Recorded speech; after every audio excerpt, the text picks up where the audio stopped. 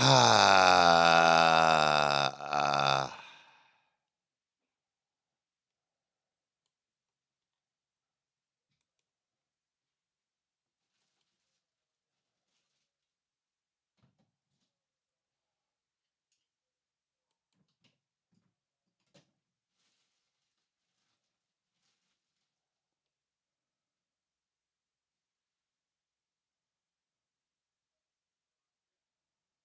tell him he need the Lord in his life.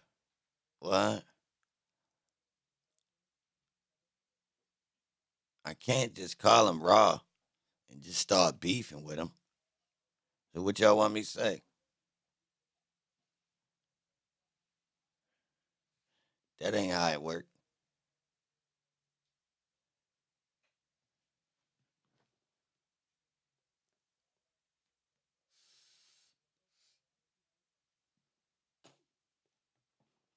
Come on, bro. I need some advice. Y'all gotta tell me how I rock.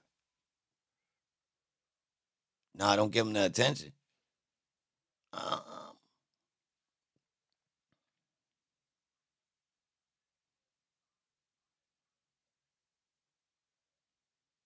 you sure, Blue? You saying I shouldn't call? He not ready for me? Uh, all right. This the thing.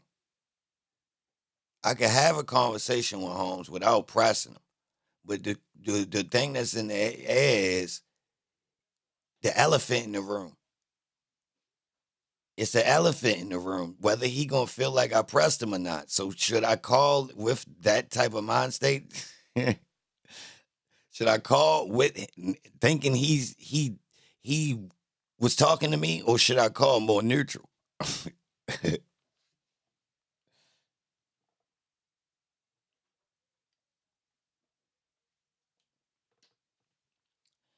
Who see the dilemma?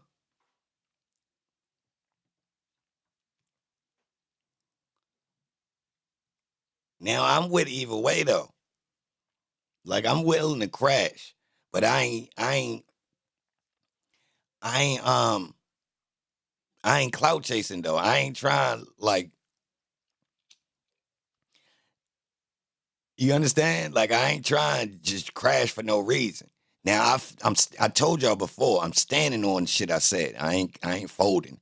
Now if I'm wrong, I'm wrong. You feel me? About my opinion. You know what I mean? Now, I'm not copping out and not willing to address what I done said about somebody to them. Yeah, I'm with that. Real rap. We can have the conversation about each and everything that I done said just so we can, so it's no thing about, yo, well, you said this, but when he got here, you didn't. Don't worry about that. Just remind me of what I did say to make sure. Because I mean that's the whole point. If you say something, you held accountable to say it to him. Real rap. Straight up. So I will. For real.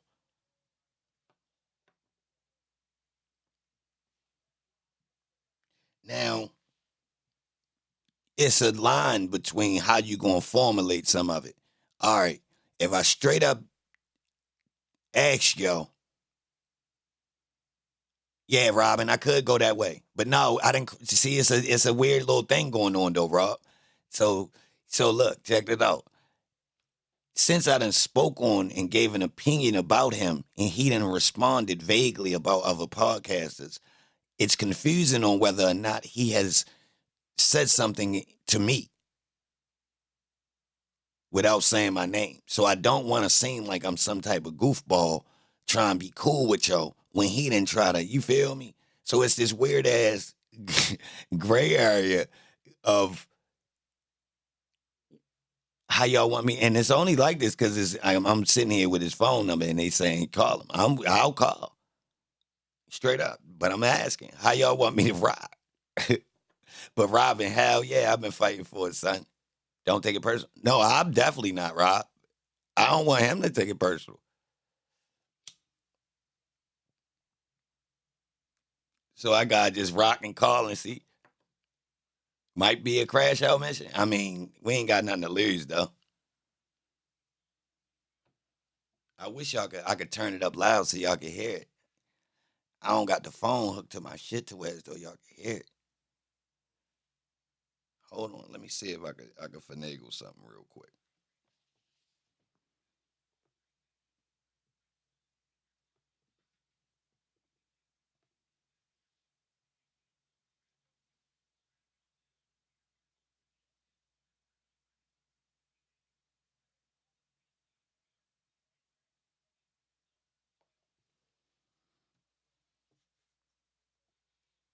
Nothing to lose.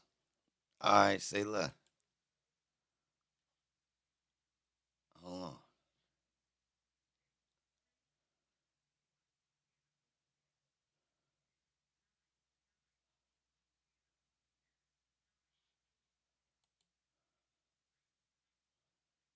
Hold on, y'all. Let me finesse something real quick. Hold on. Let me see. How the hell I call without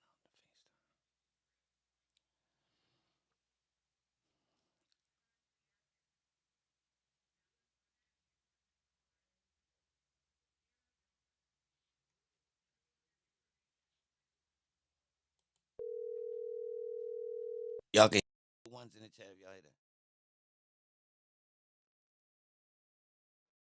Please leave your message for. Y'all can hear that?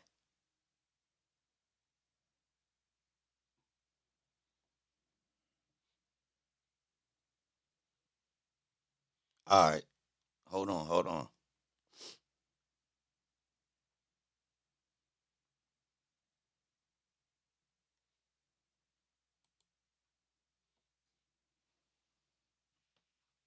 How the fuck?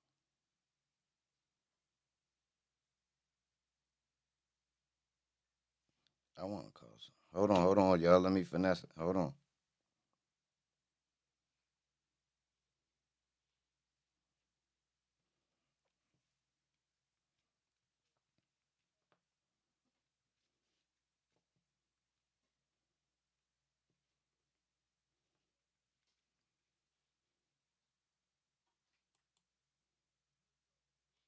Damn.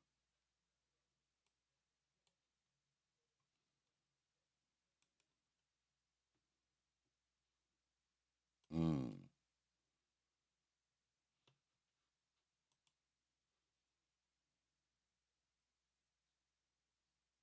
Fuck it. Go ahead.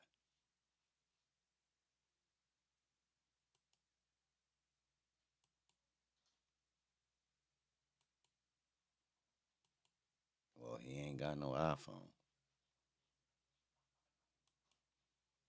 Hold on, y'all.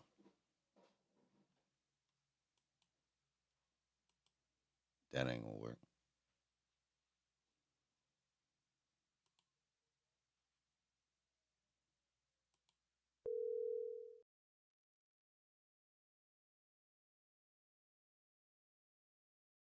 Please leave your message. The phone working. I can't call him. Some bullshit. Nah.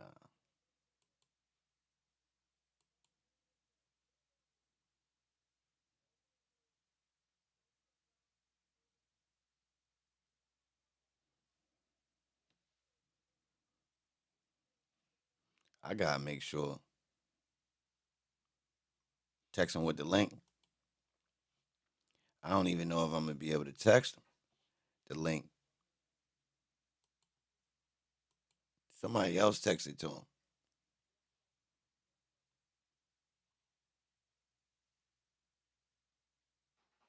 Cause I can't get the link to my phone. I'm doing too much right now. I can, but it's gonna take me. It's gonna take me a whole bunch. Hold on. He need to come on Clubhouse.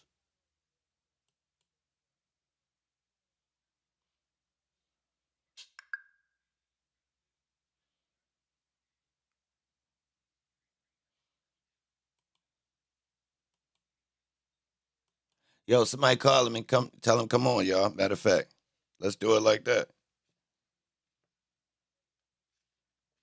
Let's do it like that. So we could get the conversation on the stream.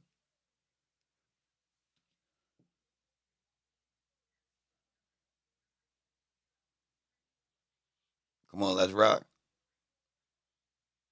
Somebody got to call in and get them to pull up. I'll call and get them to pull up, but y'all ain't gonna be able to hear it, and I don't want to ruin it.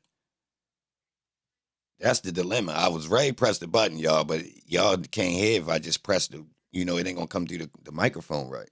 I ain't folding. We ready to get some action somehow. We going to, if anything, I'm gonna call like that. If anything, but let's see what we got.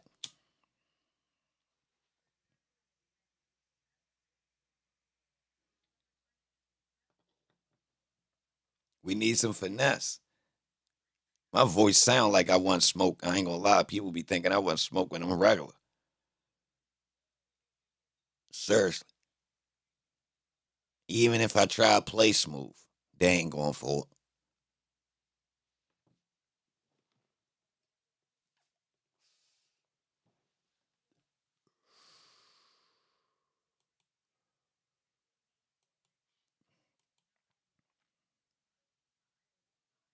Hey, the number right there. I pinned it. That's it.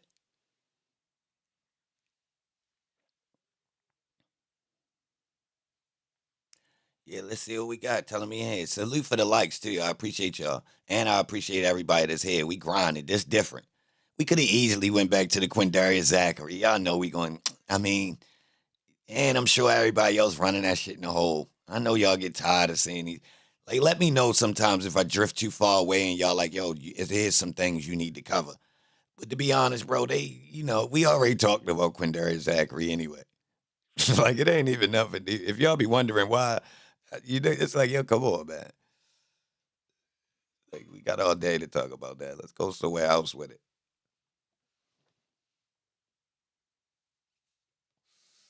That's so predictable, right? I get tired of stuff fast. I don't know if y'all noticed. Like, it's cool. We gonna see his little ass with the orange jumpsuit. He ain't going nowhere.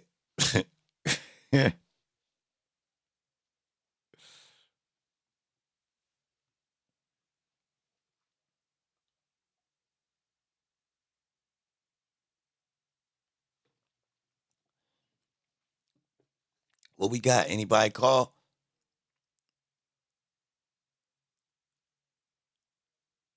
We got a bounty on it, y'all. I'm still looking on somebody that could book these interviews, y'all. I swear, we ain't got nobody in here that's just nice with the call up. Come on, I know somebody a finesse. I know somebody got the gift of gab in here, y'all.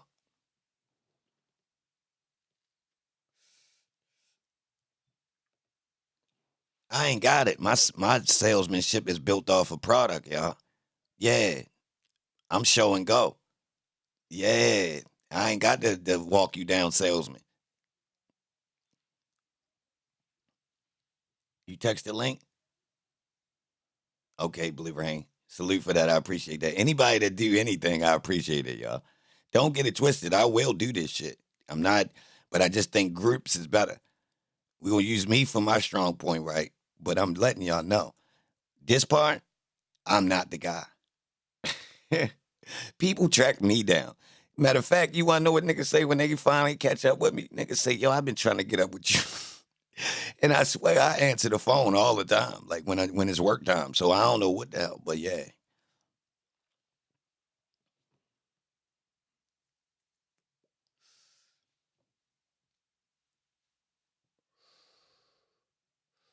If I'm working, I don't answer the phone. You can't book me if I'm working. I'm busy.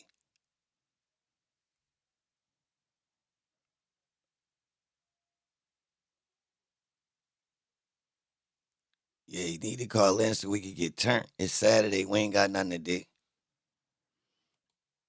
I know he ain't busy.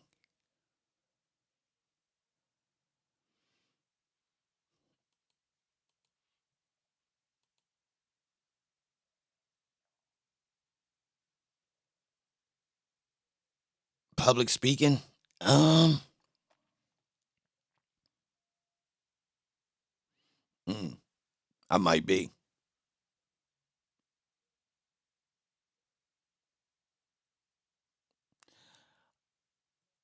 Public speaking. Um,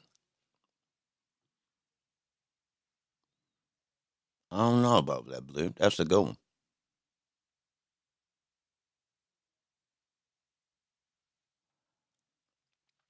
No, he don't need the cam. We could just talk, Nikki. He don't gotta pull up on cam. We could just do the voice.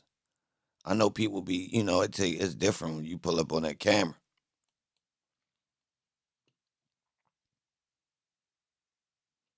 You consider this public? Nah, that's not public, bro. Nah, you ain't gotta look at the people in their face while you talking. I gotta let y'all know this. Now, I done been on the stage in public. That's the public. Getting up on the stage and people looking at you, waiting for you to do something. Nah, this ain't that. This ain't that. You getting a mega pass in comparison. Mega pass. So don't let somebody try to say like this stage is like real life being in front of crowds. Hell no. That's cap. That's cap. You in your safety, you in your own world, televising yourself back out. You got this barrier of a wall that defends you. You understand what I'm saying? Your exposure in comparison, bro, I'ma have to say it ain't even half. It ain't even half of that feeling you get when you looking, yo, man. And we talking about I only been up there, yo. Put it like this, yo. I'm gonna tell y'all from real experience, stage fright and bubble guts and all that type shit on stage. That's real shit. Where you like and forgetting words and all that, man, bro. Listen, and I'm gonna tell y'all why. It's a lot of elements up there that's weird to you.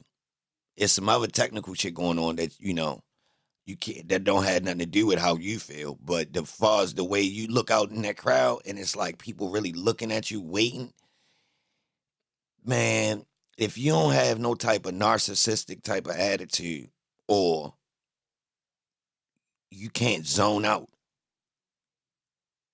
you ain't gonna be able to do that job straight like that. So the streaming though, streaming is equivalent to an artist that don't perform live. Almost. It's like he shoot videos, he show face, but his exposure is limited. You understand? It's controlled environments. The streaming is controlled. It's like having a dude, he nice on camera, but we never, who knows how he putting it together. Like,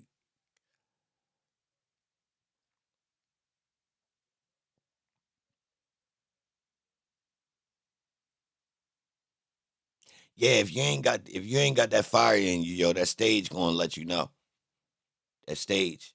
Them lights in that stage, when it get like that, and it's like if you can't lock into being a goddamn star, like then that's one of the moments that's going to determine who meant to be there and who not. Real rap, y'all. Because if you really with the shit, you gonna turn up. It's gonna give you adrenaline. Like the people that want that, they can't wait. They running towards it, literally. Yeah, they want the attention. They thriving. They can't wait to get out that motherfucker and look out there in the people's faces. They love that shit. They fueling from it. They gonna turn up. They gonna act. They gonna jump around. They gonna do all that shit. Right? They live off of it. Then you got the people. Some of us that don't. Nah, we ain't looking for all that. We ain't come for all that. It's to be honest. It's not real. That's another part. It's not authentic. Yeah, it's not. It's a long story. It's not really authentic though.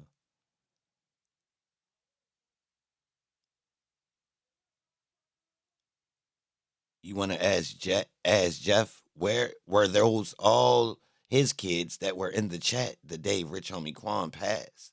That was really weird. In what chat? Our chat?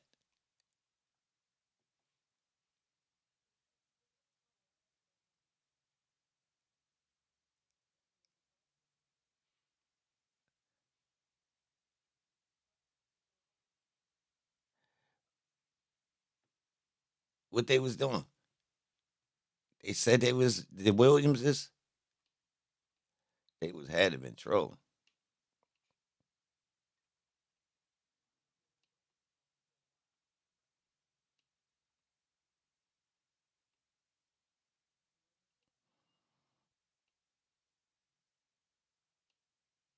It was Mad Williams in the chat. It was. It was. That was rather odd.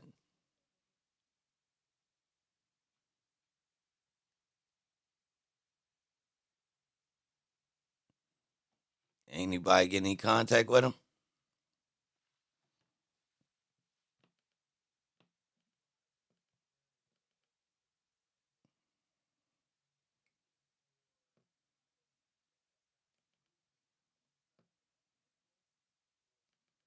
No contact?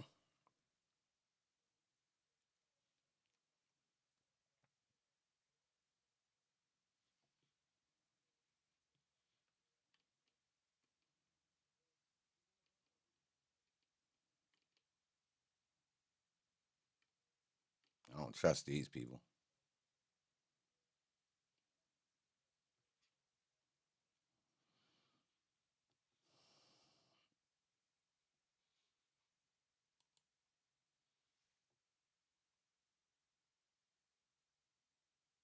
Tell you what to say. Asked me want to come on. He said he was available. We want to pull him up on the show. So we got some things to ask him. He talking about the podcasters, the dirty history of pay to play in Atlanta. A Mike Jones number.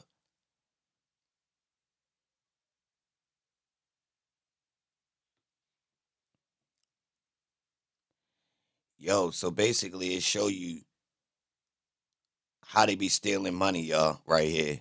Just to let y'all know. And it's going on currently. Linked to the airport, dudes getting contracts, all types of stuff, y'all. And it's linked to Cop City.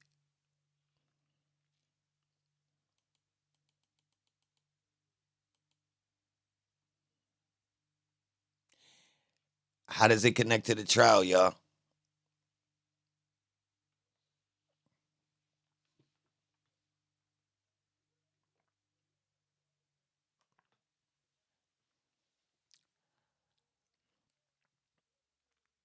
That part not interesting?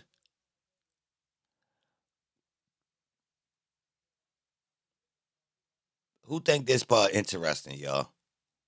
Whether or not this thug trial is just a spin in something that they needed to go down for this.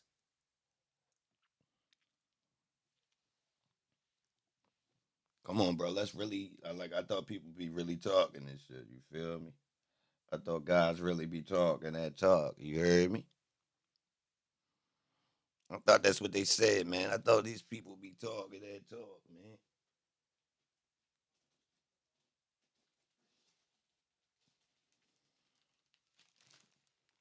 Where the Atlanta people at now?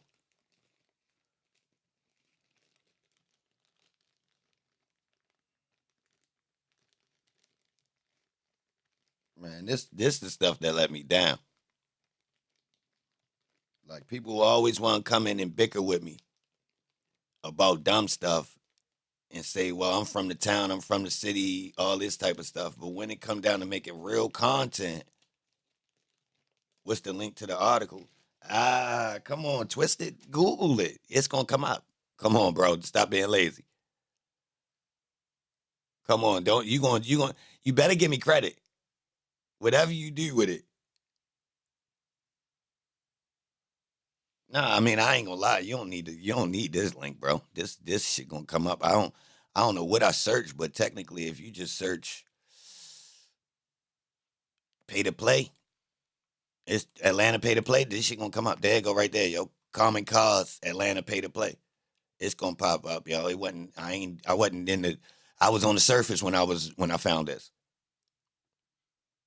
Now hold on.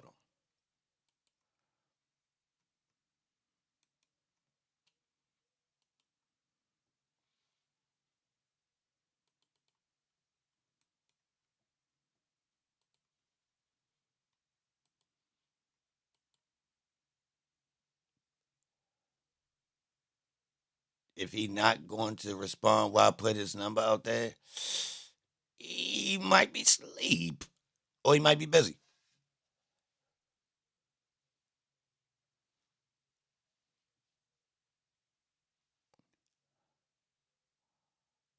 There you go, bro. There go the link. For all y'all. There you go right there, y'all. It's right there.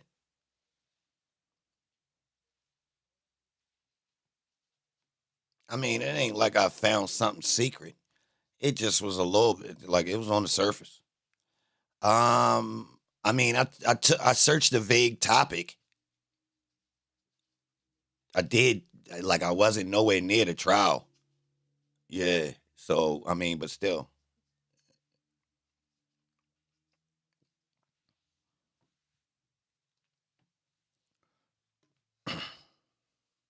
these types of things need to be talked about. I mean, it go in, y'all. I mean, we could go through it, but I've read about halfway through, and technically, you can see what's going on, and you can see how what we watching fits into this type easily. You feel me? Like it's like what we watching is light in comparison. Real rap in comparison to what you talking about. You talking about people, you know, they playing big money games, backdoor moves, to get credit done and stealing and all types of stuff. But one of the main factors is,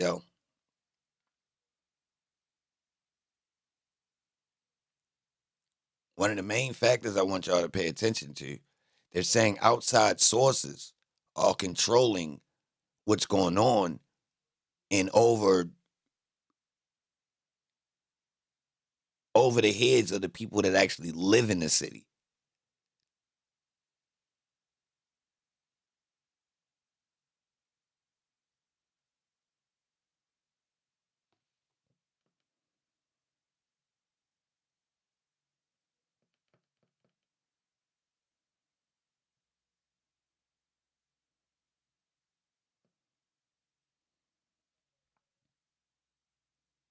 Yeah.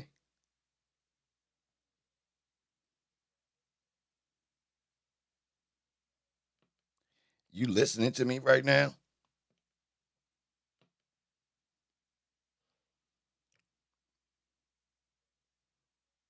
The person that just texted me, you listening to me right now?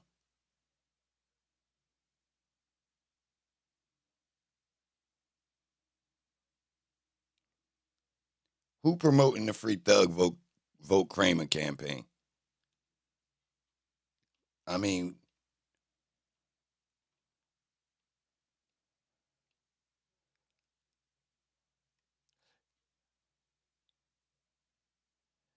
despite a lack of public support, the Atlanta City Council voted 11-4 to lease land in DeKalb County for the construction of the police training facility. This decision, which affects an unincorporated neighborhood whose residents cannot participate in Atlanta's elections, was made following 17 hours of public comments from hundreds of individuals, including local researchers. Approximately 70% of commenters opposed the lease and an allocation of $30 million in city funds for the project. In a well-functioning democracy, a city council would be expected to heed such significant public dissent. However, the council approved the funding and the lease despite strong opposition. Our research found clear patterns of corporate money influence in Atlanta's city council. Hmm.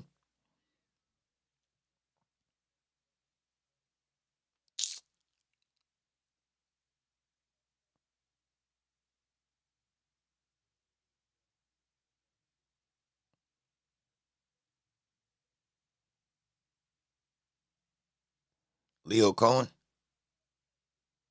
You spelled his name wrong. Leo. I don't blame you though. It's Lyor.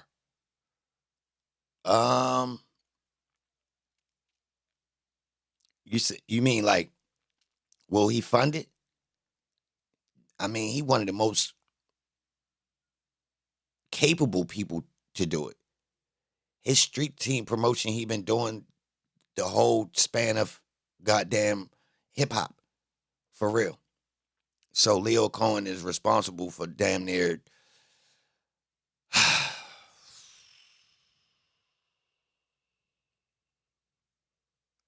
yo worked at Def Jam promoting at the foundation and earned his position. I don't even know. It's weird. It don't even make sense, bro, to be honest. How these people wound up around each other like this. But yeah, So like, hell yeah, man. I mean, like his yo, that nigga make one phone call. Man, man. The weird part is Thug connected to multiple people like this. You know, normally people be kind of underneath of one branch, but what happened in the later, like last 10, 15, 20 years, a lot of the companies dissolved and the major players wind up all around each other. So if you really look at the music industry, these people that's at the top now used to be spread out, right? At different, it used to appear to be a lot more companies, right? In a bigger playing field, right? But it was all a smoke and mirrors. It was big, really one big mother company and a whole bunch of smaller companies. The competition was really ass cheeks because of the leverage that was already raised by some companies way back. Yeah, yeah, yeah. So all of that, what we watched in recent years, where they talking about companies buying out other companies and all that and dissolving and all, that was just business. You feel me? That wasn't the reality of what was really going on. The company, you feel me? When you do your real research, and you really look like the game already got monopolized before we even get to the 90s. Straight up, we talking about, basically you watching people that's under a umbrella be allowed to start a company on somebody's block. So it's like a kingpin already got the city on smash, and if you got work, you work for him. You get it? Yeah, you opened up a new shop over there, but you work for yo. You get it? So when it looked like Holmes took your block over because you fell off, that's cap. You get it? It's cap. That was his block. It always was. It always was. Like, he bringing all the work.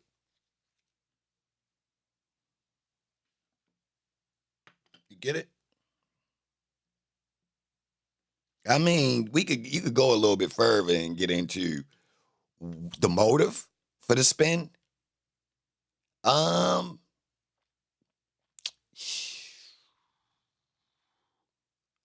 that's tricky. Why are they doing it? You get some perks. There's multiple groups winning from this type of shit.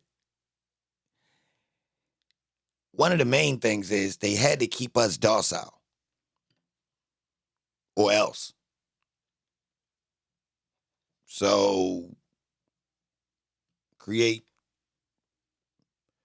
brainwashing material laid upon a beat where the frequencies are intended to mesmerize and indoctrinate or leave the brain more available for information to come in. I'm going to leave that right there.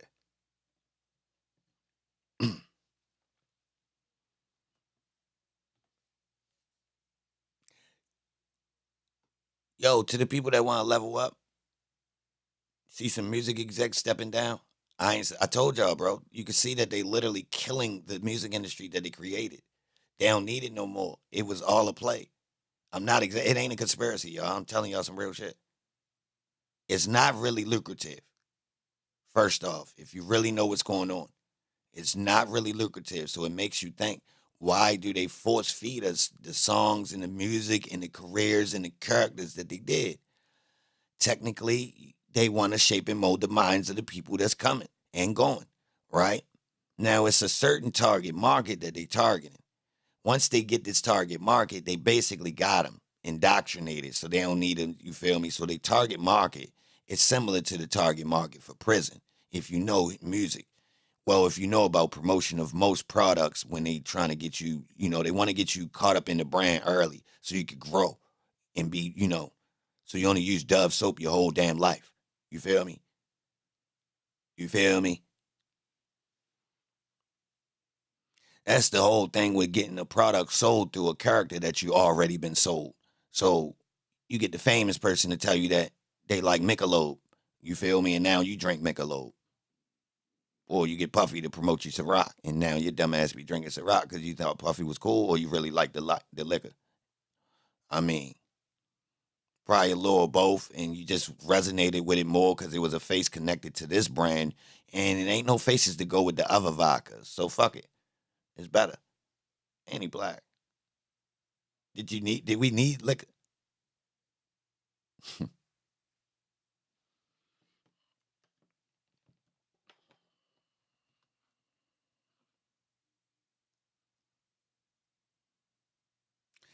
That's what you don't understand. If people so connected, why nothing happened? Is it just about money? What you mean nothing happened? Give a context on that. If you thinking like people buck, you mean like go against the grain?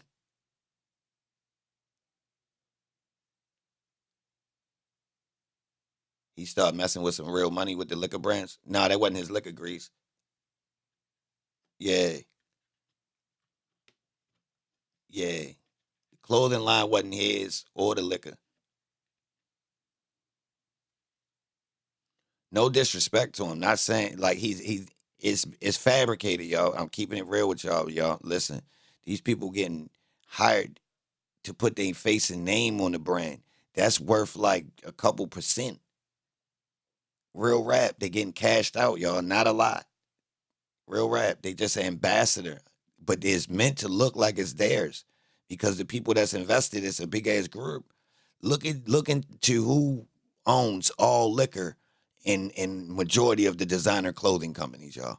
Look and see who really own it and what they say. If you ain't going through these people, your shit ain't even on no shelf. So once you understand these types of ideas, I mean, you know.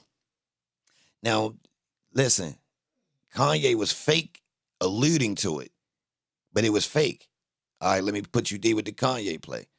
Kanye was bluffing. The stuff he was complaining about is the stuff that somebody would complaining about. It's the hidden taboo stuff that's going on, right? But he was fake complaining to act like so they could fake show us what would happen to you if you did complain about. Y'all get it? You get it. Listen, we need an example. If you get loud, what we'll do. But it was fake. Who gets it? It's fake. How do we make people not say something?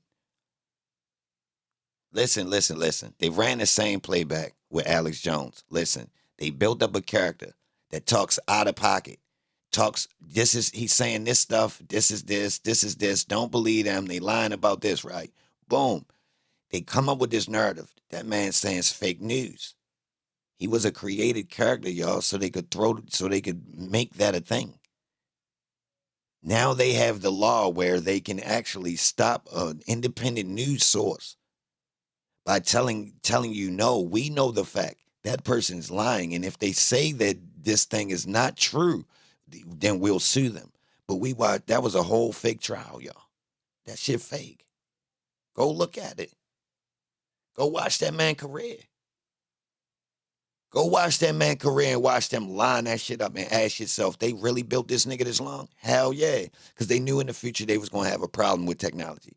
The problem arises when they basically tell people, yo, we got some technology right now, whereas though basically the average person going to be able to fucking speak to the world from their goddamn living room or their bedroom. So this turns into a military problem in goddamn 1980, y'all. I'm warning y'all. I'm letting you know.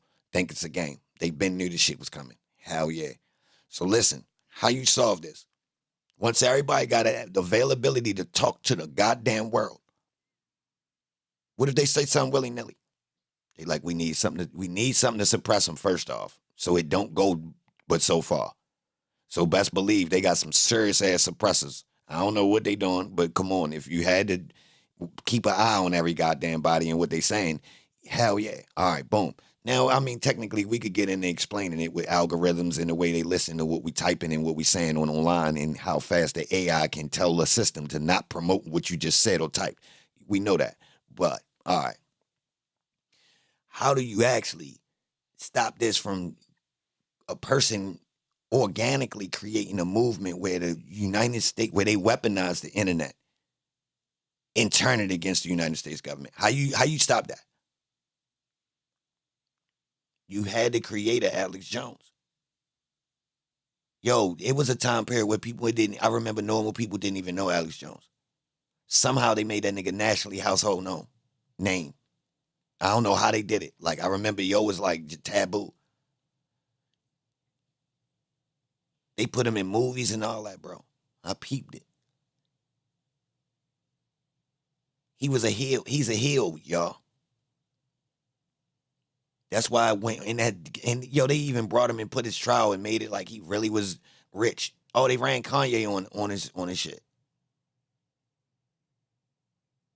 Look, just to make sure he got all his fame. Yo, at one point, bro, there was no way a famous rapper or somebody would pop up on Alex Jones. Like it was too radical. Like, but they commercialized him.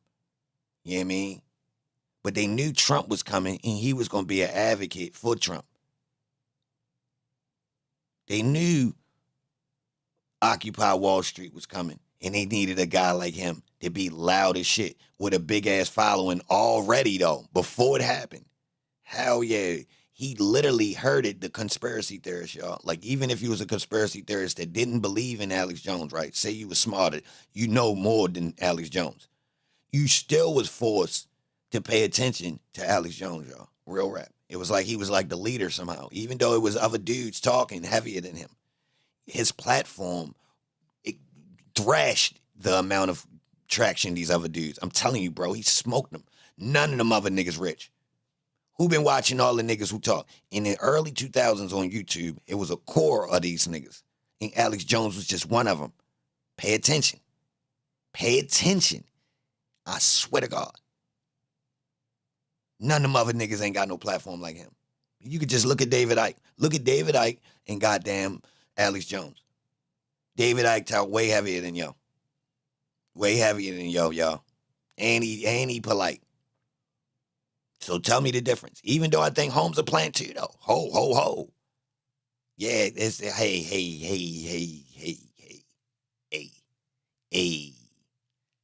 I mean, he was already in media, y'all, and a soccer star. So, I mean, it's Jackie. But do he be talking some shit? Yeah. But they want us to know this information moving forward. Yeah, they want you to know that what you're in. That's why they put these people out here, y'all. If anything, you might want to look at it like it's military. You know, it's like kind of like a grooming thing. I mean, what's the coincidence that people like this that's considered to be nut cases wind up being right before they die? Real rap. People who were ridiculed in the public's eye for saying stuff that was outlandish. And we talking 80 to 90% of it wind up being real as they age. Seriously. How could they be so right?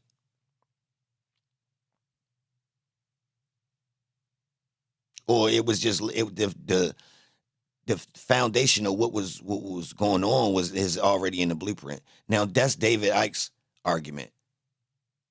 I ain't gonna lie, David Icke argument is kind of similar to the style I think I use, which is looking at the information they give, and you kind of can look forward all based upon it. Now, of course, he got knowledge from history and all that too thrown in there. But if you listen to when he trying to like predict stuff, he kind of going off of if you see what they doing and understand what's going on. Now, his go back to understanding the bloodlines and the connections to business and politics and how we got where we at right now.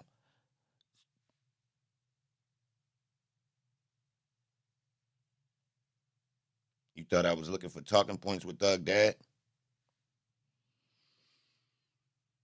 Yeah, speed up. What happened to that woke Christian dude?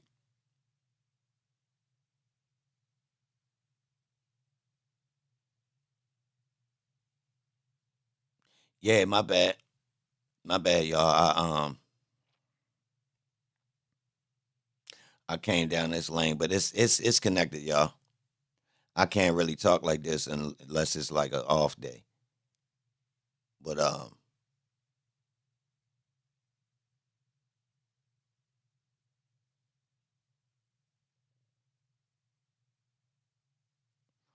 yeah, a lot of antics for the hill.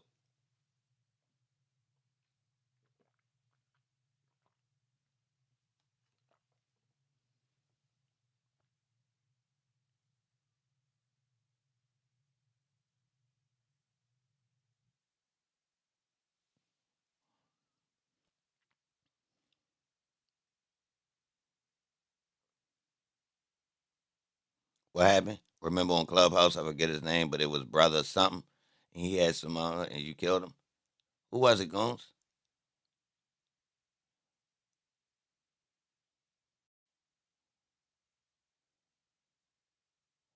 He be in here under another name.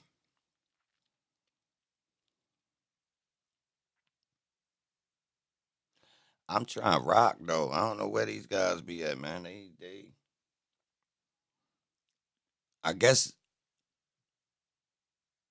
I'm interested in a conversation with someone that actually challenges what I'm saying. Real rap, y'all.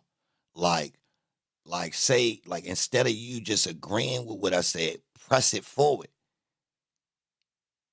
Challenge it. Not debate, like try to shoot it down. I mean, I don't care which way you challenge it. You can challenge it as if you want to you agree with it or you disagree. So it don't matter, really. I believe that's pressing forward.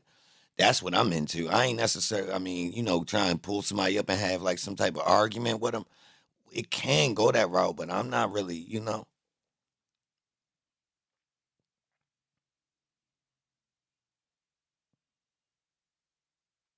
The disclosure. Um, I mean, the question, I think what the black community gonna wind up, I believe the black church gonna be held accountable at some point. So let me say that. Let me put that out there. And I think they know.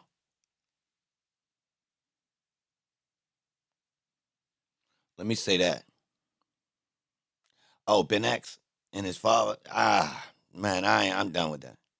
Y'all see what it is. You see what it is. Was I wrong?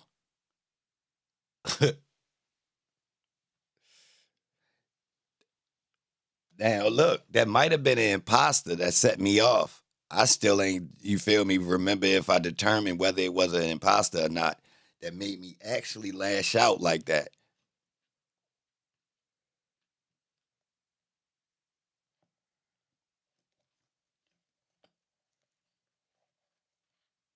That let me down, that situation. I was really let down with that. Seriously.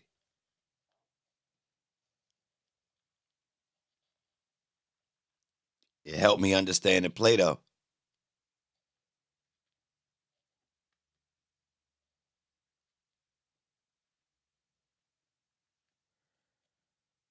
Straight up. Cause that was a straight swindle play. Like, whoa, hold on. The father is over here like this, but the son like this.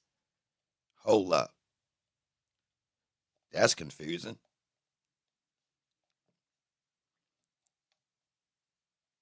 That's confusing. It's almost like a trick being played on the community. Then when you scroll back though, it ain't new. It ain't new though.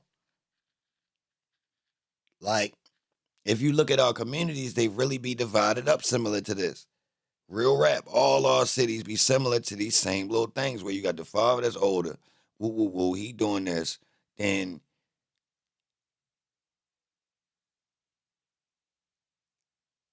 they slightly connected to something else when you look at it.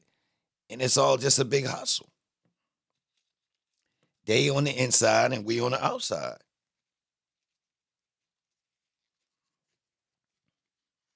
So it made me start questioning how many black families that made these types of, you know what I mean? Not, and look, hold on. Keep in mind, I leave the door open for, is that what we supposed to be doing? Real rap. Keep in mind, hey, I ain't against it. All I'm against is you acting like you better than the other people who ain't in on that team. That's all. If you keeping it 55th, you ain't got to tell other people because I get it. If you tell them, then you ain't going to be up. I get it. Hell yeah. I get it. I don't really rock like that, but I get it. Definitely can't be, I mean, there's only enough to go around, but so much. But hold on. How many of them are being greedy and then and raised on the strength of they deserve it and the others don't?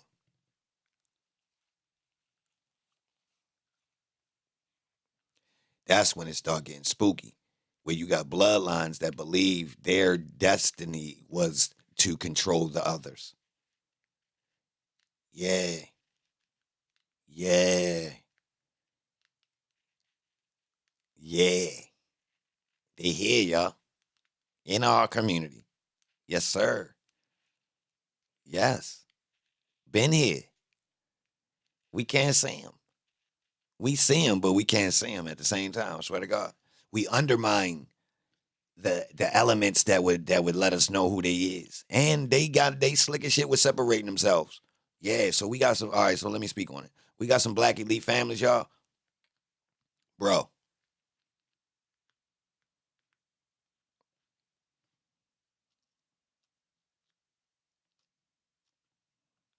in the scale of things, they working. We talking about helping cities keep the poor people poor, helping them, keep that neighborhood like it is, keep this amount of blacks in this, you know, keep welfare alive because of the other things that go with it. You understand? Now them, they would never be a part of it. Their lineage never been in it underneath the poverty line. Real rap. Y'all do know that, right?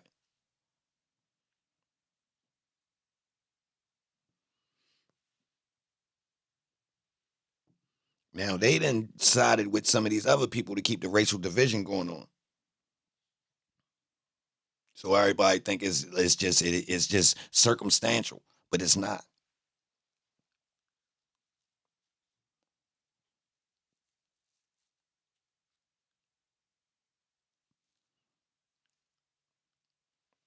All right, let me put you in. The elite of every race use the race card to make the other people inside of their race not take the homogenous dollar from them. You get it? You get it? Yeah. The elite from every group is selling their poor, y'all. Do you get it? Every group telling you, look around.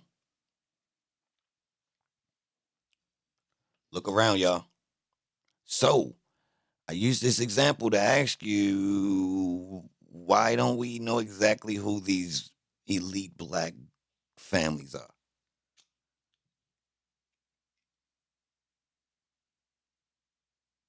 Or do we? And we overlooking it.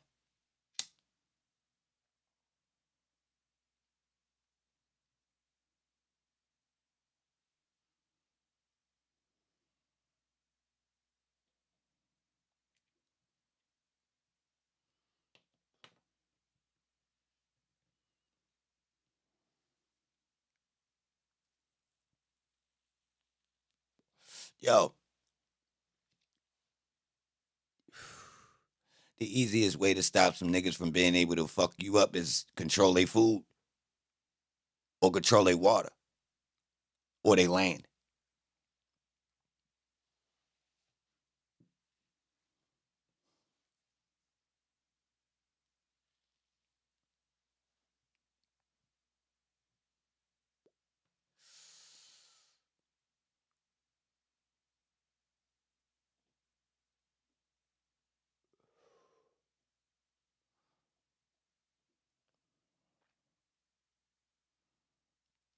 Mm.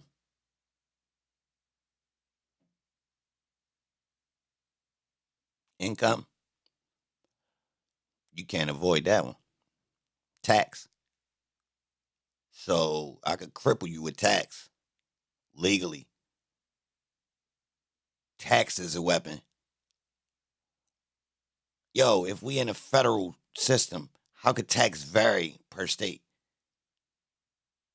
I don't want to get into that. That conversation will never end. I ain't gonna do that, y'all. I ain't even gonna get into that. That shit like God. That shit like God. Tax is God. God would never agree to tax. Did he say that shit? I don't believe it.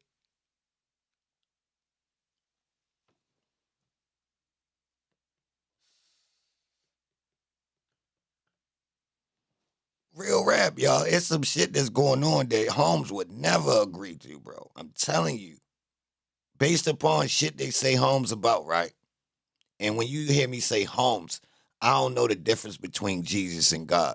I still get them niggas confused. Don't tell me though. You know.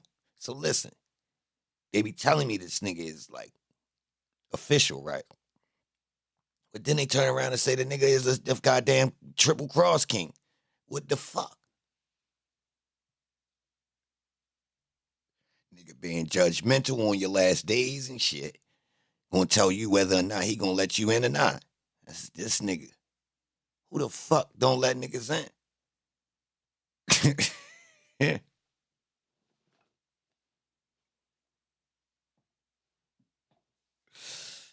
Listen, I rock with him, but I think somebody lied about y'all. Straight like that. So don't think I'm anti. It's just some funny shit going on with Holmes' story. I think they played a telephone game with your story, man. For real. Think we got a little bit of telephone game going on with Holmes' story, man.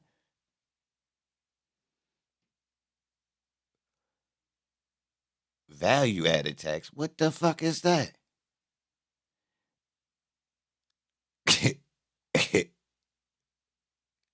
Sean, you fuck with that?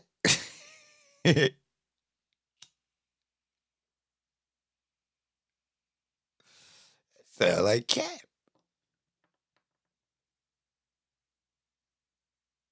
It's where we get taxed on our taxes. What? Man. All right. I've been a bum. I ain't had no job, y'all. So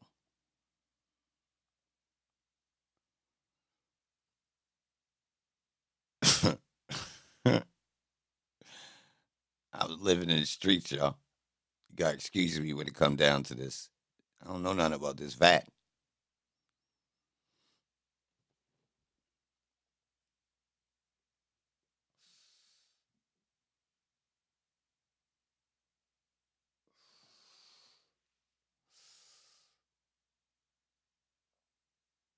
Yo, I think I could pinpoint how Cleveland Ave and exactly how I think I can like trace Young Thug's whole life, improve corruption since birth.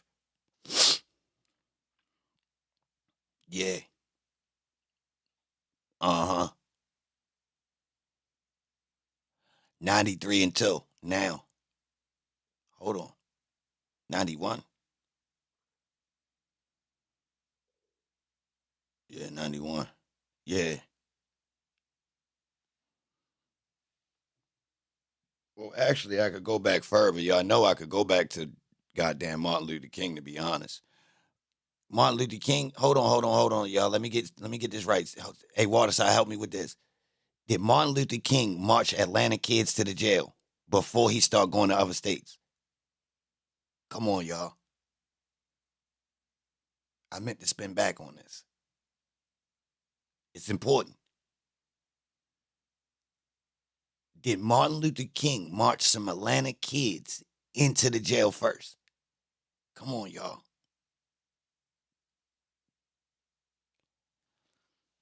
It's important.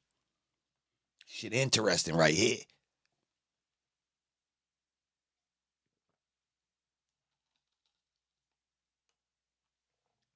Niggas be talking. They don't be really fucking talking. Nikki, you say true? Nikki, if it's true, where they was from? Nikki, if it's true, where were they from? Please don't say Mechanicsville.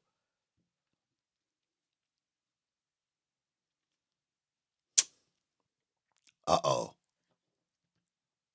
Hold on. Can anybody else confirm? Come on, we need some. Come on. I trust Nikki, but come on. I need more.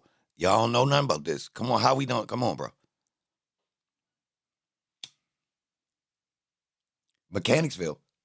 Nah, going where you get that shit from?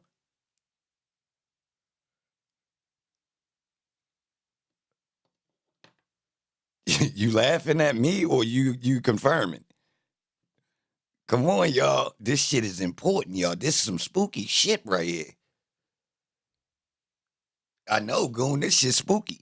I ain't gonna lie. This is nuts. I've been letting it linger. Yeah, I've been letting it linger. It was sitting up in the air for a couple months now. I ain't address it. Yeah, this ain't just pop up. I've been peeped the correlation. It start floating close. And I say, ho, what? I thought about it in my head. I say, ho, I know, Holmes.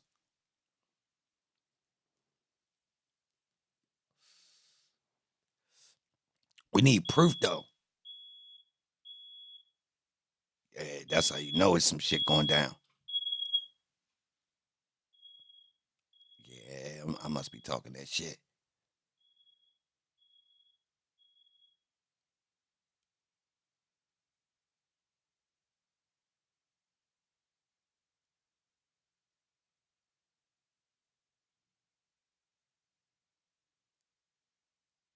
Yeah, I mean, a lot of it, you gotta be really looking to find something, or else it's just news, and the way you get the information is not meant for you to try to piece things together because you're not a skeptic. You feel me, going? You're not a skeptic. You're not thinking dudes is running plays, especially not professionals and corporations and churches and stuff like this. Why would you? They sell you the fact that they official. You feel me, goon? So you wasn't dumb. Hell no. These people done pulled their fucking wool over your eyes, man. Straight up, you taught to look at the criminals. Criminals more straight up than the motherfucking people in the corporate world. Straight up. They telling you what's going on. Serving drugs, it is what it is. Like, if you want the drugs, you feel me? Only people we running and hiding from is really the law. Other than that, it's pretty much stand-up business. You feel me?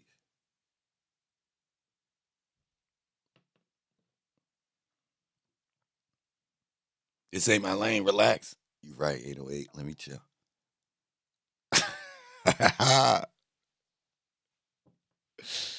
That's crazy, 808, because I feel like they got the goddamn the thermostat or 79 in this motherfucker. I feel nice. I could get down in my boxes in here. I'm feeling real comfortable with this.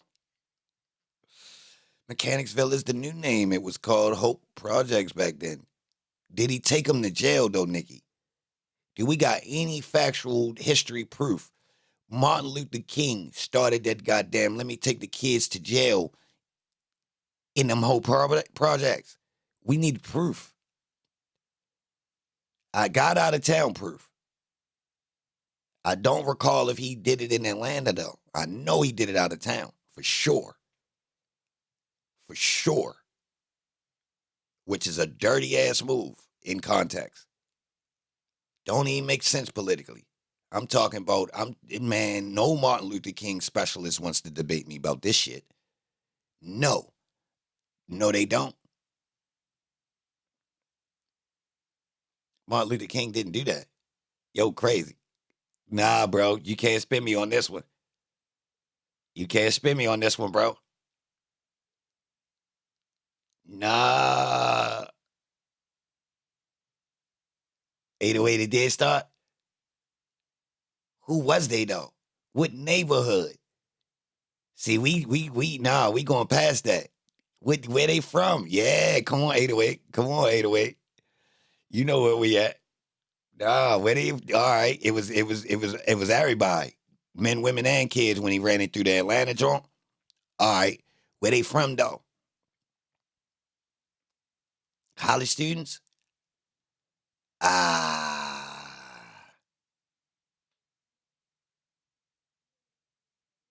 that's different. They not from Mechanicsville. Goddamn college students. At all. Mm. So he didn't take no kids from the projects to jail from his home city.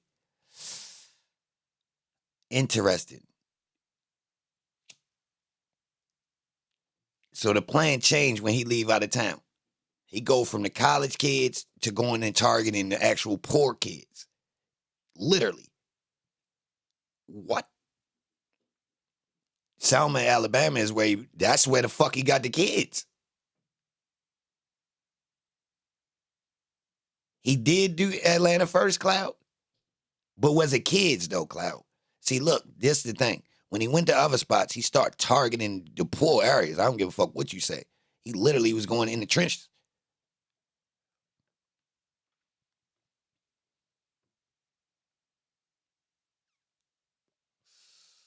Mechanicsville sit in the middle of the college. Colleges. Oh, what colleges?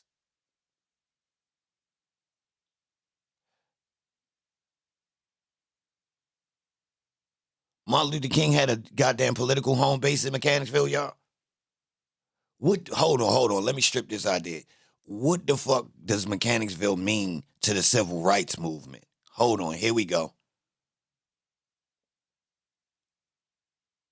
Howard and Spelman.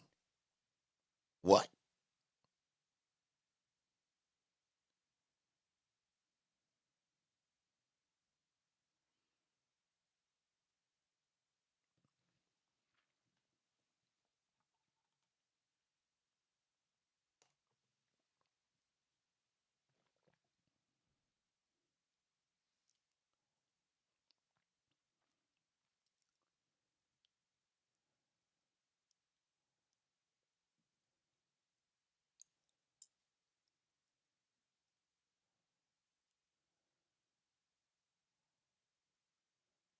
Hope Projects?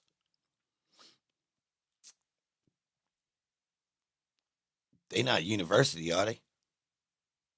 Hope didn't turn into university, did they?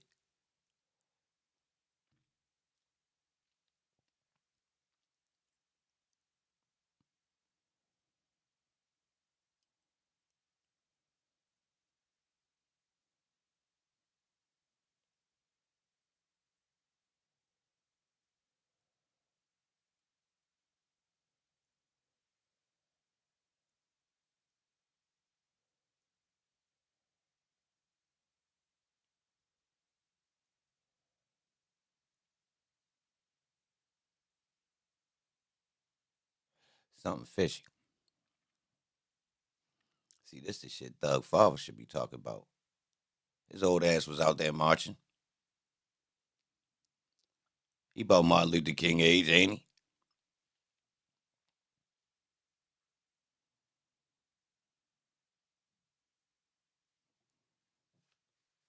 Right?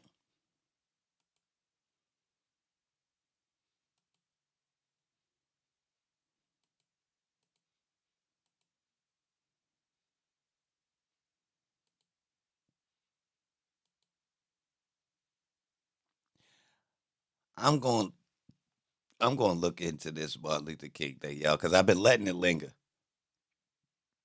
I want to see. Well, I'm gonna tell you another thing. The police in Zone 3 been corrupt for goddamn 30 years. So what's the coincidence that police in Zone 3 was specifically targeted for being dirty in the 90s? Think about that, y'all. I done found corruption on Zone 3 officers all the way back in the 90s. Now, I wasn't trying to go backwards. So I'm sure it's probably more than that. But like just on my little search, basically, yeah.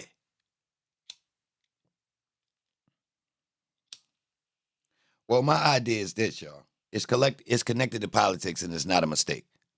The same way they shaped and molded Atlanta and Georgia with civil rights and these old actors that was acting like they was trying to uplift the black community, but they actually crippled it.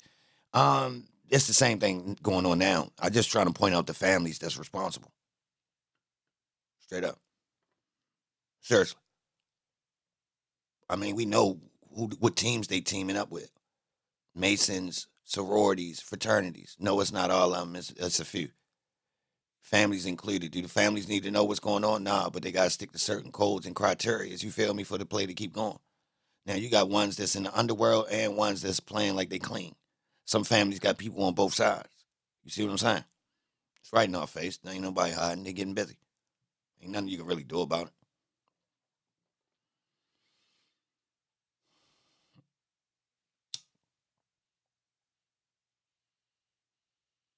Most families be happy that they're a part of it, so they're not a part of the other side. You understand?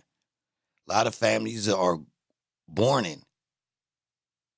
The grandfather in them was already rocking. So you've been raised inside of these systems to a certain extent. Now, if you choose to go astray, that's your call. Now, if y'all look around in our communities, it's certain black families that they got a couple dollars. You know, most of the people in the family is straight. They stay in a certain career path type of joint. Then you got the ones who bucked on it. Straight up. And normally it's somebody that's higher up than the rest of everybody and it kind of fall in underneath. Somebody then took it to, they doing this or they doing this. And they normally, these same families will normally have options of, you know, we got some families in other cities and states and a lot of these families are family oriented. I mean, some might be able to say we might got some elite families that were never affected by things in the black that affected a lot of the other families in the black community, but intentionally though, knowing that these things was weapons. You feel me? Like imagine you and your family up so much to where as though you can tell you, your sisters and brothers and your kids, yo, we not gonna be no family that's involved in none of these, you know, pushes of new drugs and things that pop up that's meant to destabilize us. The foreknowledge, the prevention, because somebody already hit, because they privy to these types of systems. Now, what it appears is they spent a lot of effort in separating us from being able to, have that in our families. So you got a lot of families that's basically, it ain't the generations don't connect, which hinders wealth. And y'all do know that blacks wasn't allowed to pass down wealth. Yeah, sad, ain't it? So just know your family would probably be richer from all the hard work that your ancestors did. And I ain't talking about no goddamn slaves. No, I'm talking about the generations like literally not that long ago. Like literally. They weren't allowed to pass down like deeds to houses and some weird shit that I've seen, y'all. It's weird, but it actually hinders the progress of wealth. Like say your peoples ran it up like on the low on some hard work and shit, right? Boom. They save up all their bread, actually get some property, land and stuff like this. They was blocking people from transferring this shit down to their children, which hinders the next group too. Because the burden of worrying about where you at, where you sleep in your household and all that. And then if you look, that makes us all wind up in goddamn apartments and townhouses.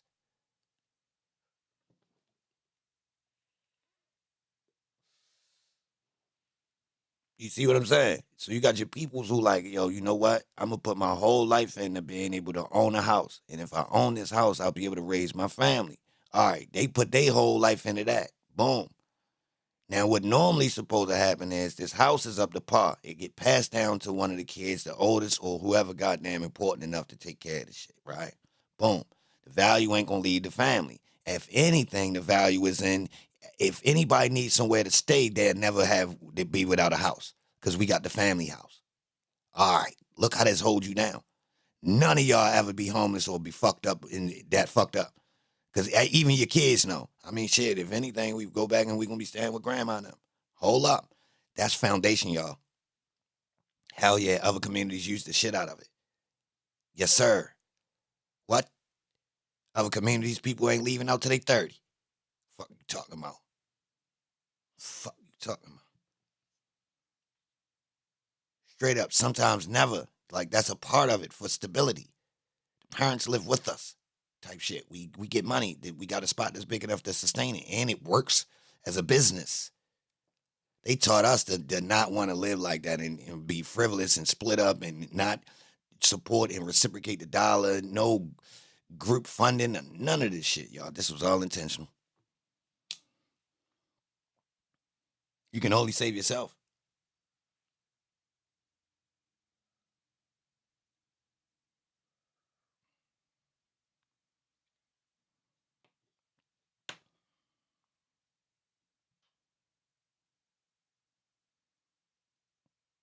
Nah, nah, that ain't true. strong group, when one fall, another person becomes the crutches. So it's like it can't all fall. The support, the strength of someone that's beside you will push you and hold you straight.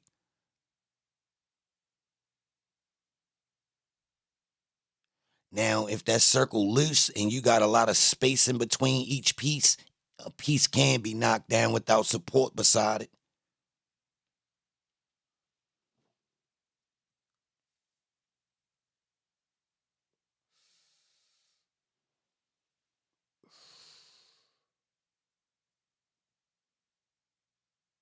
I believe that's context. Saving yourself. That's that's fight or flight. That's like last minute where you're put in a box by yourself and forced to get in that situation. That's context right there. It's context. Certain situations allow you to focus on yourself. A lot of them don't. So like I get that when time. You know what I mean? Certain environments you have to rock like that. Yeah. So, say you in the jail. It's you ain't really in here with nobody you know from outside. And ain't no, technically that's every man for himself type of situation, to be honest. Now you can choose to, pick, but like, I mean, what you doing? But overall, every man for himself. You can only save yourself attitude. I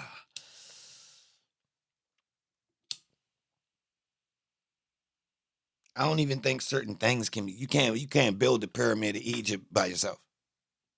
So that's where I'm with groups of people make bigger things, make better. You feel me? I'm into that. What can we do as a transformer? Yeah, I agree. Solo do people by themselves is slick.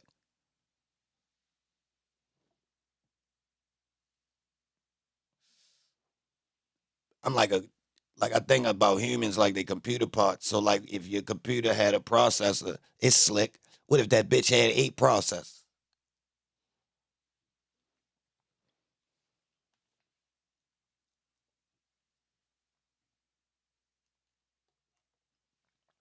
Now some might argue you can't put 8 motors in a car. It'd fuck it up. It wouldn't know how to use them. Nah. What if you put a motor on each wheel that actually worked harmoniously? Whoa. Damn, what the fuck I just say? What? Yeah. I'm rolling with it harmoniously. Fuck that. Yeah. I know. I know. You know what the fuck I meant. It was one of them. But nah, that's how I think of humans though, y'all. If y'all wondering what the fuck I'm talking about, nah, like really, I think it's better for us to work together.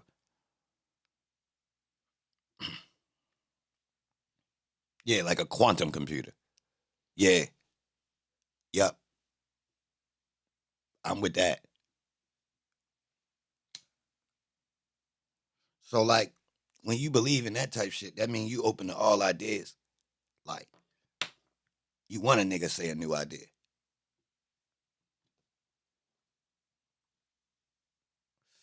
So now y'all get it why I be like, yo, I like other people to talk. And that's why I read the chat.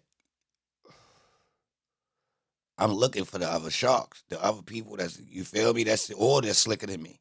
Yeah, where they at? What's up? Get me right. Get me right.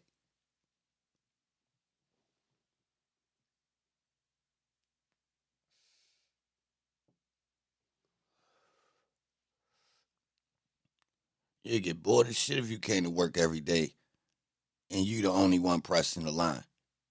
That's phony. That's phony. A lonely whale right now? Hell no. Some of y'all in the chat just don't want to stream, but some of y'all on the same line with me. Like, Nah. Once I understood that, that's when I try to gather all of y'all like Pokemon. I just had to realize it ain't gonna be a lot of y'all. They ain't gonna let me get all of y'all from the internet. Hell no. I gotta be grateful.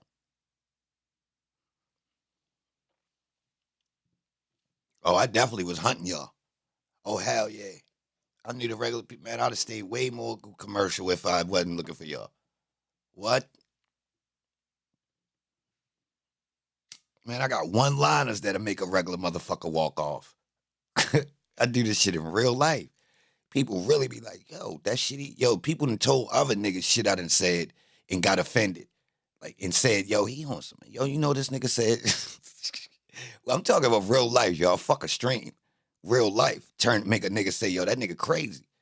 Off some shit I said, though. Like, just my opinion. And the nigga really be like, yo, that nigga on some bullshit. So, like, you think I don't know when I say certain shit in the stream? Hell yeah, fuck them. Fuck we gonna do? Stay back? Fuck, we keep getting proven right. And we gonna stay back. Man, niggas better strap up.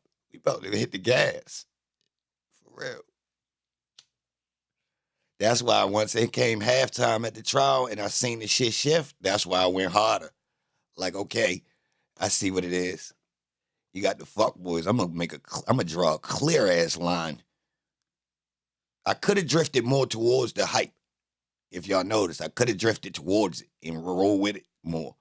I said, nah, fuck that.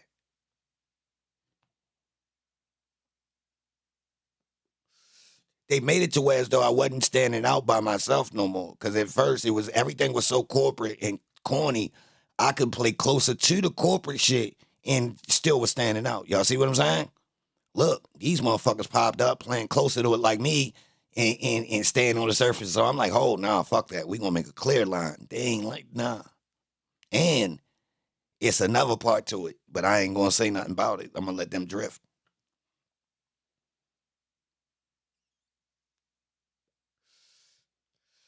It's a sacrifice you gotta make at this time, y'all, but I ain't gonna talk about it because they don't know.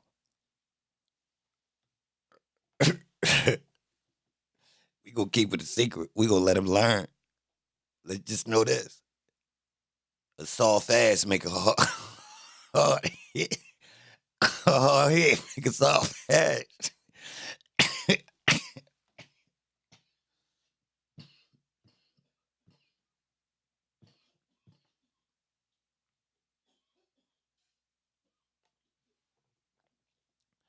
They rolling with the hype train, baby.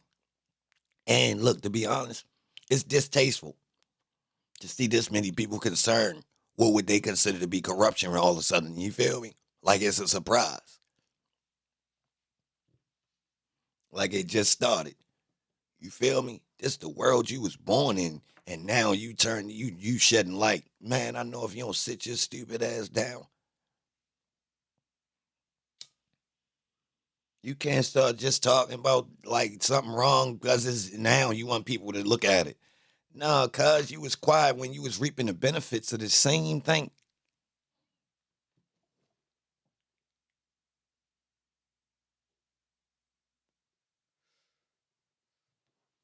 Real rap. So when y'all see these people, they local jokers, y'all. Now, this Quindarius Zachary guy,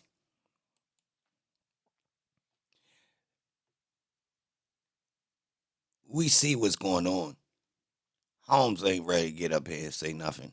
But we know he told before. So I'm gonna let the internet have Holmes. I'm gonna go into his testimony, but I ain't gonna feed into none of the gossip based around, Holmes being on the stand. Nah, I'm gonna let them go ahead and do that. I'm gonna keep on my route, talking about what's coming forward, the other witnesses, that stuff like that. I ain't gonna get caught up in the gossip with him and his father, whether he locked up. Man, see the paperwork?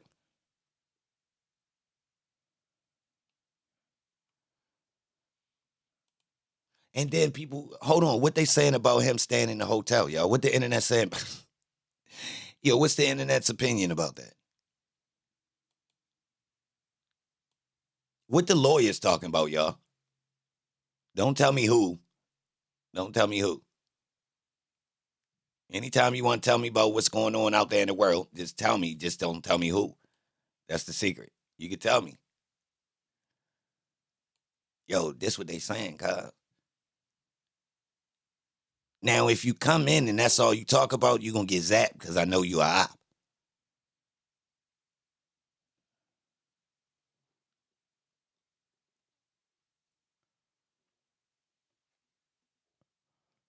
Nothing, just replaying the trial. Oh, that's what they doing now? They still doing that? Man, they played out. They can't freestyle.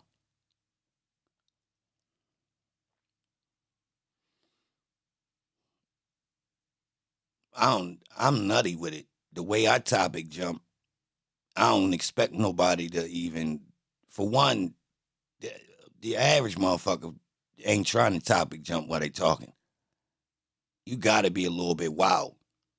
Yeah, you definitely cut from different cloth if you talk like that. For real. But we in the information age where everybody is flipping topics anyway, man. So I ain't gonna lie, they made me like this. Yeah, you get to stay at the hotel instead of jail. But we don't know why. All right, so it's hotel instead of jail because allegedly you ain't safe in the jail. And someone needs to take care of you. So we're locking you up because we don't trust your family now. It's gonna stop you from testifying. Like it don't even make it sense.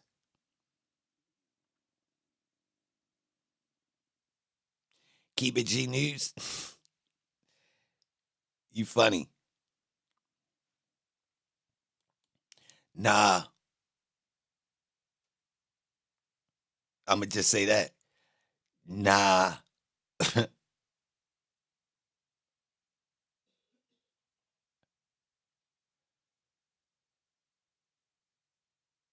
They started a GoFundMe. So the chat is turning against them since QZ fired the lawyer on camera. Other than that, they just replaying the trial.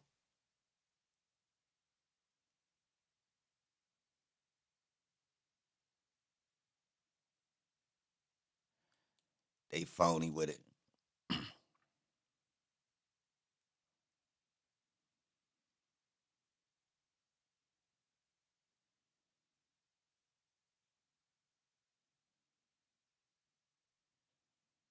One member donated 500. Agnes, you been on the phone with Mr. Jeff for an hour. Oh shit. Oh shit. What happened, Ag? Oh shit. 500 ain't that bad. People get burnt for 500 all the time, bro. Real rap. Like if your heart was there and you put 500 into something, yo, you getting that back. You feel me? Real rap. Straight like that. You ain't even gotta worry about it. Swear to God. Swear to God. Watch. Try it. Give some money to somebody and you really gave that, like you really meant, nah, this for you. I want you to do, yeah, I mean, what you need to do, right? Don't have no strings attached. Turn your back. Don't trip. Let him go ahead and smoke it away if he lied to you and went and smoked $500 worth of stones on you, right? Watch what happens.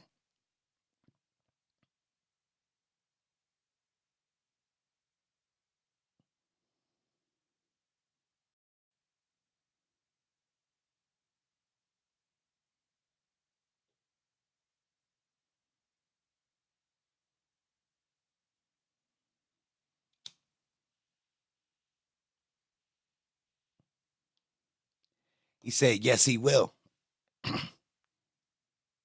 He said he gonna pull up.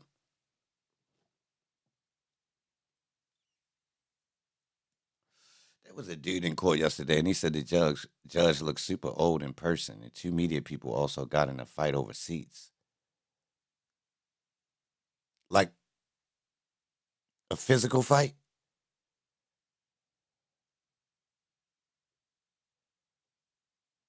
They late though.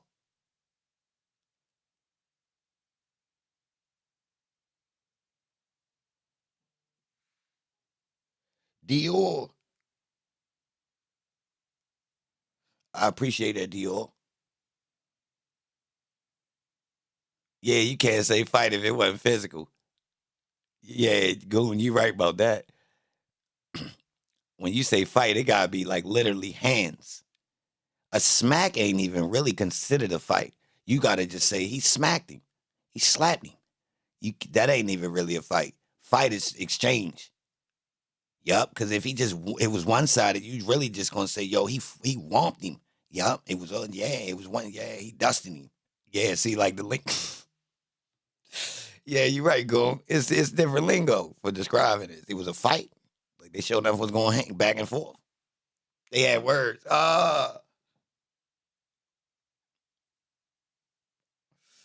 That's a discrepancy. They argued. Oh, they argued. Man, we ain't even going down there, man. I thought you were talking about they were fighting. Like, say you came on the street, like, yo, they fighting. Who? Yo, Johnny and Big Willie. What? Who hit who? Nah, they ain't hit each other. They yelling. Man, we ain't going down there until they squabbling.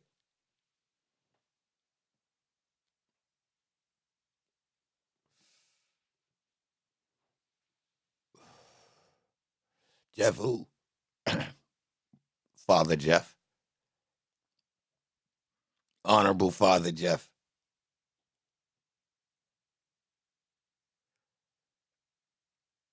And why they acting ignorant though? They media. So everybody beefing. So no wonder Thug and If Gang had smoke. Everybody got smoke. The goddamn media can't even get a seat. They beefing over turf in the goddamn tax-paid courtroom, man. So like, I mean, look at this, man.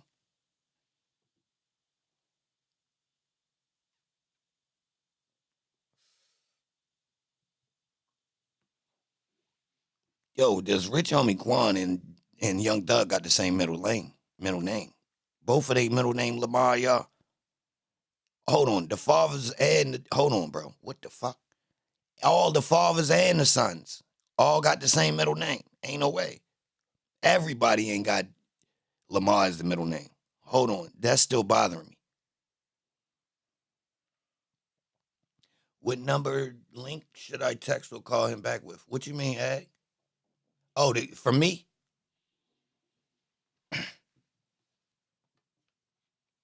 My number 443. You talking about for him to call me? Nah, I don't know what the hell. Um,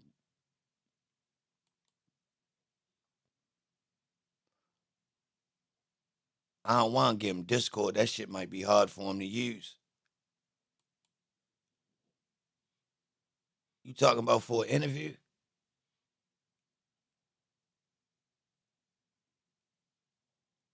Nah, I'm gonna pass it to you. I'm gonna give you the link. You got the plug. When he say he ready, the phone is better.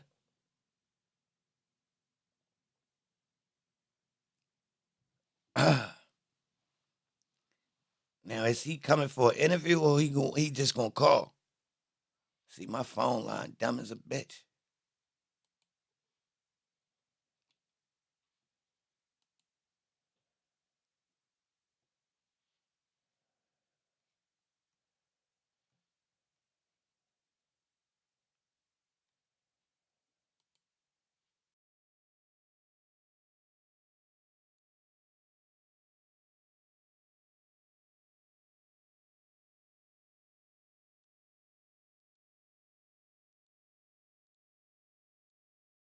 Every time, yo, can y'all hear me? See my mic go low every time I start getting in. I open this damn app. My bad. There you go. It always do that, y'all.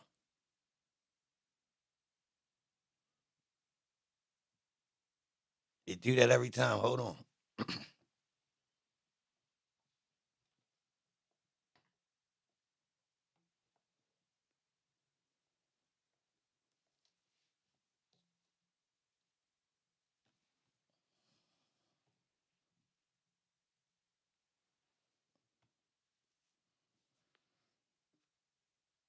Hold on, y'all. Let me finesse something. Yo. Tell him Discord, but Nikki, I think people be having a problem downloading that bitch. I'm gonna keep it real. Hold on. Let me finesse something real quick.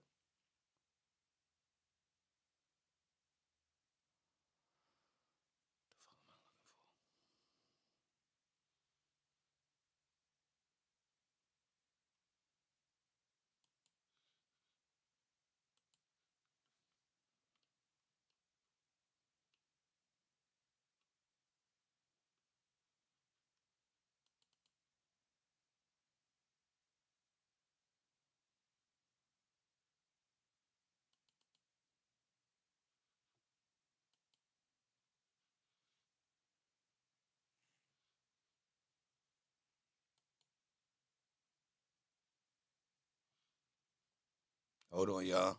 Hold on, let me see.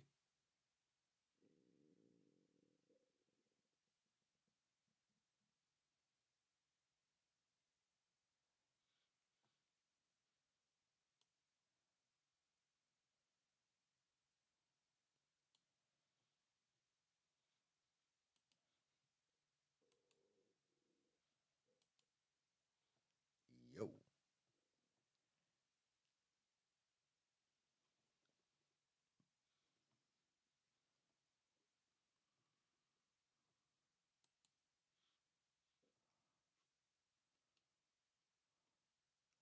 Yo.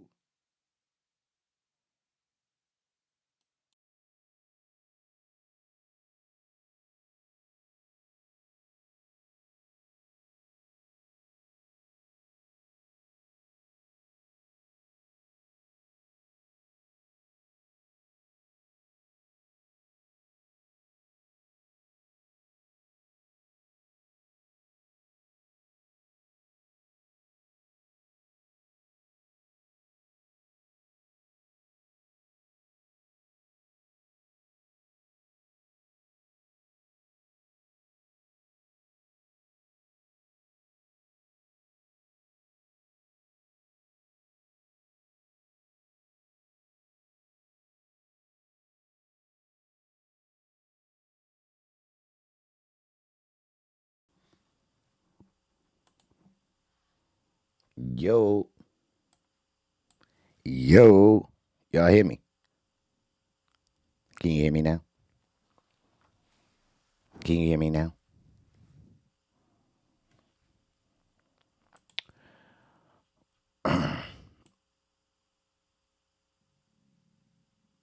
Mailbox full.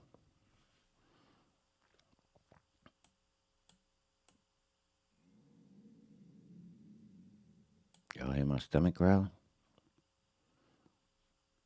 Hungry than a manja.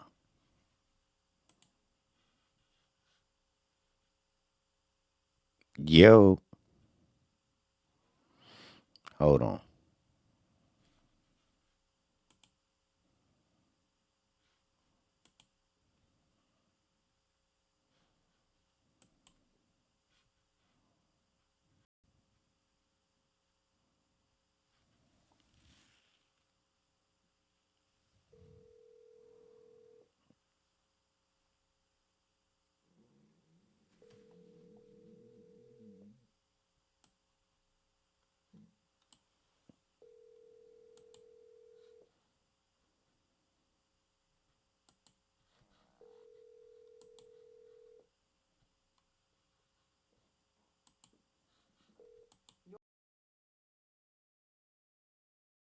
Yo. Y'all hear that, right? Y'all hear that, ain't me?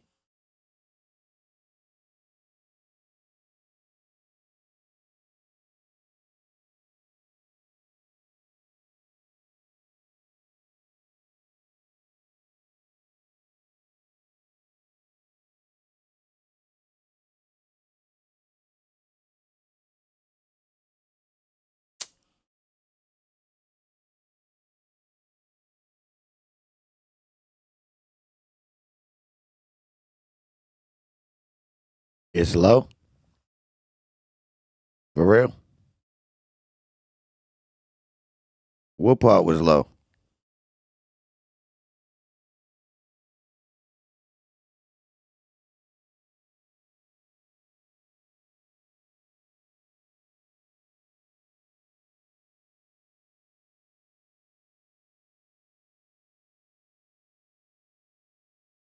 Oh, it was low.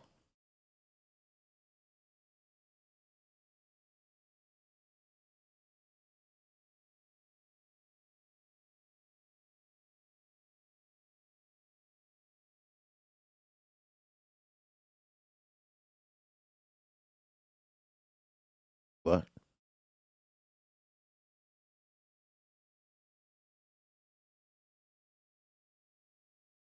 Who the hell is this?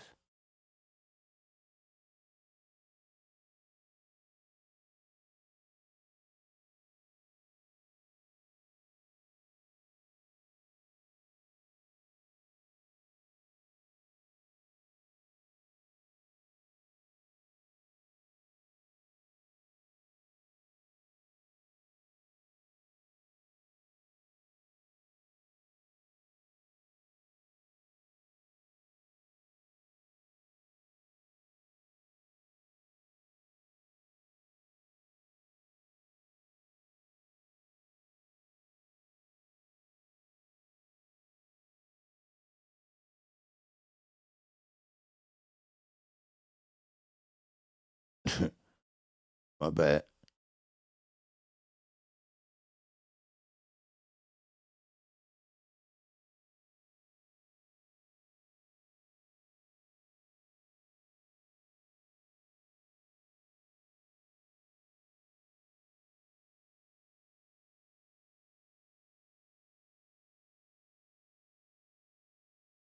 Make him content.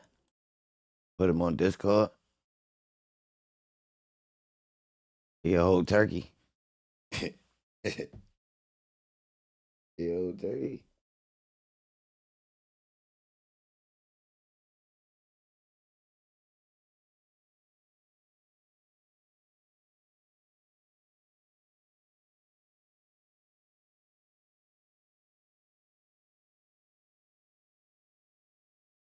Hold on, y'all. We in overtime anyway, y'all. Salute to y'all if y'all in here. Don't mind me. I'm checking.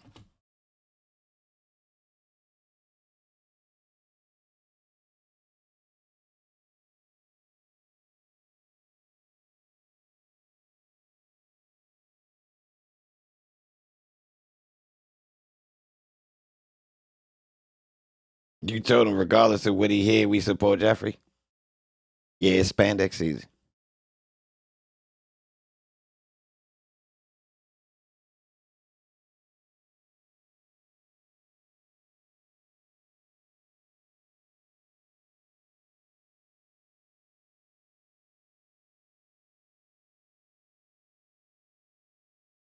Don't send text messages. Answer the phone. You a super police. You still watching me?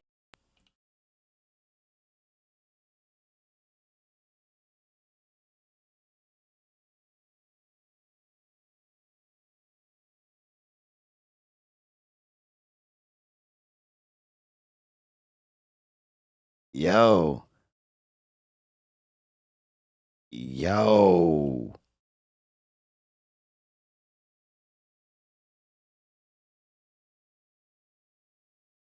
bro. You ought to be ashamed of yourself. Yo, boy. I don't even know why you text messaging this number with this track record.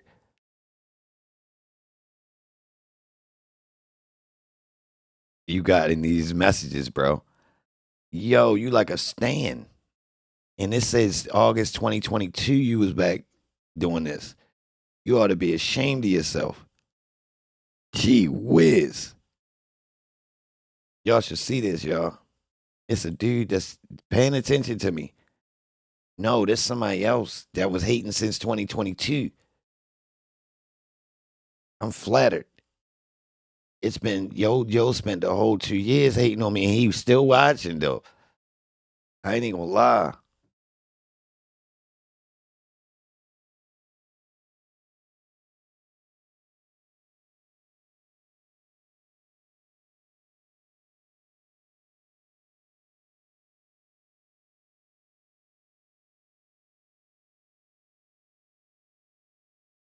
Yo, hey, yo, I'm live streaming, bro.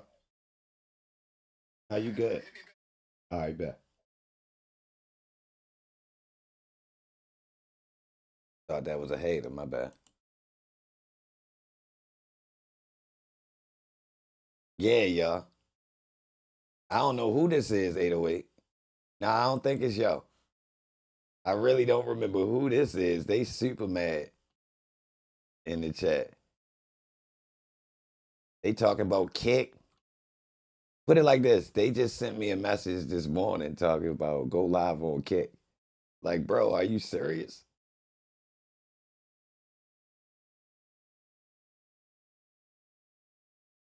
Oh,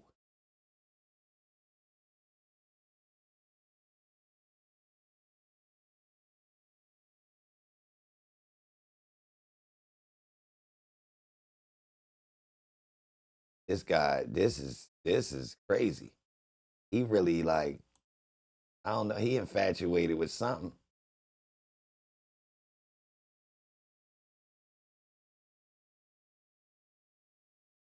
I still can't determine whether my phone line is legit. Nobody answered the phone.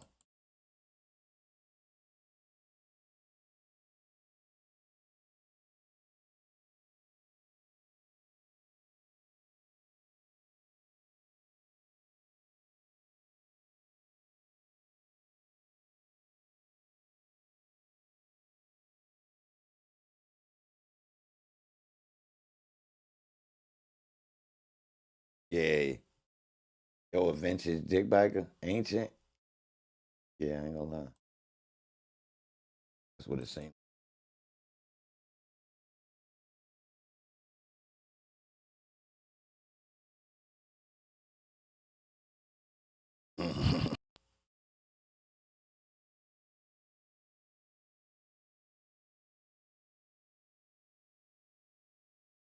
What happened?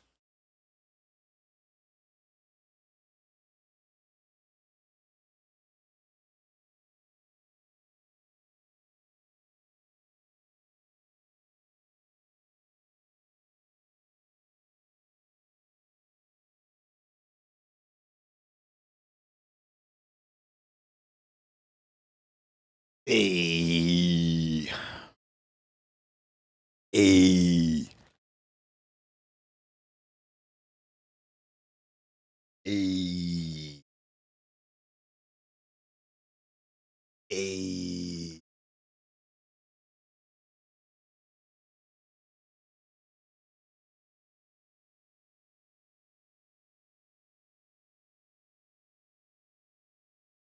Definitely called.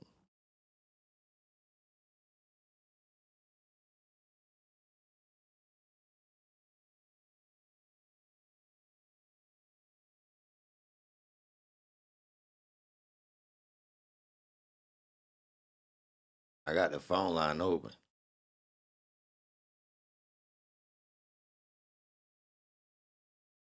Yeah. Y'all can hear me, right?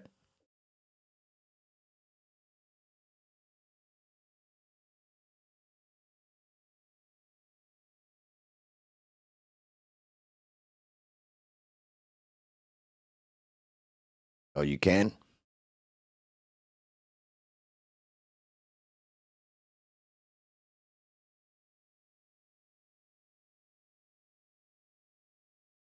Two mics.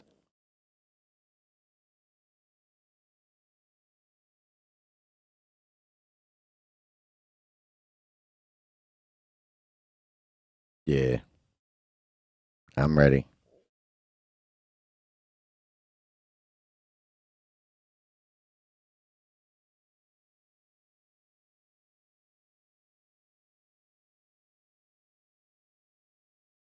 Big Tech. Ah, definitely somebody from that time period. They talking about Kit. But if you see some of the other messages, it's weird.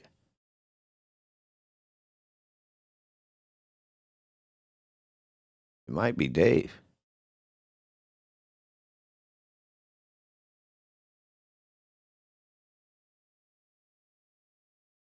They on here talking about some wild stuff, trying to be cool at first.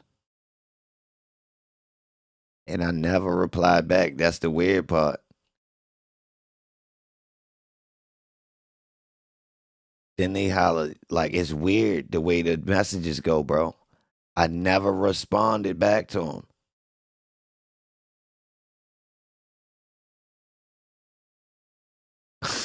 Y'all want to know the only thing I said back to this person? The person sent me like 30, 40 messages, y'all. One message I replied back to this person. I want to show y'all. It's crazy. One message I said back to him.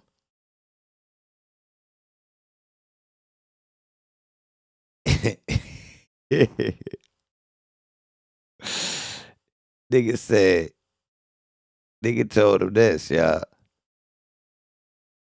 Nigga say, fuck you and take off, whore. That's the only words I said to this nigga. But the nigga typed, all right, hold on, I gotta tell y'all now. So the first message this person sent me was on July 16th, 2022. It says, yo, you left YouTube open, gangster. You still sharing screen.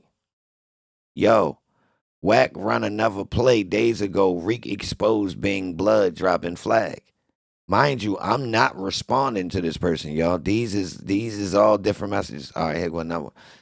It say right after Nina Boy want to fight for bag. Reek say set it up. This I'm reading it exactly like it's typing. He puts a link in that. Mind you, I'm not giving a fuck about Reek and this other person. Then it holler, peep that, the baby snitching. Then it's another one that say, I've been trying to help you fix the stream, bro, with a YouTube link. Then it's another message say, mind you, these is all days apart, y'all. They one-liners on different days. So now we in August 2022. Yo,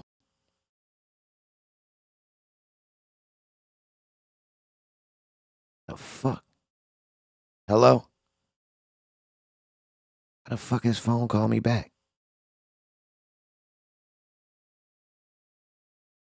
How the hell did that happen? That was Jeff calling back? And what? What the hell?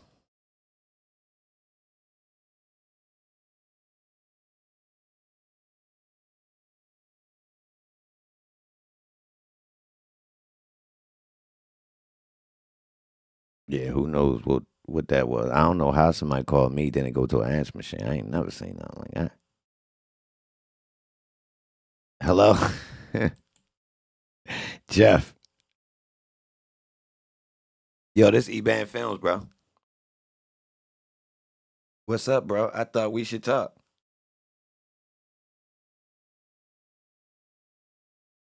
Ho, what make you say that?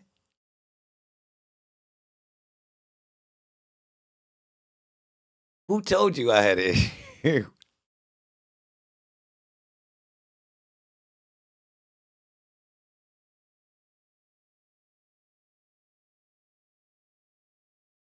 Right. Hold on. Did they ever show you me defending your family?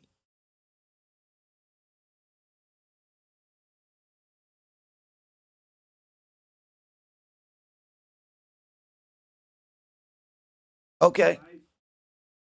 Okay.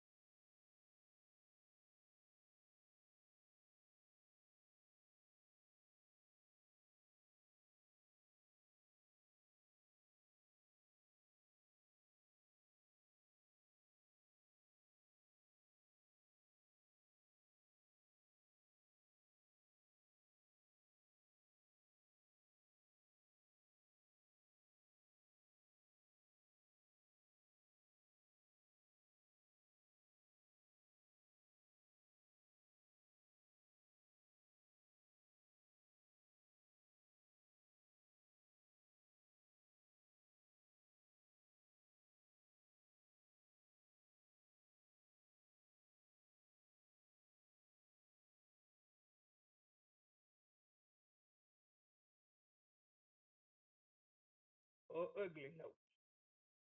You know what I'm saying? Because I don't raise my kids like that. I don't condone things that kids do.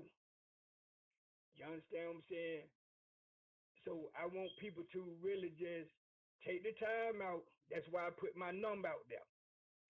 Take the time out, call me, ask me whatever question you want to ask me. I don't have a problem with answering nothing no one wants to ask me until it begins to be an issue. You know what I'm saying? So I don't want you to take what I'm saying the wrong way. I'm Okay. dealing with enough of that. I'm dealing with enough of that. I'm dealing with a system that has taken a lot of things the wrong way to prove a point to themselves because it's personal. You all don't know, so I can't hold you responsible for something you don't know. The only thing I can do is try to shed light on the importance of what's going on with our life. I don't say things to y'all as for it to be an insult or for y'all to take it as an insult. I say it to y'all because I'm trying to start a movement in not just Atlanta. I'm trying to start a movement in every city. That's why I say what I say about I want y'all to talk about some things of some people that's going through something in your own city and not just what's going on with Young Thug because basically, and it might sound weird to you, I don't take this case serious because I know what the case is about. I know what the whole option of this case is really about. You all don't know because you're on the outside looking in. So I can't be personal. You understand what I'm saying? Right. Because I know you don't have an idea as to what's going on no more than what's being shown. So that's what y'all speak on is what y'all being shown. I try to give y'all the bare facts of what you don't see. That's why I talk about certain things in this case because I know a lot of things that y'all don't see is what y'all really need to have notice of, not what y'all hear. Miss Love, Miss Hilton, these people are puppets, and they're being the puppet master is Funny Willis. These people have been thrown in something that they have no clue about. People make their opinions, and I'm saying opinions because that's what it is. Right. You speak on your opinion, I speak on my. Everybody speaks on opinions, but I don't want us to keep doing that. I want us to start knowing what's really going on and let's start speaking on the things that they try to keep us from speaking on. Like, for instance, you got a young man with eligibility for parole that you put into a RICO, have this kid coming to court, fight for his freedom, which he has no freedom. You understand what I'm saying? He has life with no eligibility for parole. So what do he have to lose to come to a court? You get what I'm saying?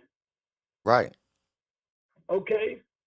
But you tell his family, you tell my son and family that we have to turn in our identification. We have to sign in on a sheet, on the sign in sheet. We have to put our telephones in a pouch. To go inside of an empty ass courtroom to support our loved ones. Now, when the question arises, why do we have to do this? You have a Fulton County sheriff stand in your face and insult your intelligence by saying that it's for your son's safety. That's the shit we need to talk to y'all about. That's the shit we need y'all to know and speak on. You feel what I'm saying? All right. Make, make that shit make sense. But you, like I say, you got a guy who's sitting in the courtroom with my child that has life with no eligibility for parole, that don't know my child, don't have nothing to do with my child, the whole 9 yards. But you allow him to walk from the back of a courtroom, walk past 6 deputies, walk up into the foyer of the courtroom, and reach out to my son as if he's handing him something. All right, hold on. Let But me you ask can't. you something about that. Let me ask you Yeah, something about that. All right. go ahead. Hold on. Let me, yo, one's in the chat if y'all can hear my voice too. Y'all hear him loud and clear? And two, if I mean one's if y'all can hear him clear. Because I want to make sure y'all can hear both of us. But I had to turn the volume up on Jeff. So when we first got on the phone call, y'all, y'all couldn't hear him, but he acknowledged that he had got some clips of me talking about him, right? Now he also acknowledged that they sent him some other clips before, so he was privy of me talking. But what he also said was he ain't trying to get into all of that with what's going on. He want to really put us in the mix with what we really need to know. So that's where we at if y'all ain't hear the beginning of the phone call. Yeah. So he on here explaining to us, but look, he done got to the pill dropping situation. Now, if you've been around, you know I already had my feelings about this pill situation in the trial. So we gonna get to asking him about what he think about it right now. Now, hold on. There's another thing, Jeff. I don't want you to say nothing that's gonna make them want to clip you and put you in court. We on the same page about that. So be careful how you speak Okay, about it. let me tell you this right here, right? Let me tell you this right here, and I'm gonna tell you like I just told Agnes when I talked to her. Fuck Fulton County. Right. That's how I feel about it. That's how I feel because, and I'm saying it like that because I want want everybody to understand that I'm for real about what I'm about to say. Right. Fulton County cannot, under no circumstances whatsoever,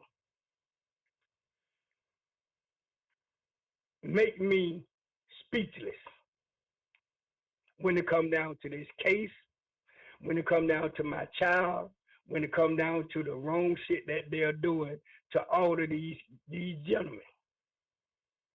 I don't have to I don't have to be limited to what I say. You understand what I'm saying? Oh, I got Funny Willie syndrome. If she ain't got to be limited to what the fuck she think, say, or do, why should I? What make them better than us? Okay. So These how are the things that I want us to start speaking on. What makes these people better than us? This can be you, this can be me, this can be your brother, your sister, your mama, your daughter. This can be somebody in your family going through this. I want us to be mindful of that. That's what I speak on my podcast. I'm gonna talk about what you all don't see. Okay, this gentleman walked up to my son, and everybody lost sight on what happened in the courtroom. You know why? Because when the media exposed it to you, they gave you a different narrative. I just heard you say the pill incident. Let me tell you what you missed on that. Did you see a pill? no. Have you ever heard anything else about it being a pill? My point. My point. All right. They they gave you the narrative that they wanted you to have. But now, go past all that. Mm-hmm. Nobody saw a pill. Nobody have heard anything about a pill. They haven't even told you what type of pill it was. So what make that true? The look. The same thing that the prosecutors are trying to give the jury. A look. They're trying to give them a picture. Okay? Now, did anybody pay attention to this? At the same time the young man was moving through the courtroom, when he got almost to where Jeffrey was sitting, Who met him right at the desk soon as he got there? One of the sheriffs, They, right? One of the damn right.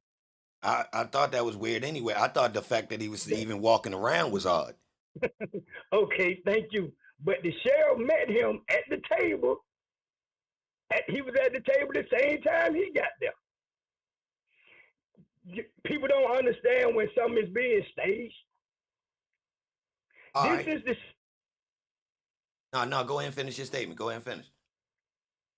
saying. These are the things that I bring out to you all, because when we take the going on, you all just don't see it. A lot of things be discussed more so than what y'all see them allow y'all to see them discuss. You feel what I'm saying? You have to be there. If you're not there, you don't see half of the shit that they do. Okay? Now, going back to my son's safety. I'm on the 8th floor in the Fulton County Courthouse. My son is in the courtroom called 1C. That's on the 1st floor of the courthouse. But you tell me that my identification, for me to sign in on a sign-in sheet, for me to put my telephone in a pouch, to walk inside of a empty, unmonitored courtroom, is for my son's safety. Oh. So you got to think I'm that. You got to think I'm that much of a goddamn fool. What you to mean? insult my intelligence. You're not going in the main courtroom? They got you going to a different courtroom, you saying? We cannot go in the courtroom Oh. that they're in. Oh, y'all We watching. are 7 hours up looking at this shit on a monitor just like you look at it on TV. Oh, shit. I thought y'all was in the room. In a courtroom that's unmonitored. There's no deputies in the courtroom. There's no judge in the courtroom. There's no court clerks in it. We are in a empty, we're actually in the courtroom that, and this is an insult. This was an insult to me. We're actually looking at this shit in a courtroom, in the same courtroom that Brian Nichols committed his crime in. The funny thing about it is I was going to cover that too. But keep going, keep going. So, I get the irony. you know, I understand who you're talking about. So, you know, and I don't take it offensive because, like I say, these are everybody's opinions that they speaking on. You're not there. You don't see what's going on.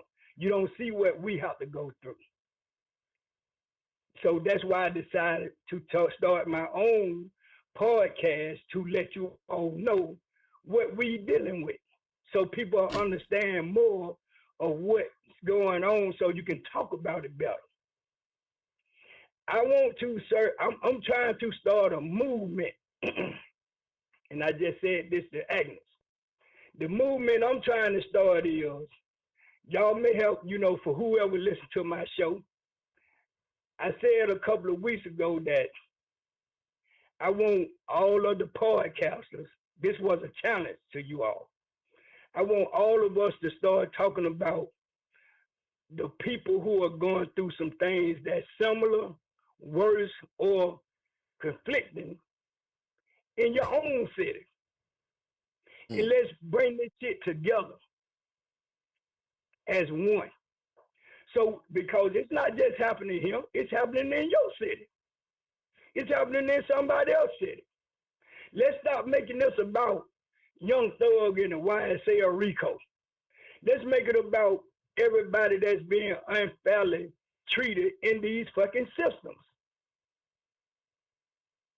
And try to get something done about it. I have went to the United States District Attorney Office.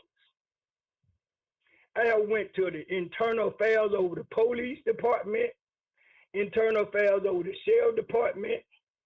I have went to the United States Senate. I have went to every law enforcement committee in the city of Atlanta.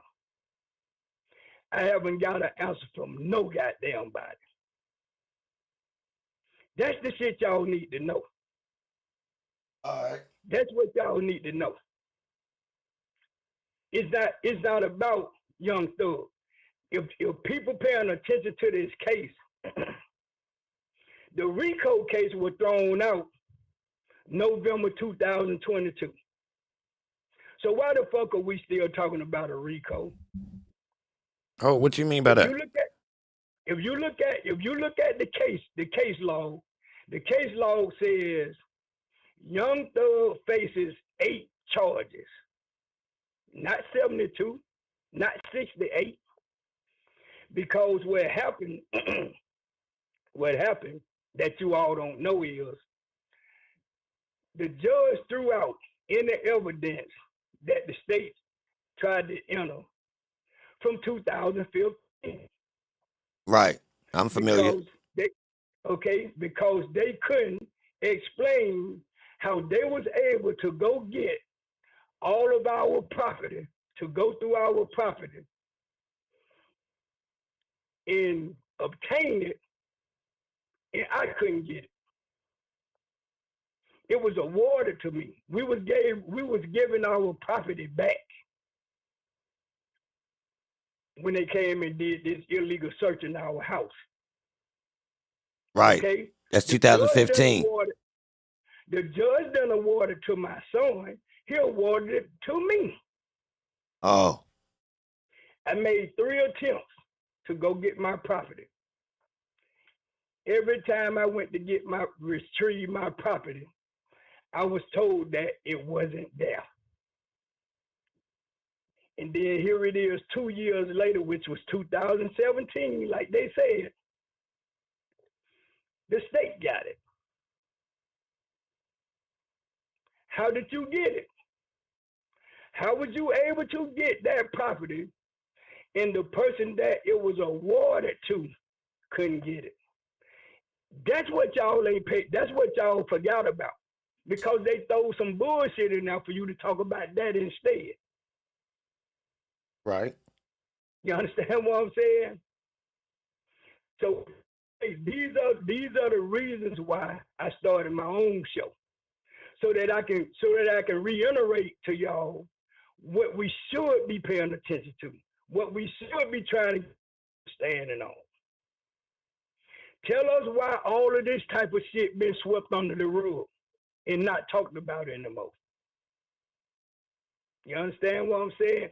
This is the shit that I want us to talk about, because that's what's going to make differences, not in just this city, in your city too, in the next person's city too. Also, what I want everybody to understand is, if you look at overall,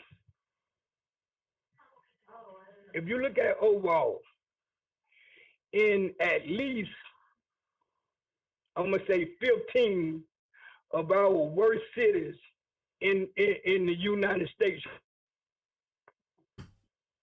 every district attorney, every chief of police, damn near, in the city, all of them are females. And this is no offense to the ladies. All of them are females. I'm just giving y'all the narrative. Every female in each one of these cities that has authority right now is doing the same shit. You know why? Because nobody has taken the time out, like Big Jeff have, to research their asses. These females. Thank you. Now, which ones? Give us an example. Guess why all of them are doing the same shit? Because these are frat sisters. They're frat sisters. They done went to school together. They on the same agenda. What? That's how they making themselves relevant. And what you mean by frat sisters? They are in the same fraternities. Oh. These are sorority sisters. What? All the way down to your vice damn president. Kamala Harris, Fonda Williams went to the same schools. You know, you all may have forgotten at one time when we was having the shit with Fonda Williams, they say Fonda Williams was in Washington, her and Wade visiting the White House. For what? Make us understand why. It wasn't publicized. Okay, Kamala Harris did a college tour recently to where she went and spoke at all the colleges. First stop was where? Atlanta. She came to Atlanta. She went she went over there to the Morehouse campus, to the AJU rather. Hey man, she had one meeting and she disappeared. This is the vice president of the United States. She disappeared. No one knew of her whereabouts. Fonda Willis came up missing. No one knew of her whereabouts. You know why?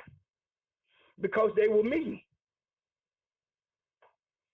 I wrote a letter to the president. The letter was intercepted.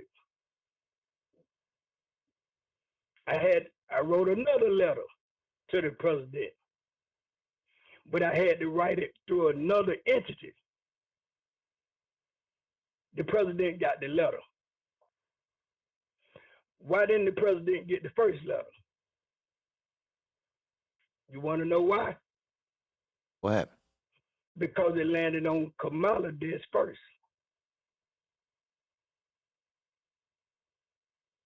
Oh. This is the shit that y'all need to know.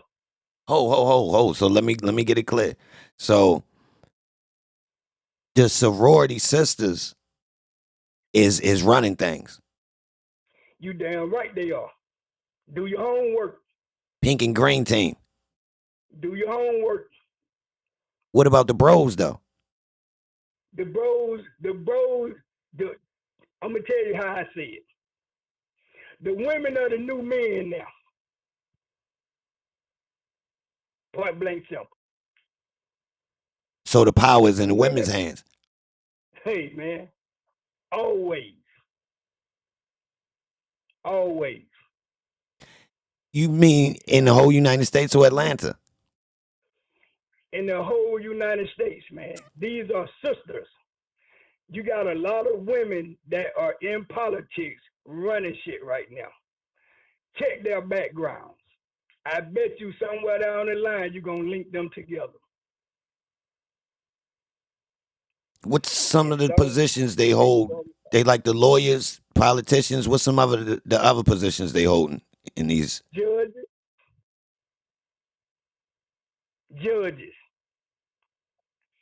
Let me tell you something I just experienced to where, you know, like I say, if you don't listen to my show, you don't know. I speak this on my show. Fulton County, City of Atlanta, has attacked my family. That's why I'm on the mission I'm on. Because I'm fighting a war by myself here.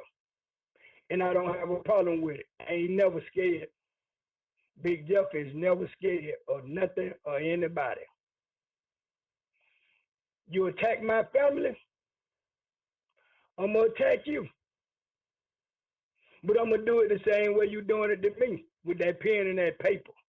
See, that's what I want us to get to. I want us to stop going at each other with words. Let's go at these people with this pen and this paper that they whoop our ass with every day. That they whoop our loved ones with every day. Let's do that. Let's stand together and let's fight. Right now,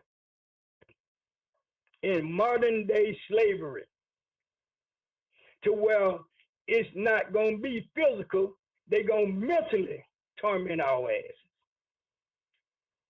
Any and everybody, I don't know if you ever been to prison before or ever been to jail before, but any and everybody that has had to face any law situation knows that if they hold your black ass long enough, you gonna take me. Who don't know that? Oh, what you say? Say that again. I said anybody who has ever been incarcerated for an extended period of time knows that it's gonna take a plea eventually just to get out of jail, man. Who don't know that? So the system lives off of that. Right. That's an easy conviction. Yes, sir. If we hold his ass for 6 months or a year, he'll take that bullshit plea. How many people haven't done that? So to say that the only reason a person took a plea was to tell on somebody, that's bullshit. That's bullshit. You got people who make deals. Deals are not pleas. These kids were forced to do what the system have projected us to do since the beginning of time. Mm. And that's take the easy fucking way out. It's no different. It's no different than you and me being friends. And you have I'm going to a real off record narrative. And you call me and say, Big Jeff, my girl done bust me out. She done goddamn went through my phone and this, that, and the other. But I told her I was with you. So when I call you, you know what to do. That's a G code. You called me and you said, Big Joe, tell her man you was at the club last night till 1 o'clock in the morning. What the fuck I'm gonna say? What am I gonna say? Yeah, we was. Do that make it true? But it sounds convincing, don't it? For a minute. So for these guys who took these pleas, they were told that the only thing you have to do is one thing. And guess what that one thing was? Just say yes. Okay. So now, if all you know is I'm going to say yes, you can say, Big Jeff, when we at the club till 2 in the morning, and then we left there and we went to another club, and then we left there and we went to the Waffle House or another breakfast spot and ate breakfast. And I'm just sitting there saying, yep, yep, yep. That mean I told something? Do that mean I told something? I just agree with what the fuck you said. All right. Oh, so let me ask you this. So you agree to that the original rules of telling is don't talk to the law, call a lawyer. There you go. That's the original. But But now understand this too now. Who you trust? Your lawyer. explain. Okay. First of all, these kids don't have an education level. Their Okay. education level is the street. It's street knowledge. Street ethics. All right? So if your lawyer come to you and say, hey, look, they might have some on your ass or they might not or this, that, and other, but I done got them down to 5 years, serve 1. They're going to give you time served and you do the rest of your life on community service. You want to go home. Right.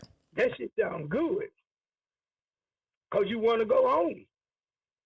Your lawyer advising you, the person that you trusting, that this is a good deal to take. What you think you gonna do? Well, hold on. All right, so that's what some of the argument is right here, Jeff. I'm with you on that part, right? I see the dilemma right there, where they're getting put under pressure because of their lack of understanding, right? But the argument goes back into how they getting this far into the streets without knowing what they signing up for. Okay, first of all, in order to know what you're signing up for, you got to sign up for something. I don't know. I don't know where you from, but I'm quite sure if you from anywhere up East Coast, West Coast, wherever, anywhere but down south. Guess what we have never? Guess what game we have never played in Georgia? The game. Mm. You can't tell me. You can't come to Atlanta, and I can guarantee you this. You can't come to Atlanta and find not one ATLian who would tell that they 100% thoroughbred gang members. Mm-hmm. Not one from Georgia, from Atlanta, Georgia. Not one. Okay? And it's because we have never been considered. We have never been acknowledged as a gang-related state. Okay. Now, let me tell you why. Let me tell you why Funny Willis can beat our ass right there. Because she's from Inglewood. Right. She knows gang law. She know how gang shit goes. But guess what we don't have in Atlanta? And you can Google it. Google attorneys that practice gang law in the state of Georgia. Mm. We don't even have a goddamn attorney who can fight a gang charge. So how in the hell can we be related to gangs? Mm. Let's make it make sense. Let's make this shit make sense. So speaking of the gang thing, let me ask you this real quick. The gang culture in Atlanta, from what you're saying, is fairly new, right? And they're forcing it almost. They making it into a gang when it's not really that. It's more, what would you call it? It's more neighborhood based. And what years are you familiar with the culture being like this before it evolved in this color gang banging we seeing? Okay, I'm finna answer your question. My name is Jeffery Williams I. I'm 58 years old. I was born July the 4th, 1966. I am a native of Atlanta. I was born and raised of Atlanta, from the west side to the south side. I have never considered myself nowhere near a gang member. So how in the fuck can my kids be one? All right. How can anything that I have raised be one? Now, in Atlanta, we would never consider ourselves gang members. We were communities. Right. We were zone 1, zone 2, zone 3, zone 4, zone 5, zone 6. Now, when did that change? When did it get In your more smaller neighborhood gang groups? Let's say. it ain't never changed. So, Our kids, these kids, okay, uh-huh. these kids fell up under an umbrella. And the umbrella was called damn fool. Right. And what I mean by that is, where are you from? Baltimore. Okay, BMO. Yeah. I love Baltimore. I love the fuck out of Baltimore. And I'm not just saying that. I love the fuck out of Baltimore. If you come to Atlanta, this is how weak this generation is. Mm-hmm. You can come to Atlanta right now and get around some of these young cats. And they're gonna say, damn, where you from, old school, or where you from, OG, or however the fuck they address you. And you say, shit, I'm from BMO, man. You know, I rock this, I rock that. And you fuck around and show a little bit of money, or have you some product, and you moving it pretty good. You'll get your coat, you know, they'll migrate to you. And you say, shit, boy, you know, I was rocking goddamn Bloods. I was rocking Crips or Pyru or Bounty Hunters or whoever.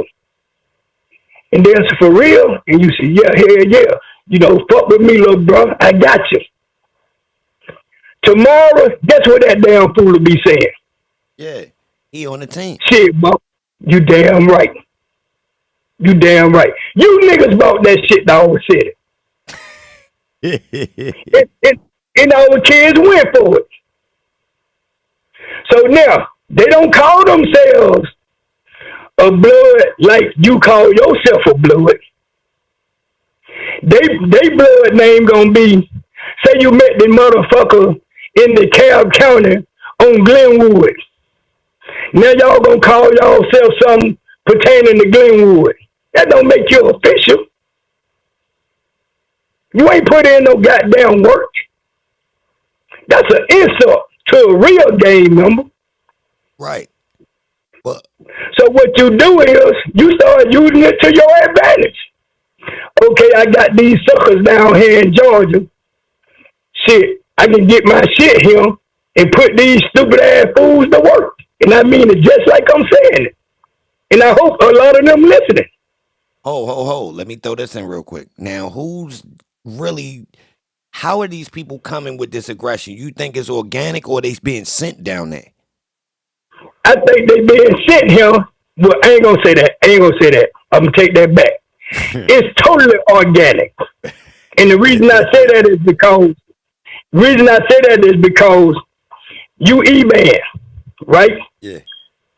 You said, fuck it, I'm tired of BMO. I'm finna go down south to Atlanta because I think I can do better in Atlanta. And you bring that shit in. It ain't your fault these suckers go for it. See. It ain't your fault these suckers go for it. That's your mission. You completing your mission. But I bet you this right here, E-Ban. I bet you can't get 3 tour buses. Ain't even gonna give them that much credit. I bet you can't get a half of a goddamn tour bus.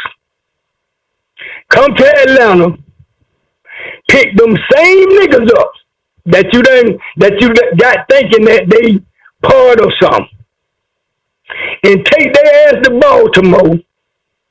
The motherfucker won't even get on the bus. Vice versa, though. Same way. Vice versa, my ass. You'll come to Atlanta and go anywhere in Atlanta. Cause Atlanta is not like Baltimore. I mean, but when I speak about Atlanta too, though, it's been nurtured to be like that, though. Hold on, we gotta be a little bit like on the strength of the way y'all population in down south carry, y'all a little bit more laid back and less aggressive. So I actually champion y'all for having a less aggressive environment because, yeah, that's cute to say on one end, right? So let me play devil's advocate. Yeah, it's cute. So which one of these niggas? So which one of these clowns you think can come to Baltimore and last for a day? Nah, technically be real. Good. Ho. Be real. No, be real. It ain't that aggressive. Be real. Man, come on, man. It ain't that aggressive, y'all. Hold up. Man, let me tell you something, man. I dated a chick from Baltimore harder than these motherfuckers in Atlanta. I get what you're saying, but on the same token, an Atlanta person could come here and mingle. Real rap. Because it's done. It's been done. It's dudes from certain spots from down south. They come and blend in. Mingle. You're right. They can come and mingle, but them motherfuckers ain't going to cross that line. I mean, it ain't built for Let's that be though, is real it? now. Let's be real now. Hold on, I say that hold. Let me I say done this been to though. 47 cities. I done been to 47 cities. Now, I done been to 47 cities, bro. I want you to hear me real good. I'm letting you know how much I pay attention to what my surroundings. I done been to 47 cities, from LA to New York. It ain't but one city that I done been to that didn't break my motherfucking heart. And I felt like I was at home when I was there. Guess where that was at? What? Baltimore. What? Baltimore. When I was in Baltimore, bro, I felt like I was at fucking home. That's crazy. You understand what I'm saying? I went to the hood. See, Big Jeff ain't that guy. You take me to a city and take me to the hood, I'm getting off the bus. Cause that's me. That's me. I know how to fit into that shit. But And certain what you environments is do, too damn raw though.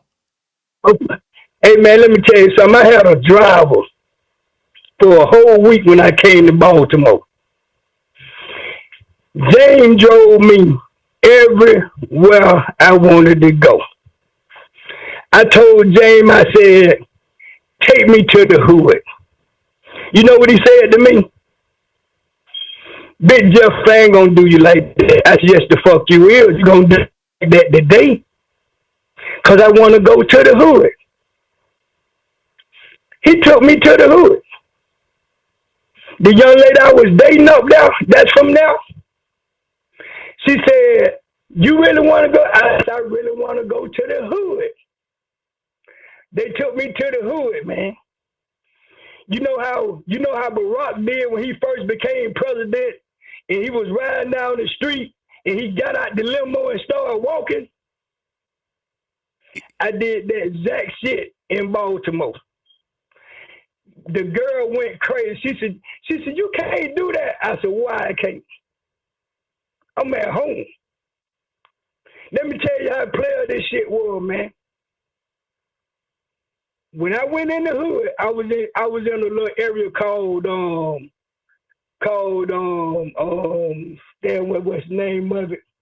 It's right before you go to get on the highway to go to DC.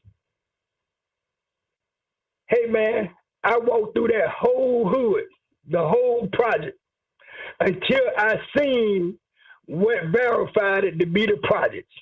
You know what it was? It was that goddamn sofa leaning up against the pole, waiting for the fellas to come out and get busy. Right. When I seen that, I knew I was in the hood. I went and borrowed. I'm telling you a true story. I went and borrowed a young man grill. The cat was cooking something on his grill. I went to the store and bought $500 worth of meat and vegetables. Came to the hood and had a fucking barbecue. Cause I'm me. I'm me. That's home. In order to sit on been in, I ain't even think to do no shit like that because they let me down. Out of all the shit I have heard about cities that's supposed to be the shit, let me down. Baltimore made me feel like I was at home. I ain't gonna lie, I'm around y'all. some real shit.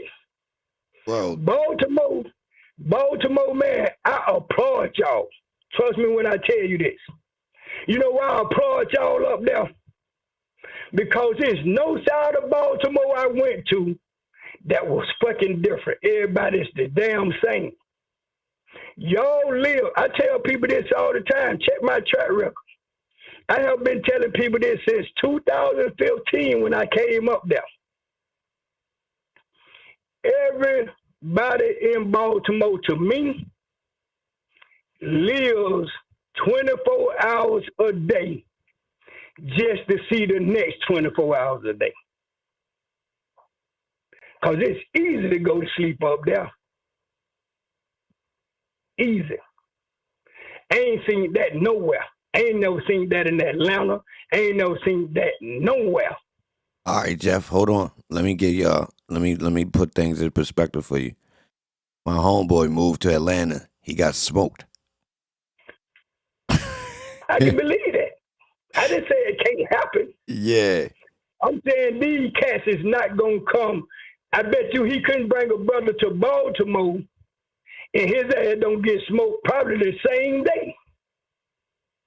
I mean, it ain't built for you to just come here fresh and just jump out like you damn sure ain't ready to jump out in the middle of what's going on if you just get brought here. But you can in Atlanta. I mean, but that's what I'm saying. My man got smoked for trying it. He mingled a little bit. I ain't gonna lie, this nigga's a wild guy. So who knows what he did. I'm gonna tell you what happened to him. And I guarantee you 9 times out of 10 what happened to him was he got around and in. Well, I ain't gonna say tried. He blended in, and somebody that was really hungry seen him, seen the move he was making, and went and put a totally different set of people on it. I bet you went by none of the niggas he was affiliating with. They ain't got them kind of nuts here like that. Yeah, I don't think he got backdoor. I think he actually stepped on some toes or something. Thank you. My point. I'm just being real. We don't move like that, man, here. So why should we keep allowing somebody to come here and manipulate it like that? Well, hold on. When I was in the street, bro, I'm 58 years old. When I was in the street, a motherfucker couldn't come from now another city and come in Atlanta and try to pull no rank when I was in the street. Now, you say you grew up in the Bluff. We have had many to try, but few to succeed. I was born in the Bluff. I moved from the Bluff to the projects called Jonesboro South Projects. Right. Which is right up the street from Cleveland Avenue. Now, hold on. Hold.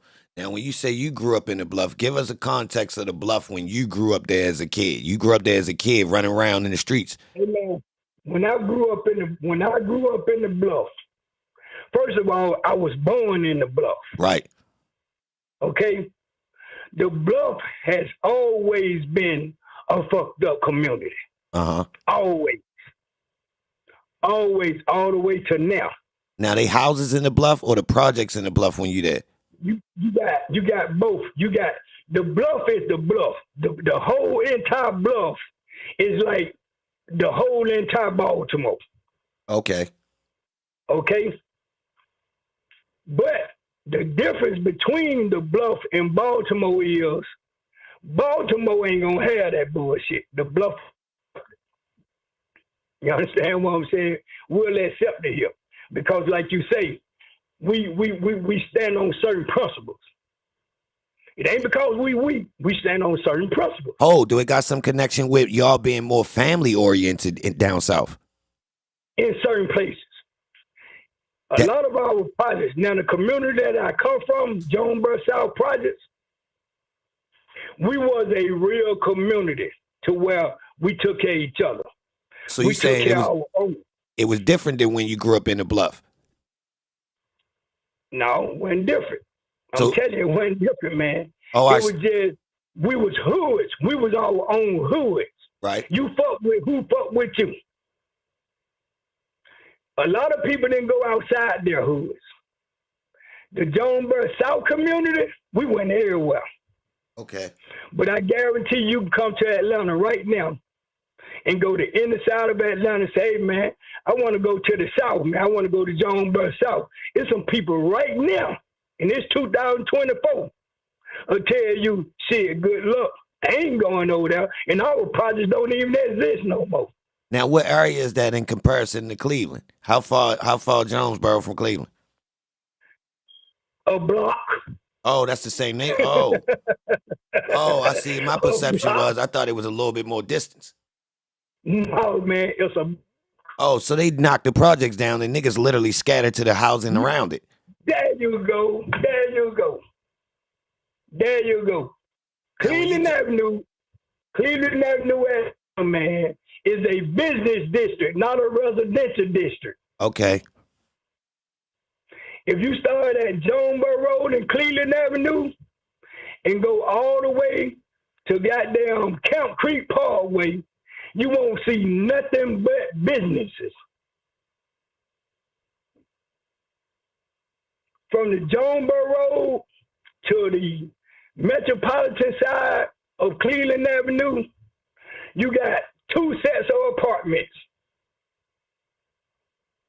And people, when they moved out of the projects, some of the people went to the 2 sets of apartments that was on Cleveland Avenue. That's how our kids got to be on Cleveland Avenue. Other than that, they wouldn't have never been on Cleveland Avenue. Cleveland Avenue got a park on Cleveland Avenue, which y'all hearing about now. Right. Boy, everybody hung at the damn park. Because they were shooting basketball, shooting dice, kicking it, just there. Wasn't nowhere else to go. Now. So that's how a lot of these people start knowing it.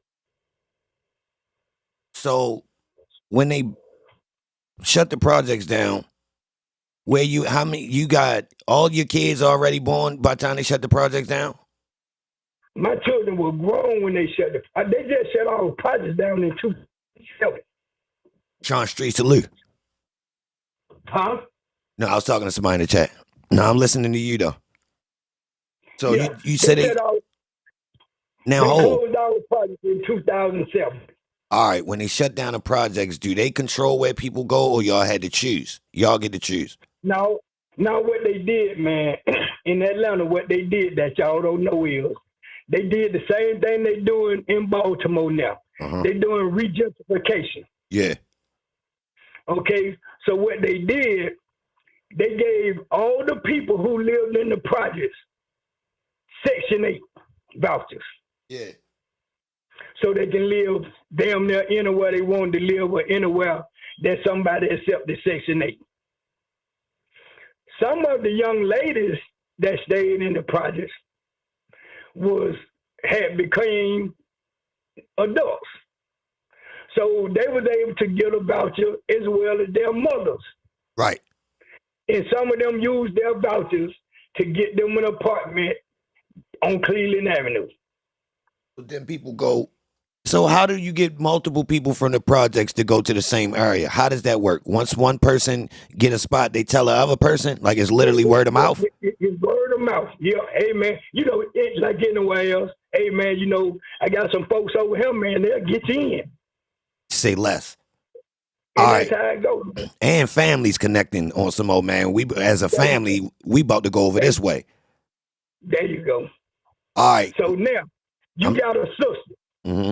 You got, you know, if you got more than one sister, you know, you got one sister she cool with whatever. Then you got that other sister she want to be mama. Yeah. So who house you gonna go to the most? Nah, the sister. Cool sister. Yeah, the cool. She'll let us do what we want to do. There you go. So now you in that neighborhood.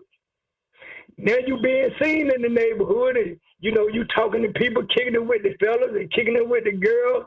So now y'all know each other. Right. That's what happened to our kids when they started hanging on Cleveland Avenue at the park. They got to know the people that was in the community. Now, the drugs affecting the community and how this changed. The drugs have affected the community since the 80s. Yeah, explain. Okay? The crack epidemic hit Atlanta in like 85. Uh-huh. In other words, we know crack in Atlanta in 85, but people who did it called it freebasing. You understand what I'm saying? It wasn't called crack. Now, was they really freebasing, or they was really smoking hard? They just called it freebase. They were smoking hard in the 80s. Okay.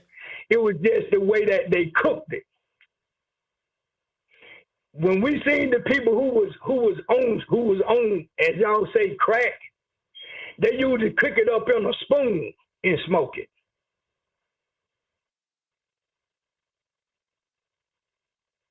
I say, somebody from Baltimore or New York or LA or Florida or Chicago or some damn well came to Atlanta and they had it in a rock form.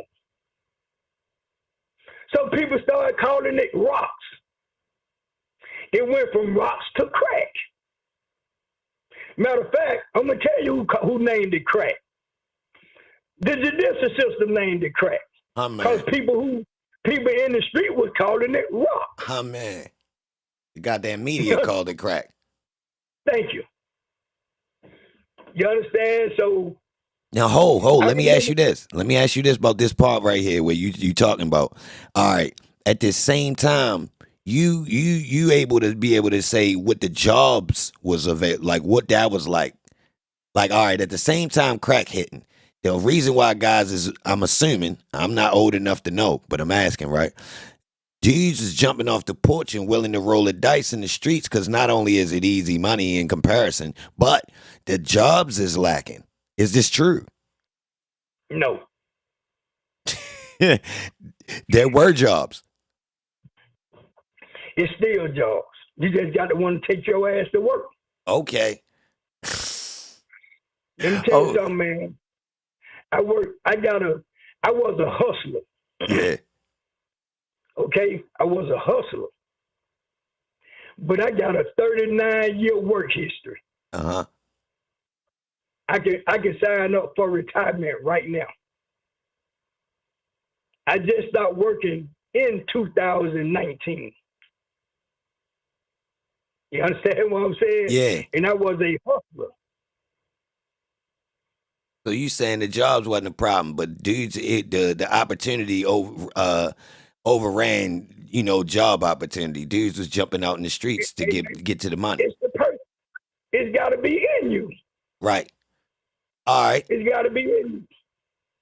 All right. Let me ask you. All right. So the money that came with the street life, right?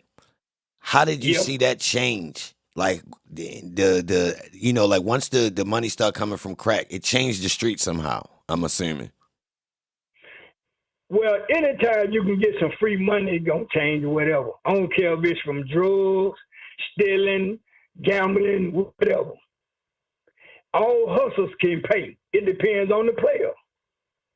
I'm gonna tell you what I say to people all the time. The game doesn't change. The players do. It's your time. Right. Everybody how they run. So it depends on how you handle your hustle. Now, we being podcasters right now, right? Right. That's a hustle. It's just a legitimate hustle now.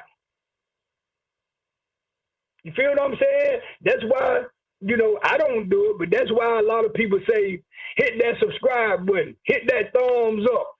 You understand? Hit that like button. So you can get a check. You feel what I'm saying? Right. They just changing the form of the hustle.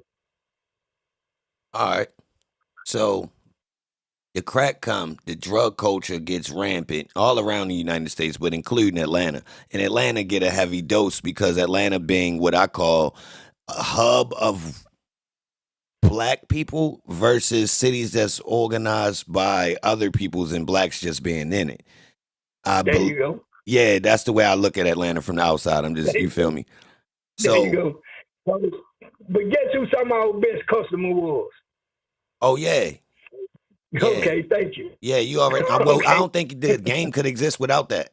That's one of my arguments. Like, yo, to be honest, these inner cities, if you don't have the people coming from outside the city in, technically the drug game not even that lucrative. It's damn sure not. But some of your best customers be the folks who run the city. Right. All right. Go to some of their parties. Right. If you invited. Yeah, that is. I mean, well, that's a part of the inside world. So look, so how All right, so the music comes and starts to be a big impact in Atlanta. Let me skip to that. The drug, we talked about the drugs, so we know what happened with the drugs after crack. I mean, before crack, you got heroin. Is heroin heavy in Atlanta before crack? No, it's not. Heroin has never been heavy in Atlanta because in the 80s, well, I'm gonna say I was born in '66, and what I was told by my older brothers, which I'm number 10 of 10, we always grew up with the mentality that if you use cocaine or anything of substance like that, we called it a rich man's high. Right. So we knew we couldn't afford it, so it wasn't no sense in us dipping in it. Mm-hmm. So marijuana was the whole thing. I'm 8 years old, young man. Guess what? I never drank or smoke. You never did? And some of my best friends smoked, drank, shot, snorted, the whole 9 yards. And I never once wanted to experiment with it. I salute you for that. And I'm still like that right now. So I don't believe in what y'all call peer pressure. I have never raised my kids with that shit. None of that. It's three things I have never raised my kids with. And that's peer pressure, pride, and ego. If you live your life off of those three things, your ass will never prosper. Because you always gonna feel like you got something to prove. Who the fuck are you proving something to? Don't nobody give a damn. First, somebody have to give a damn for you to prove something to them. Who gives a damn? Who gives a damn right now if eBay Film say, I'm done with podcasting today, y'all won't hear from me no more? Who you think gonna give a damn? Right. They might say we missing being on the air. They might say, damn, why you leaving, bro? Why you this? Why you that? But ain't nobody gonna say, let's figure out a way to keep your ass on the air. Let's figure out a way to keep you relevant because we like what you do. That's what I'm trying to put together. Let's start feeding each other knowledge and encouraging each other to keep doing what we're doing, but let's do it with a purpose. Let's do it to where to make a stand. Everybody always talking about this Martin Luther King shit and this Malcolm X shit, but who's gonna take their place? Okay. That's the stand Big Jeff making right now. If I get shot down right now, it's gonna be because these white folks saying this nigga finna make a difference. We can't have that no more. That's the chance I'm willing to take right now. Now let me make sure I make this relevant to you all. I didn't just get like this because of what I'm going through. I always have been like this. I always have been considering myself the underdog that makes the difference. I have always been like that. Check my track record. My little brother called me one day. He said, hey, man. He said, who is this eBay Film cat? I don't damn know. Huh? I was laughing. Why you say that? I don't know. I said, I don't know. I said, but what's going on? Because he keeps saying my name on his podcast, and he's saying some real tripping shit. What'd I say, though? You mentioned my little brother's name one day. Don't say his name. Don't say his name. I'm going to tell you his name. His name is Ken. Ken Tate. Yeah. That's my little brother. Yeah. No, I'm familiar. You know, Don't say too much I though. was like, hey man, Hey, listen, you listen, can't. listen though. Hold up. Don't give me too much information because y'all, that's the whole trick. I'm allowed to do journalism, right? Now I'm Hey allowed to do man, some research because he left little crumbs, but the nigga is slick as shit for not having no picture. So to be honest, he shouldn't but be not having worried. no picture. Huh? He he's never been a picture person. I I'm not like even a that. picture person. See, look, I'm not a picture person. this the thing. See, y'all, this the part that y'all don't understand. I respect that part of the shit. Look, I'm not no motherfucking journalist to come on and be exposing niggas who ain't got nothing to do with shit, right? Listen, once Yeah, his name started getting mentioned, I was smart yeah, enough I to know. catch on. Like, And oh, we know and we know everybody feel like can this or can that, but let me tell you something, man. My little brother is very private. no, don't mention him. Listen. He done a good job of being invisible. Nobody talks about that nigga. Tell that nigga don't worry Yeah. about nothing. No one can. Look, he But, don't got to worry but he about ain't worried shit. about me. He don't have a reason to worry about That's that. what I mean. That was the funny part. Like, yo, listen, whatever the fuck happened, yo got his credit, and yo is distant enough to where as though people don't even But know see who the he thing is. is, yeah, but see the thing is, man, about that is he knows he's my son's uncle. You understand what I'm saying? So, and what you all don't know, that's why I say, you know, I want y'all to know what's happening. What y'all don't know is, like I just said, they're attacking my family, Right. not just my son. So, any and everybody they feel like has any kind of association with Thug, they trying to put shit on them. They trying to do shit toward them. You understand what I'm saying? Yeah. So he don't need nobody fucking with him because of who he's no different than you. Right. If it's one of your brothers, why you fucking with me? Cause you fucking with my brother. Right. That's fair. Eventually you gonna get a war. You gonna Oh get a Lord, war. listen, right? He do know he do know his position.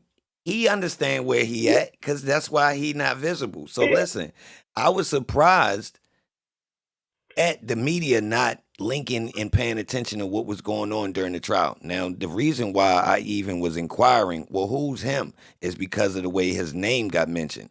And I'm from yeah, yeah. where, and but look, this the thing. It got worse when I asked the question. The people who don't want to mention him actually made it hotter by coming in and saying, "Yo, why are you mentioning him?" Yeah, yeah. He, But you know that's people. But you know that's people, man. Cause you know what I want you to understand is we take care of our community right to this day. no, they said that. We take care of our community. So it's a even city of Atlanta police have worked for us to where they took them off the detail because of a lot of shit. You feel what I'm saying? Because everybody's on the outside looking in, and then when they finally get a chance to look in, they see a totally different picture than what they expected. But hold on, you do know. Well, from my point of view, right? I don't take the people that's reporting on Atlanta as knowing the truth. Like that's Yeah, one of my like it's being reported on by everybody, right? Now the yeah, narrative being kicked by the regular media, I don't agree with it. So that's why I'm reporting on it. Now, am I trying to find truth or help them solve a case? Hell no. Nope. but Nope. the only way you can find the truth is like I said earlier. You got to take the time out to find out who we are. You know But what I'm only saying? to a See certain level though. Ho, ho, see ho, what y'all ho. You see do what know I y'all don't know respect is y'all this. privacy. Only like listen. It's this thing where it's like, yo, listen. Yeah, y'all connected to Young Thug, right? And that's the whole reason people paying attention to the people around him, right? I get that. But there's levels to it. So if you pay attention, It's only certain stuff I'll do. You understand? So I got Yeah. journalistic integrity as far as understanding, like, all right, this person is close to him. Like, say for instance, you came out and spoke. His mother don't come out and speak. Nobody don't talk about her. You know why? You know why? Why? Well, no, I Because totally under. I mean, why would you? because she's respecting her children by not speaking. Nah, I get it. I totally You understand. understand? Most regular You know, she want civilians to say wouldn't. something real bad. She want to say something to some people real bad, but she's being respectable to her family.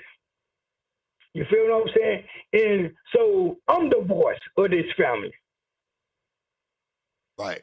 You understand what I'm saying? Because ain't got nothing to hide, ain't got nothing to be ashamed about, and I damn sure don't owe nobody nothing to respect their motherfucking minds or their mentality. You think Miss Love listening to you? I wouldn't give a fuck if she was. She need to, because she need to realize that if she do have family, this can be one of her kids too. This shit don't have no favors. Okay. Life don't have favors. You have to be a special person to get the favor. Everybody needs to understand that this could be one of my family members. This could be me. I could be the one having to go through this. So if it's not right, I want us to stand on what's right. If you got something on my child to do something about my child, let's fucking go. Let's cut through the chase. But if you don't, leave them alone. Leave them alone, man. Because eventually you're going to get that war. You're going to get that war. Well, I've been dodging talking about the trial because I don't want, us to go close to that area where they try to pick at something you be saying, right? But hey, man, like I just told you, and I'm going to say it again, and I don't give a fuck who listening. I'm not limited to not a goddamn thing that I want to say. If a person asks me something that I don't agree with or I feel like I don't want to answer, it definitely ain't going to be because of them. It's going to be because I don't want to answer my damn self. Right. You understand? I don't bite my tongue for nobody. By no means necessary. Because I believe in this. If me and you can go back and forth in an argument, in a debate, or whatever the case might be, why the fuck would I stand in front of these white folks in a courtroom and don't open my damn mouth? What make them better than you? Right. They people too. They done lived the life too. So let me ask you this. You think all the people in the judicial system ain't had to go through something somewhere or another? So, well, let me bounce this off you real quick. Let me say that this is something that I've been on my mind. So, I'm going to say it and you tell me what you think of it. So, the way I've been looking at this case, I kind of went all the way to the beginning. I've been paying attention, everything. And then I kind of looked at, some of the people involved's record beforehand, right? And I came to some type of weird conclusion where I feel like they almost made a RICO from scratch. Like they framed the RICO versus the people involved actually committing crimes that made a RICO. Oh, so you did figure it out then. So I applaud you for that. At least you figured it out. Ain't nobody else took the time to try to figure it out. To see that this is a bogus ass case. This is really a bogus case, man. So how you? All right. So let me ask you this: what you feel about the flying car incident and them trying to claim your son was in that car? In what car? Remember the car that hit the laundromat?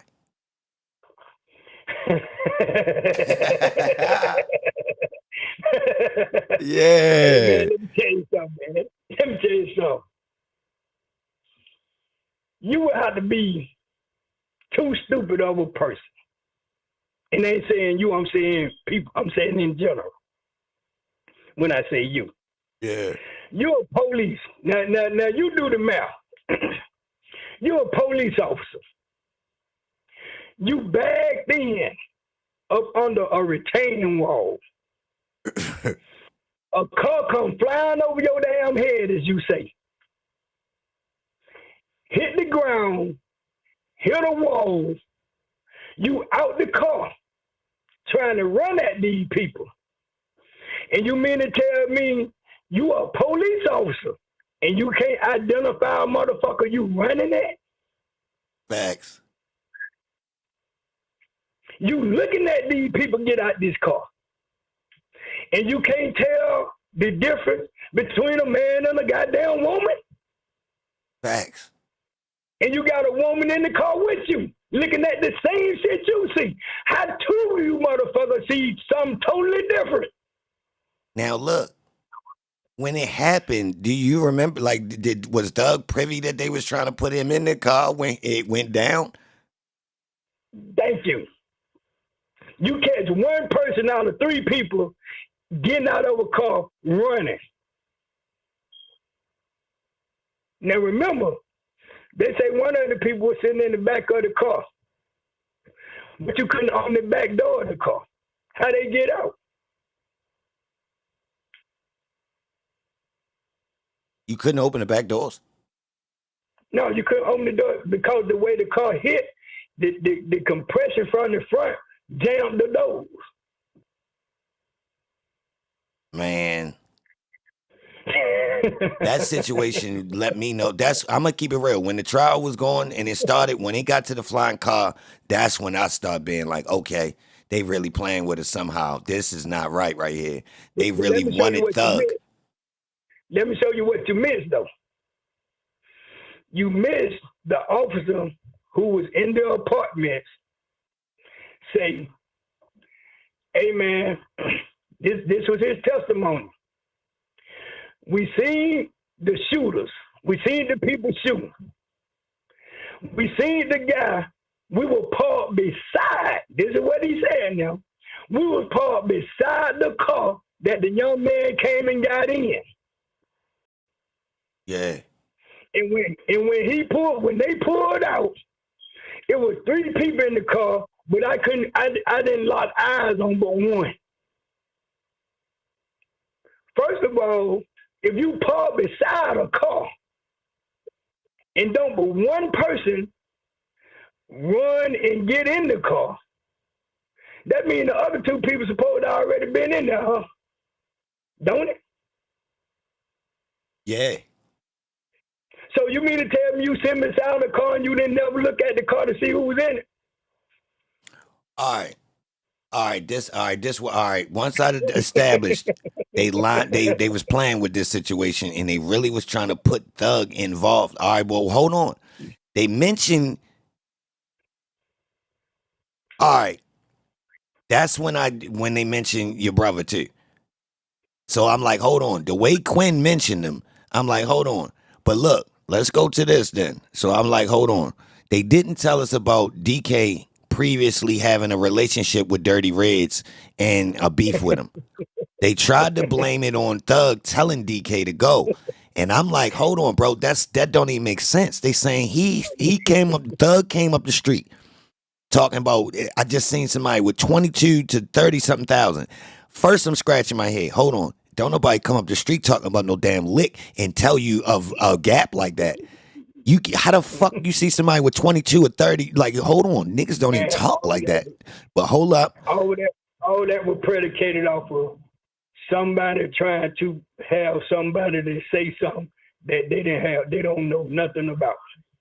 You know, in Atlanta, let me tell you about it, what make Atlanta different from Baltimore. Some cats in Atlanta, you know, said some crazy shit, but if people were paying attention, they should have listened to what he was saying instead of just hearing what he was saying. he was telling everybody how the police and investigators of Atlanta, and what I mean by that, he was saying, I kept telling them, just tell me what y'all want me to do, and I'm gonna do it. Facts. That's a fact. Because that's how they roll in this city, and everybody know it. Everybody know it. No different than the young man yesterday say that they asked him, how do you know investigator Gator? Yeah. When did you first hear about her? What did he say? Because Garlington said she was fucking his auntie fucking her. Now, and then you try to cut him off. No, let him talk. You asked for it. now, what's the word on that though? It's the truth.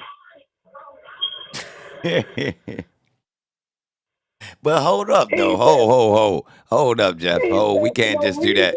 How that work though, bro? We got an undercover detective that's trying to frame these bulls for a goddamn RICO. Like she clearly is trying to frame them in 2015. You mean to tell me she is dating one of the defendants, the co-defendants? She framing this boy. She framed him while she was dating. What, they broke up? Hold up, bro.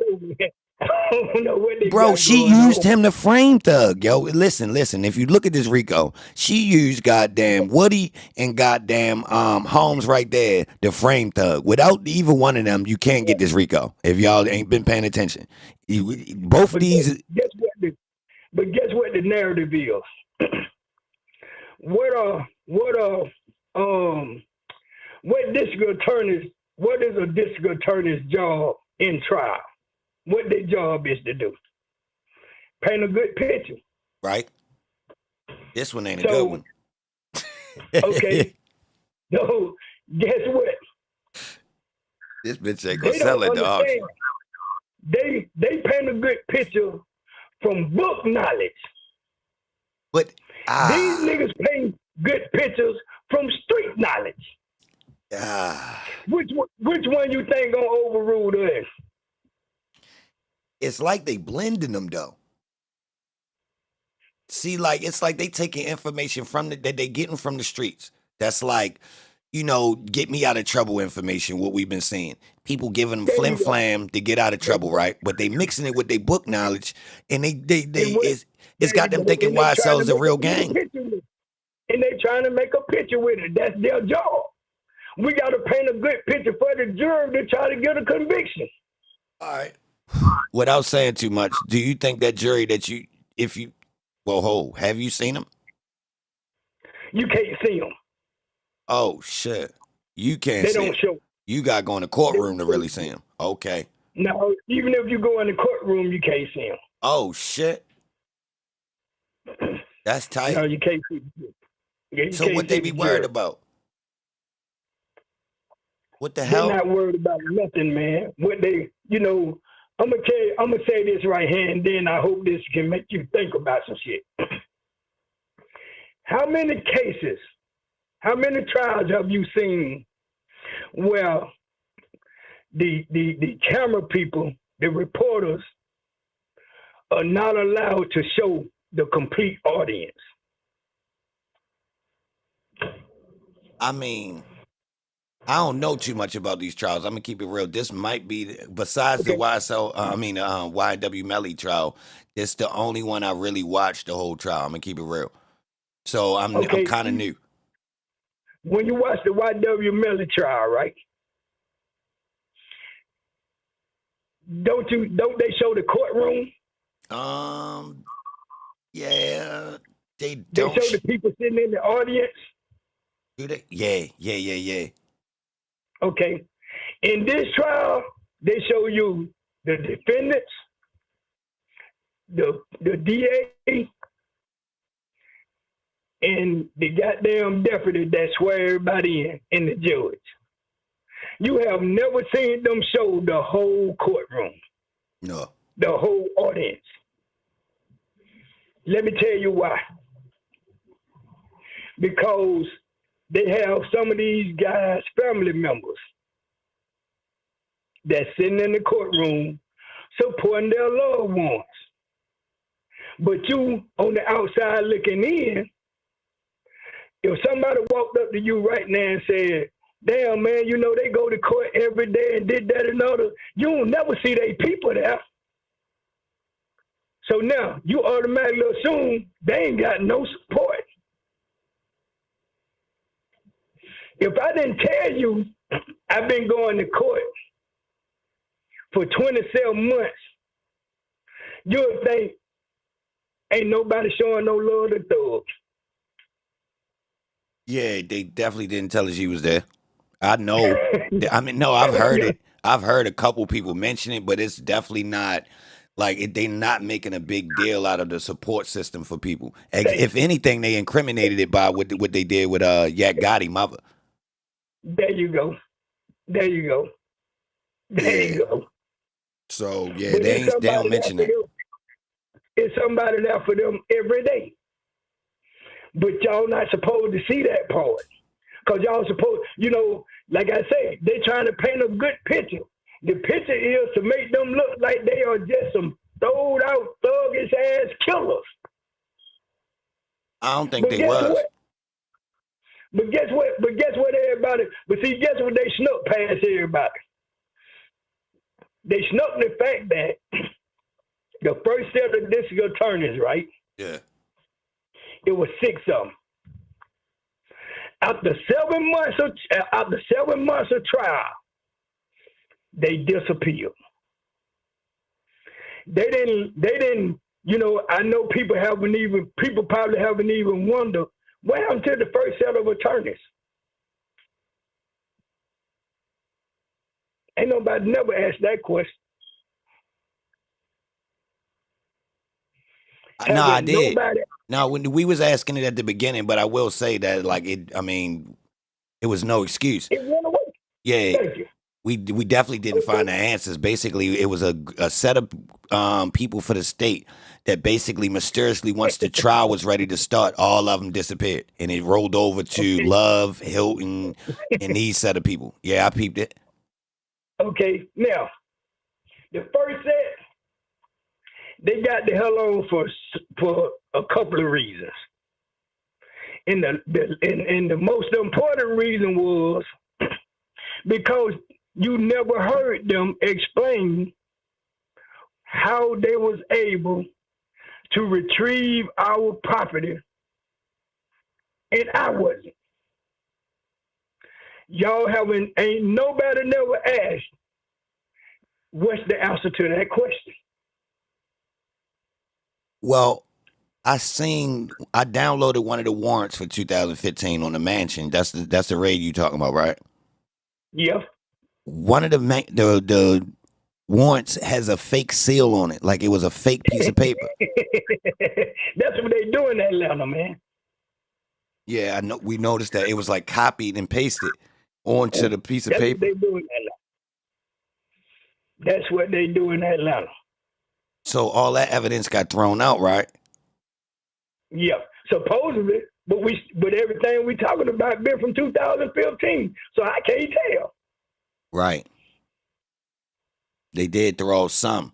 It was like weird how they did it. They threw out like laptop evidence. They threw out some of the rental car spot evidence. They like picked through what they threw out. And what they discussing now? Right. Well, they ain't got all of it though. They did still just brush on it. I thought they wasn't going to speak on it at all, the way it looked like they threw it out. To be honest, yeah. So why are we having that discussion? I mean, well, they can't even confirm. The footage is trash. So if we speaking on it, the footage trash. Like the dude trying to clarify, the Infinity guy trying to clarify that was that style of Infinity from that footage. I'm going to have to say that was terrible. Let me tell you something, bro. Let me tell you something. If you can go back to that court date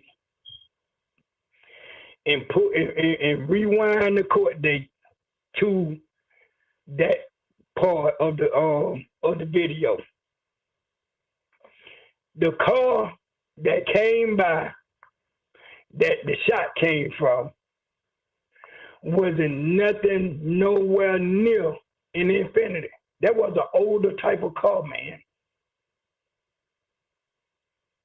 They made it in Infinity. If you go back to the first person that came in to testify, he said that the car that he saw. Now remember, this is the guy that watched cars over there all the time. Yeah. He know cars. He said the car that he saw, what he said it was a Mercury. Infinity don't look nothing like Mercury's, man. So that lets you know he's seen an older type of car. Hold on. You can't look at a goddamn Infinity and think that it's an older model car. Nah. No kind of way. Older Infinities look different. They clearly, I mean, they still don't look that old though. Like, I mean, yeah, you're right. Thank you. Mercury and Infinity is definitely a different. Now, Mercury did start trying to make some slicker bodies, but I'm gonna have to say you can't really get that mix with an Infinity still. So now, but also listen to his testimony. Bonneville. I said it was Woody. Yeah, Bonneville. I said it was Woody because I wanted somebody to be charged with that shit for shooting my buddy. All right. That was fishy as shit. He said Woody, but he claimed he reneged it. Like, nah, I was mad at him at the moment.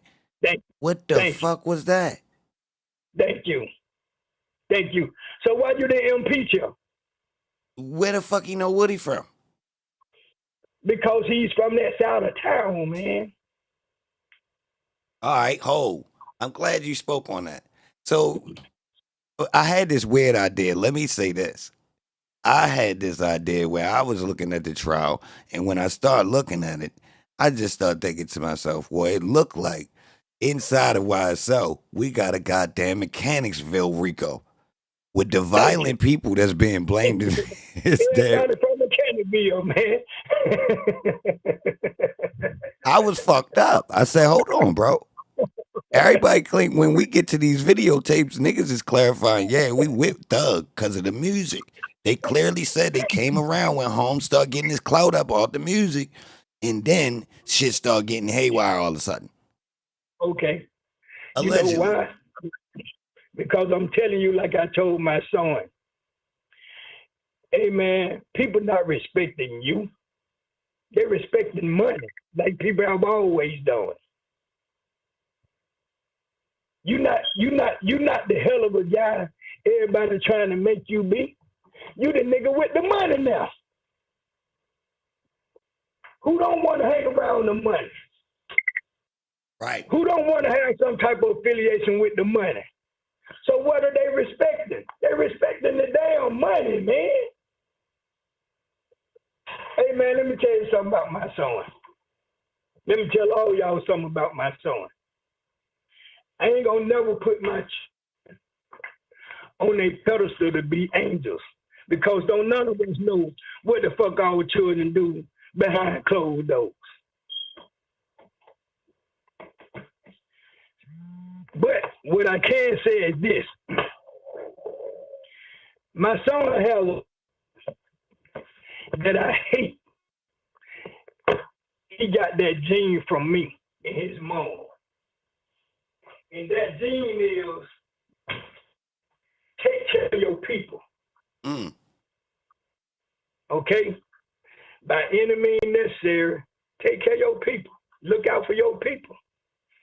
His mom, if there's somebody about his mom, when me and her first started dating, pissed off at times with her strangers, man. Right now to his mom's house. Introduce you. You can sit there, y'all can kick it, smoke, drink, whatever you want to do at her house. Go get in the swimming pool. She don't give a damn. And I can leave. I'm telling you a true story. I'm telling you who she is. I can leave and call back and say, tell my boy I'll be back to get him. In a weekend, a month can go by. 6 months can go by. I ain't just feeding you shit. I'm telling you the truth. A year can go. Don't you know his mom will never pick up the phone and say, when you come and get this motherfucking man out of my house?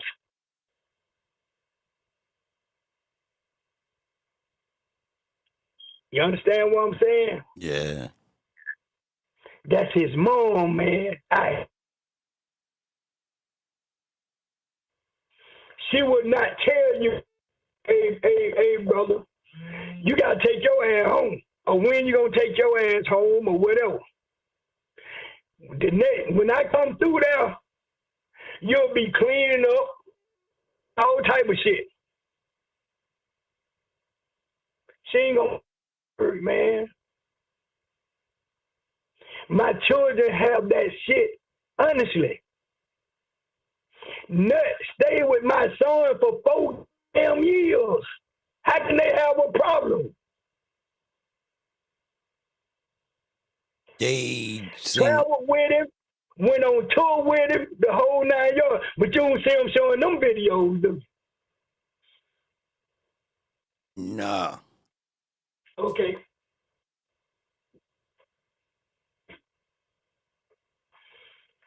But that's the person whose murder you trying to stick to him. I wonder why. Because of your personal dealings with him. D.A. Funny Willis. All right. Now, I've been not able to confirm that, right? So I left it alone. I never really speak about this possibility of Fanny messing with Nut. Give me. It's true. It's true. It's true. It's true. That's her motive for trying to solve this. This shit is personal. You represented a young man in 2019 for us, for white, on a gang charge, aggravated assault charge on his girlfriend. But you didn't put him in the RICO. That's Mondo. Thank you. That's a true story, man. Why she keep him out, bro? You do the math. His jacket not right. He got some other charges after that too. And he had backup. All right, let me ask you something. If I get 10 years in Georgia State, right? And I only do 5 of it, how I do my rest of my time? If I'm out on the street with the rest of this, is this backup time or is trash now? If I catch a new charge, is the judge gonna look at his backup time and do I have to account for it?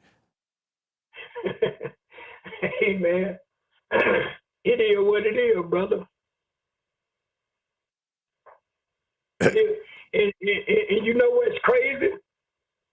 You know what's even crazier? This kid out here doing interviews, speaking on that shit. It ain't nothing happen. I thought something was weird with that myself. I said it. I asked him to come up and talk. I spoke to him before. I asked him to come up. I said, yo, it's some mystery in your history, bro. I done seen his jacket. Now, I ain't pulled up everybody's jacket, but the main guys, I done seen their jacket, at least which was available. You can't mention him. She can't mention him because that's a conflict. So you got to try to keep that under the rug. Well, but it came out anyway. That's a mistrial, though, because that turned into Brady evidence. There you go. Because you talking about one of the person that's running around claiming he founded it with some guys. He in footage. You even got the proof that the boy a part of some shit. All right, you don't charge him because he was represented by somebody that actually is in charge of things when the actual RICO come out. That turns into Brady because now we don't get to actually. Well, hold on. He on Young Thug witness list. What about that? Thank you. Hey man, they ain't gonna call nobody. Let me tell you something, bro. As fucked up as love is, as fucked up as love is, I want you to hear me real good when I say this. She's that motherfucker who you'll feel like if she can link E-Band to anything got something to do with Young Thug, guess what E-Band has to be at? On that witness stand. The problem with Not one time have y'all heard her mention Mundo. that's crazy though. He actually claiming it though. That's you following protocol. Like she threw other people in. All right, I'm gonna tell you another anomaly. Why they throwing OG Bentley out? He got the pass. Sometimes when you're undercover working, man, they ain't gonna put you in it unless they have to. Yeah, that's how I was fucking feeling. I'm gonna keep it real. Holmes jacket too clean, and he been too close for too long. Straight up, I peeped his ass. I said, "Hold on, cuz ain't right." I'm gonna tell you what they put him out there though. They told on him. Let me tell you how they told on him. So they showed us that gas station footage from the half a head. So once they established who that was in the picture and who was being, their motive was these dudes was allegedly on OG Bentley Hills. So these dudes pull up to the gas station, go in the gas station and call DK, and DK came because these dudes got rank allegedly. Now I'm like, oh, that's crazy right there.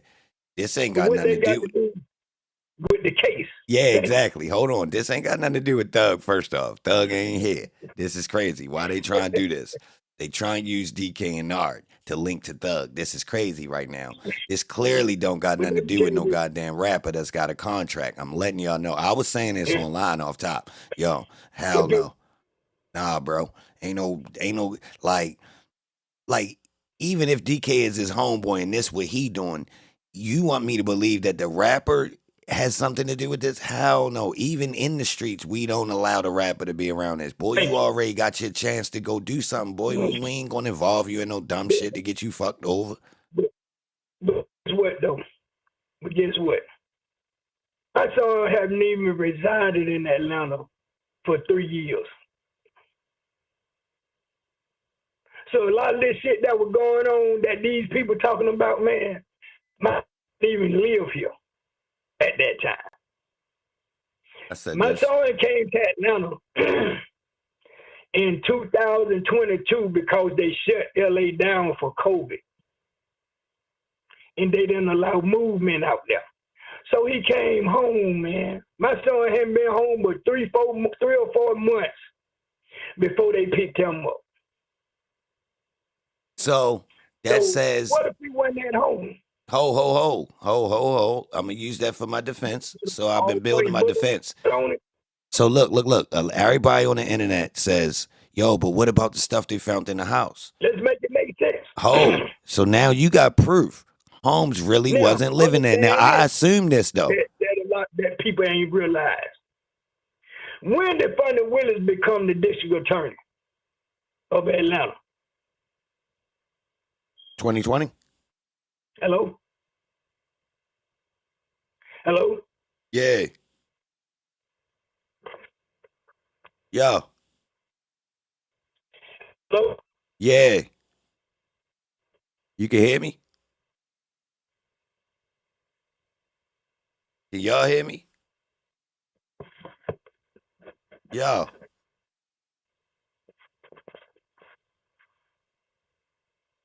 I hear you. Yeah. I can hear you. Hello? Yeah. Yeah, we can hear you, bro.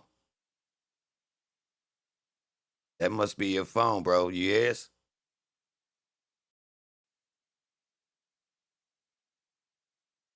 I don't know what happened, y'all.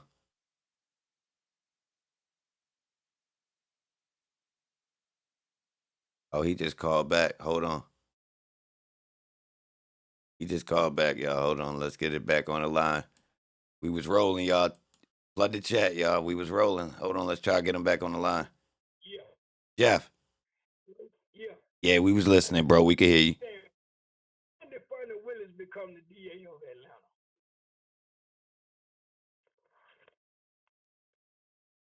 Atlanta? They said 2020.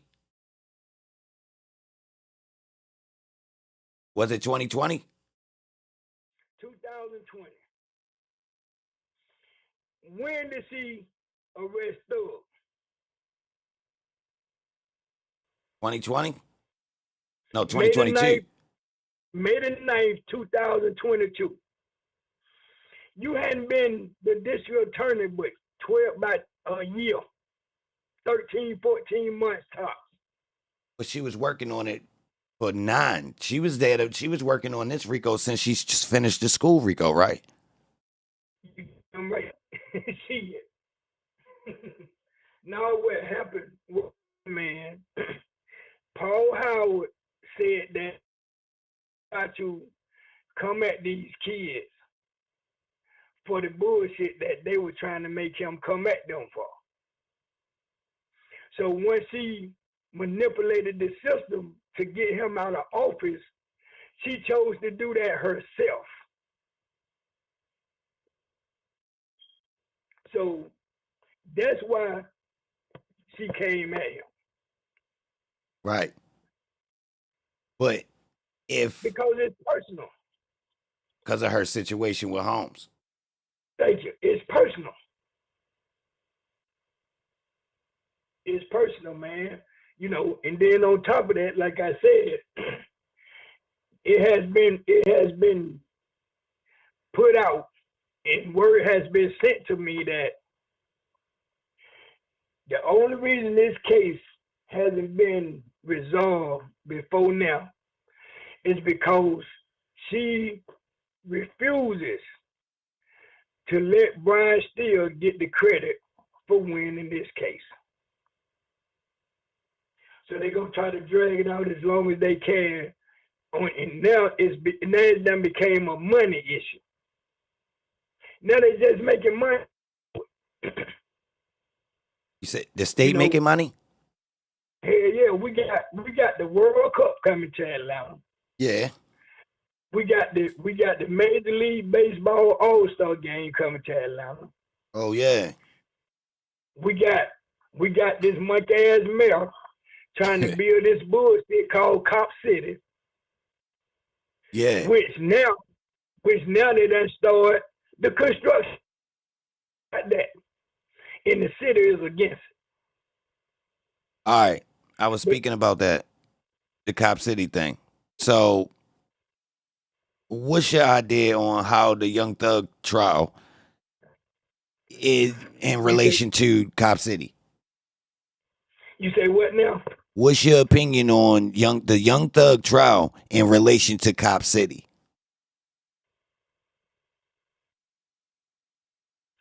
Because we got people just protesting that again the other day. So what people forgot is when the mayor first tried to introduce it, the people, the citizens of Atlanta, so he said regardless of what, he's still gonna build it. So where they got to get the money from?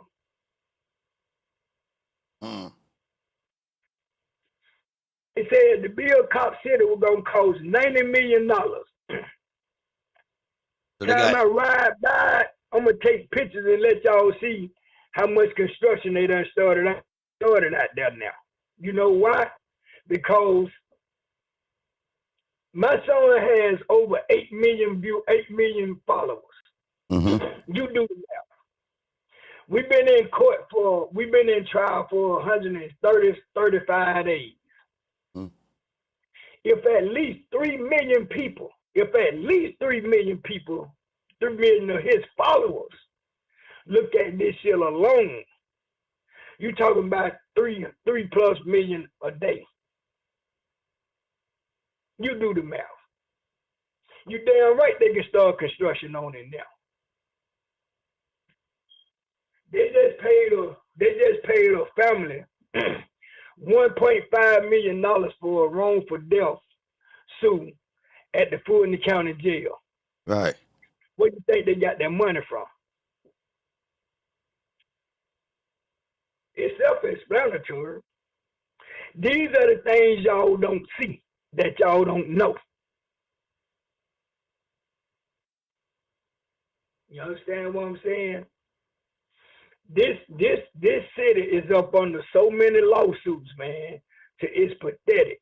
So guess what? They're gonna use this case, this trial, to try to pay some of these lawsuits. Watch how many lawsuits you see at Fulton County start paying off.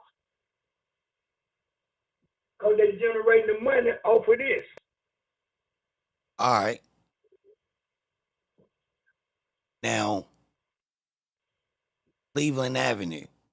Are they gentrifying Cleveland Avenue right now? Hell no. Why? They letting it get ran down more? Hey man, our project closed in 2007. Guess what? The land just sitting there. So they got plans for the future for it. They just letting it settle and letting everything else clear up. When they gonna do something? Now they did the same thing in my city. It's 2024. That's 17 years ago. Right. You done come anywhere else. Why not on this side? They might got some other plans, but yeah, I get what you're saying. Now, the trial. Let me tell you why. Yeah, let me tell you why they haven't came this way. It's a reason why. You know why? Because if you do your homework and check the track record of politicians of Atlanta from the 1950s to the 2024s, the South Side of Atlanta has never, and I mean this literally, we have never had a politician nowhere in the Atlanta government, Fulton County government, state of Georgia government, from even when we had the missing and murder kids, we had 2 or 3 kids from the South Side that was supposedly been part of the missing and murder kids of Atlanta. Not one politician had a press conference on the South Side. So this shit ain't, it's been like this.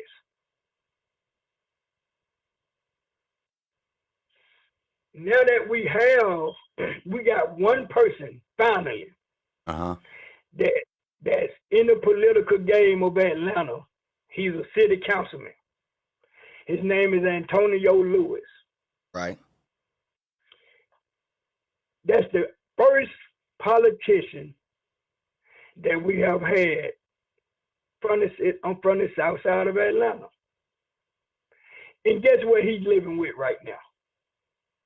He's living with the goddamn whole political game, as I call them, trying to get his ass removed out of City Hall because he's making them honor the South Side of Atlanta.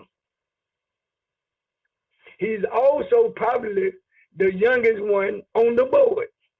Yeah, I've seen him. You understand what I'm saying? Hey man, they have arrested that kid, charged him with some marijuana. You know, in 2022, right before Christmas, guess what they told him?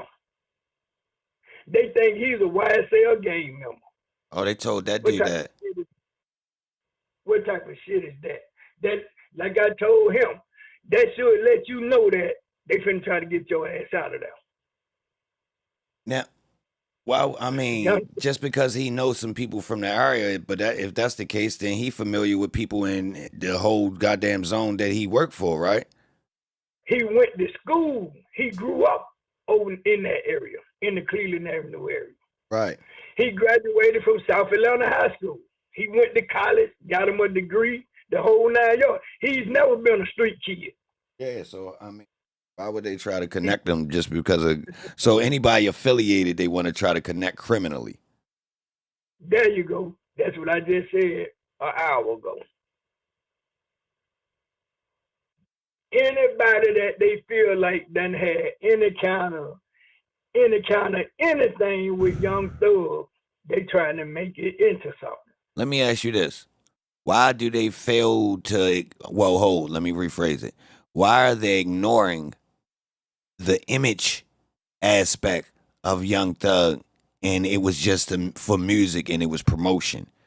Why they like taking things serious from Young Thug that otherwise, if you look at other cultures, they're allowed to do as far as promotion? Because they trying to paint that picture, man, that I'm telling you about. They trying to paint that picture, and it's not helping. I mean, when I look at his timeline, the level that he crossed before the Rico kind of tells me Holmes wasn't really involved in the street. And if I could see that, they got to be able to see it. Seriously. I say was, I still am. Let me tell you the type of father I am. When my was hanging around guys that I knew was on a whole lot of bullshit, I went to him 1 or 2 times and told him, be careful around the people that you deal with. They were around the people that you associate with. And when it looked like to me, listen to what I'm saying, when it looked like to me, he wasn't doing what I told him to do, I went to the people themselves and I said these words to them. If you put my son in a situation that he has nothing to do with, and something go wrong with him, I'm going to come and see you. Right. I'm going to come and see you. And I mean that right to this day. That go for anybody. That's why I can say to you what I'm saying to you about the system. That go for them too. If my son ain't did nothing for y'all to be fucking with him with, man, or about, leaving the fuck alone. Because when I get activated, I ain't going to stop. I'm not going to stop. And this is not a threat. That's a promise.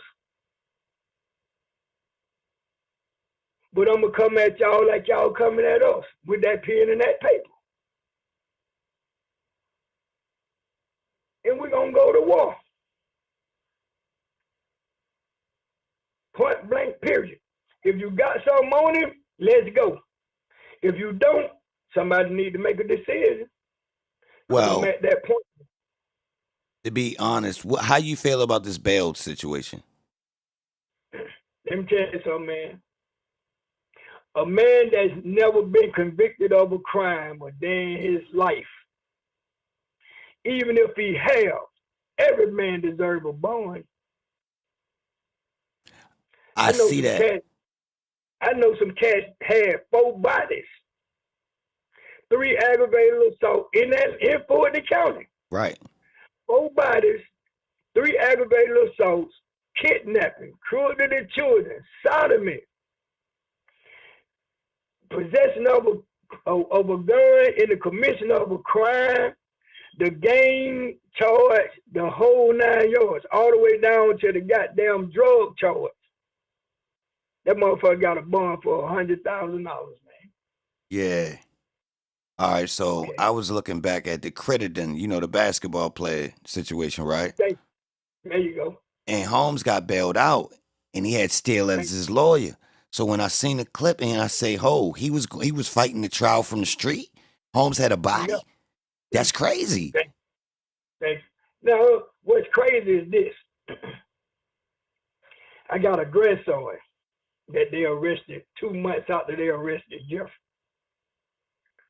He got his first appearance after he had sat in jail for damn near a year. Mm-hmm. first of all. That's one violation.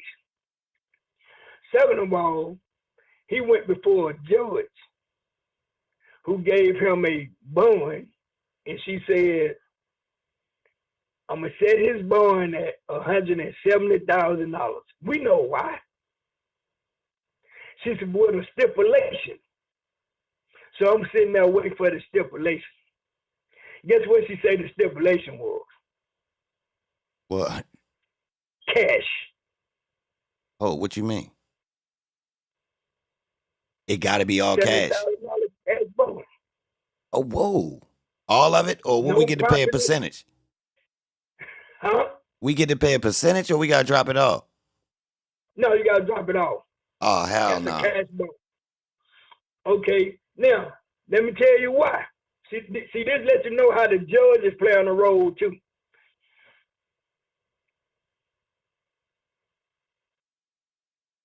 They put up. They cover the bond. You know we perhaps probably got the money. They put up. But what you do was. You breaking up. You breaking up. Your phone breaking up a little bit. We missed that last part you said. You weren't gonna send us and get him out on bond because the state run off of that. So you asked for a cash bond because you really wanted to say no bond. You understand what I'm saying? And I guarantee you, if we can go in her computer, grandson, it's gonna say somewhere in her file that he's the why it's a RICO case. Oh, we ain't catch all of that, what you just said, man. Come on. Yo, it's weird when your service start messing up because it seems like every time you get to talking about something important, they cut your service out. Say that again. What you heard, lad? You was mentioning that they gave you the all cash bail to one of your other family members. I couldn't never hear exactly who it was. To my grandson. Okay. Now, what you say happened after that? You knew you weren't going. You knew you didn't want us to. You knew we had the access to make a property bond. Right? You knew we probably had the access to pay cash. Allow us to pay a percentage bond. Because the state can't make no money off of that. Oh. Understand what I'm saying? So basically what you were saying is, instead of saying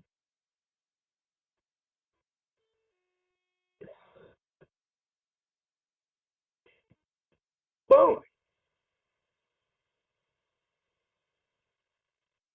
Oh yeah, they playing. Y'all see this? Now his phone breaking up. They trolling. Yeah, Jeff, I don't know why they got your phone breaking up so much right now. They trolling, y'all. Like, yo, how that's happening? Like, literally. Huh? Your service just got bad. Like it keep cutting you in and out all of a sudden, bro. That's crazy. But look, your service been a little bit scratchy the whole time you've been talking, but all of a sudden you starting to blank out. You say, can you hear me now? Yeah, it's weird. It wasn't you. I don't even think that was you, bro. I don't think you wasn't messing it up. I think it's my phone because when I put my charger on, sometime it'll do that. I had put my charger on the phone. Yeah, they was blocking. Anyway, tell us that last part because everybody was basically trying to hear what you were saying, and it kept blocking you out. I said to give him $170,000 cash bond was just like saying no bond. So I'd rather for you to just say no bond. Yeah. Feel what I'm saying? You know, so this is the type of shit I'm dealing with. I got a son that's 100% mute. He lost his hearing and his speech when he was a kid, when he was a baby at 6 months from meningitis. Mm-hmm. Hey man, they locked this man up. Added 14 charges to his charge. Can't prove nothing that they got on his charges. My son been sitting in jail now 4 months on nothing. I had to hear a district attorney stand and say to a judge, this man has the credibility to tamper with witnesses, threaten witnesses. He's a threat to the community. He's capable of paying witnesses off and this, that, and the third. So we feel like this is a reason for him not to get a bond. That's crazy. They say he could pay witnesses? Yeah. Not his brother or his family member. but did you hear the beginning? Yeah. Did you hear the beginning of what I said? What's that? He's 100% mute.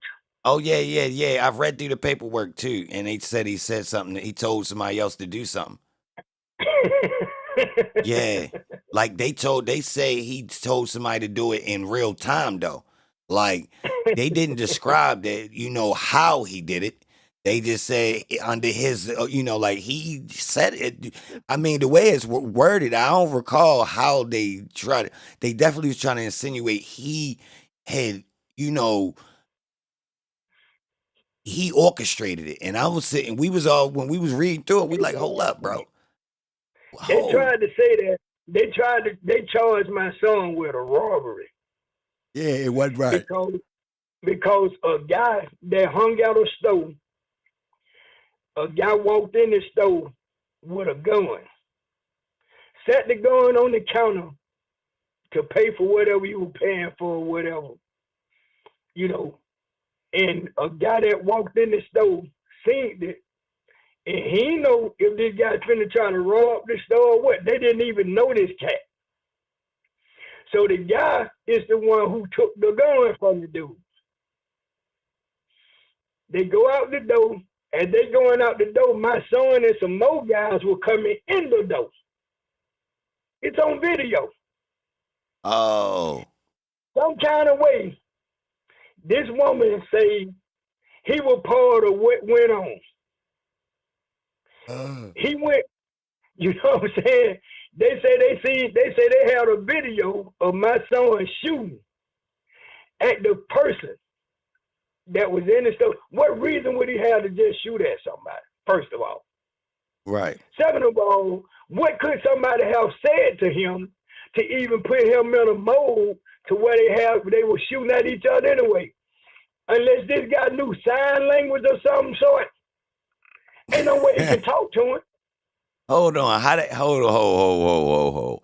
So you mean to tell me physically being in his presence, he can't be provoked by you? Thank you. Damn. Oh shit. Bro. You mean to tell me like it's nothing you could have said, or you gotta physically put your hands on Holmes then? That's the only thing you could do.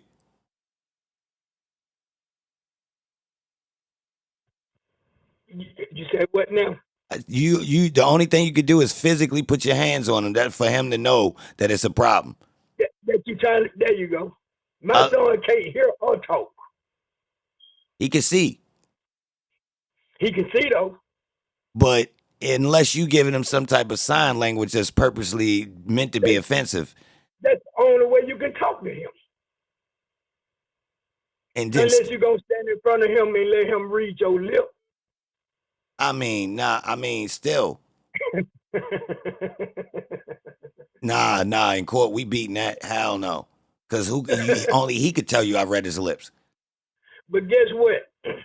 The judge denied him bond. Hold on. Let me tell you what the kicker is. We just went to another bond hearing recently for him. The district attorney that was there at the first bond hearing, she was a stand-in because the prosecuting attorney was out on maternity leave. Yeah. So now she's back from maternity leave. They take him to court for another bond hearing. She said, Your Honor, the state wished to allow him to have $100,000 bond. The judge said, What happened? She said, Excuse me? The judge said, Well, what happened for you all to make a decision to want to give him a bond? She looked at the judge like, What the fuck are you saying? So she told the judge, It came from the top. She said, It came from the top. She said, Yeah, it came from Madam D. Get what the judge asked this lady, man. What's that? She said, So what happened for y'all to make that decision? She said, I don't know. That's just what I was told to come and do. Do you think that the district attorney, now you listen to this shit real good. Now I want y'all to hear this real good. Uh-huh. She said, do you think the attorney will be willing to come to court and testify to why she decided to want to give him a bond?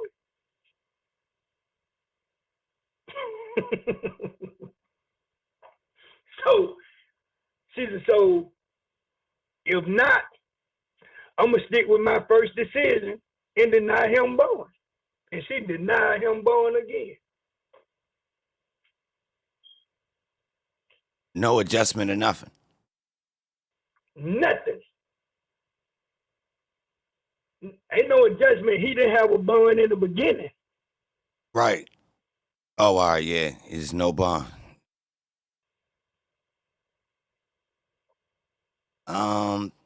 Yeah, they You motherfuckers are attacking my family. I got to make a stand now. Now it's time for me to say something. I can see that. All right. It's time for me to say something.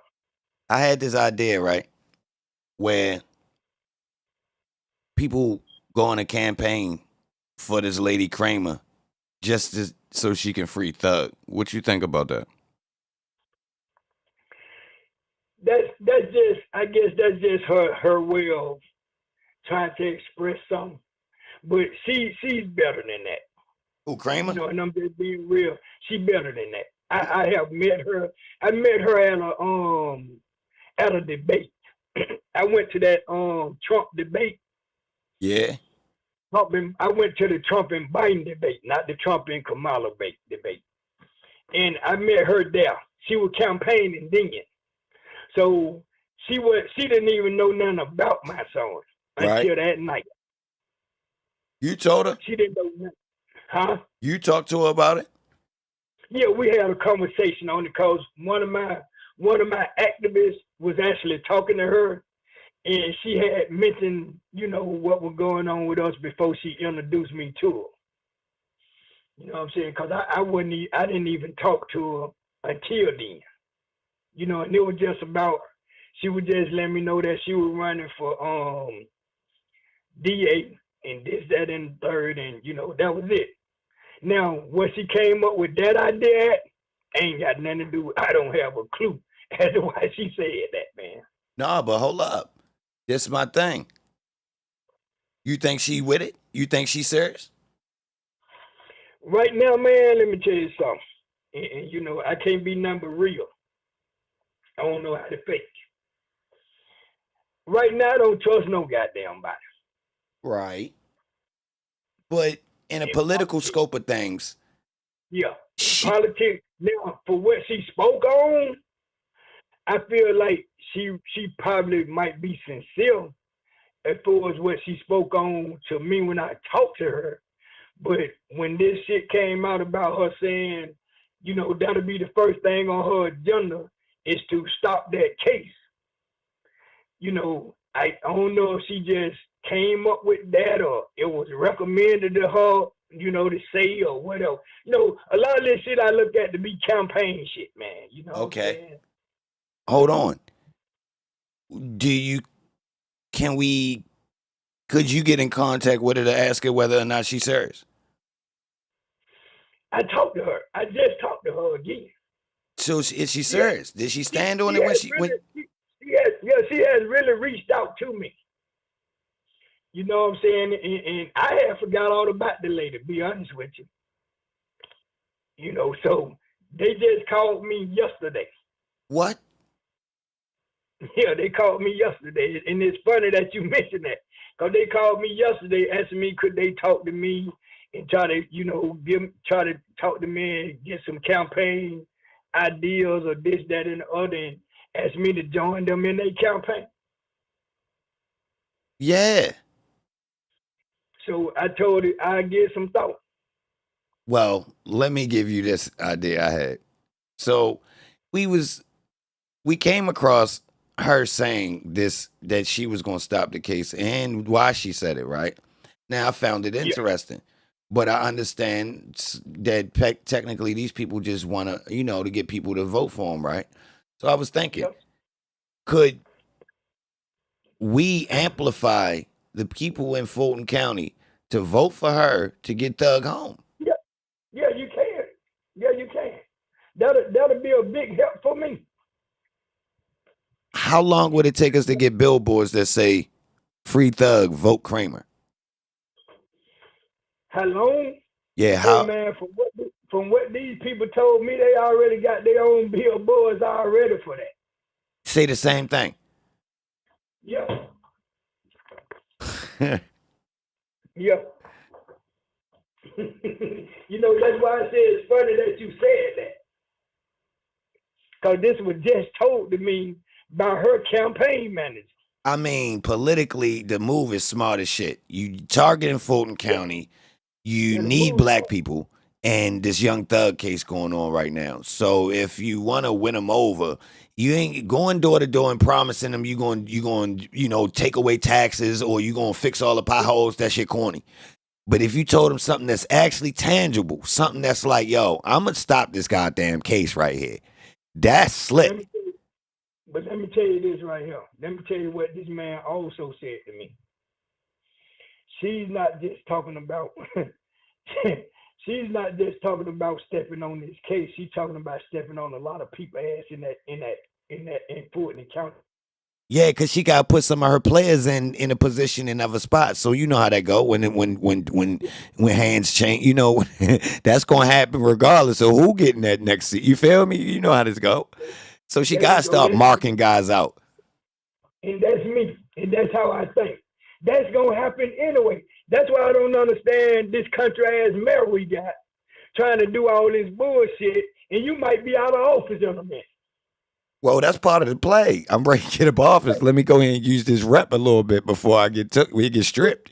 It ain't gonna be too many people vote for him, trust me. He do a lot of underhanded shit.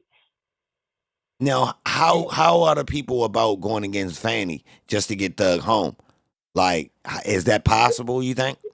there's a lot of people there's a lot of people against her point blank period now anyway, Mm, because of all the commotion she done caused.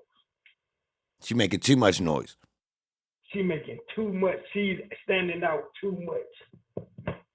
Now, And everything that she does, man, she does it on a bully level. You know what I'm saying? How many people would tell the state senate, fuck y'all? what you mean? When she ain't show up the other day? You damn right. I ain't been paying attention. You damn right. You didn't answer to a subpoena, but you got a goddamn district attorney standing in a courtroom putting works on people because they not answering to a subpoena. Let's make this shit real now. Now, hold on. Could this go in our favor with the Kramer lady? Since is Kramer the only other alternative besides Fanny? Only. Oh shit! So we could get a win default. Look, say Fanny do so much fucking up. There you go. Only. And she willing to go there. I can't say that. She willing to go there. All right. And she don't have, let me tell you something, man, and the way she was talking, and the way her campaign manager was talking, Yeah. man, they down for whatever.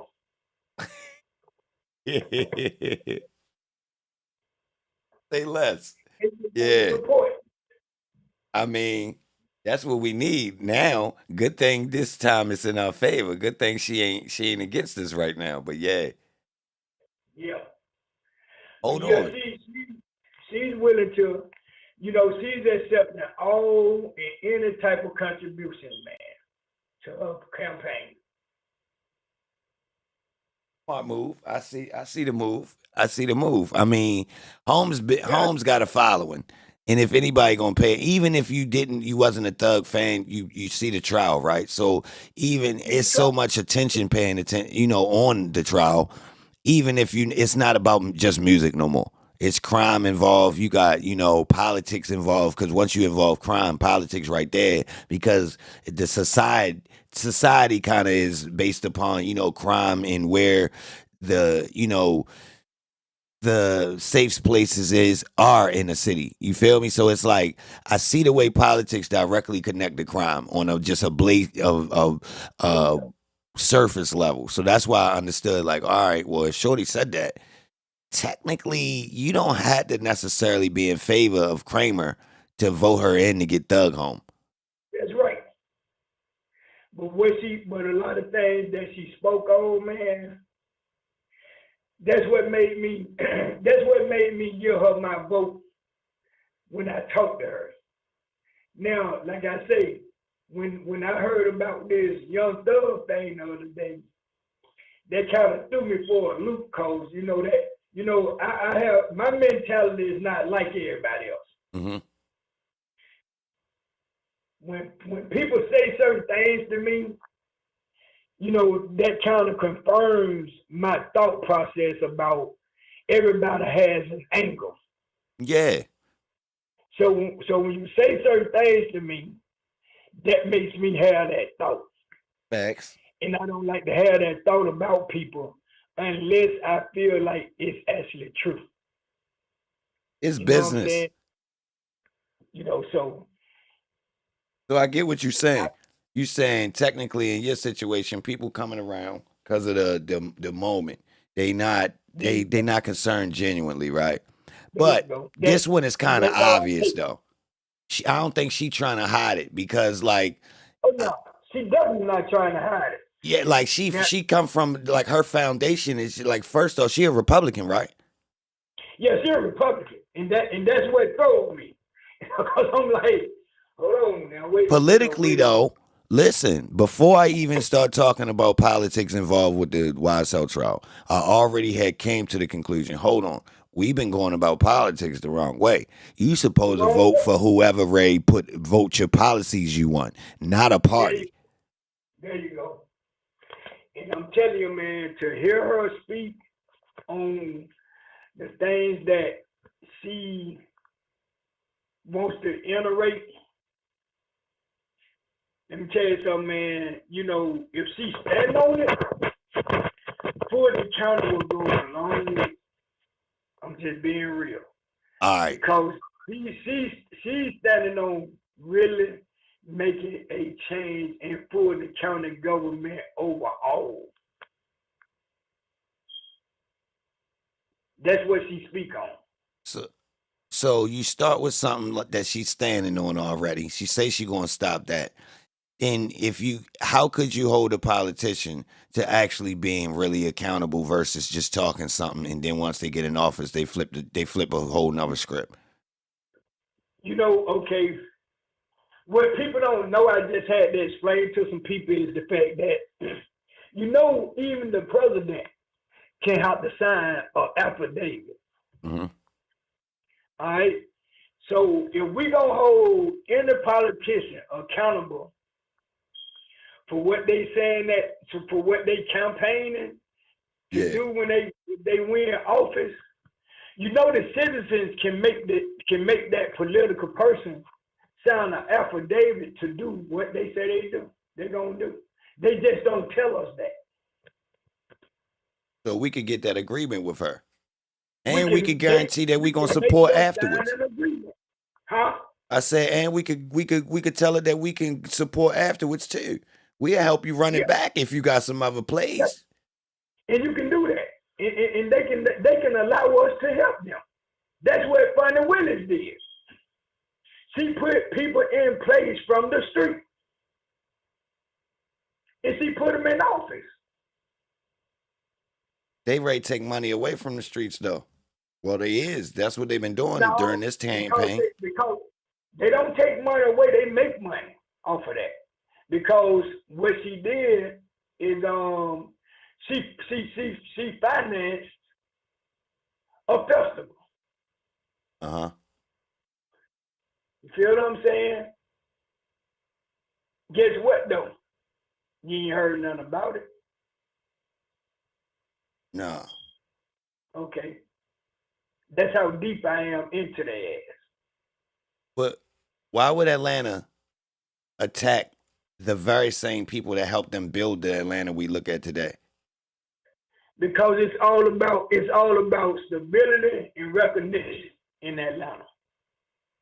Atlanta is totally different, man, from anywhere else in the United States. Atlanta is totally different. You know how people say, I don't know if you ever heard it, but people will say, you come to Atlanta on vacation, you leave on probation. I think I might have heard that. I might have heard that. That's damn near true, man.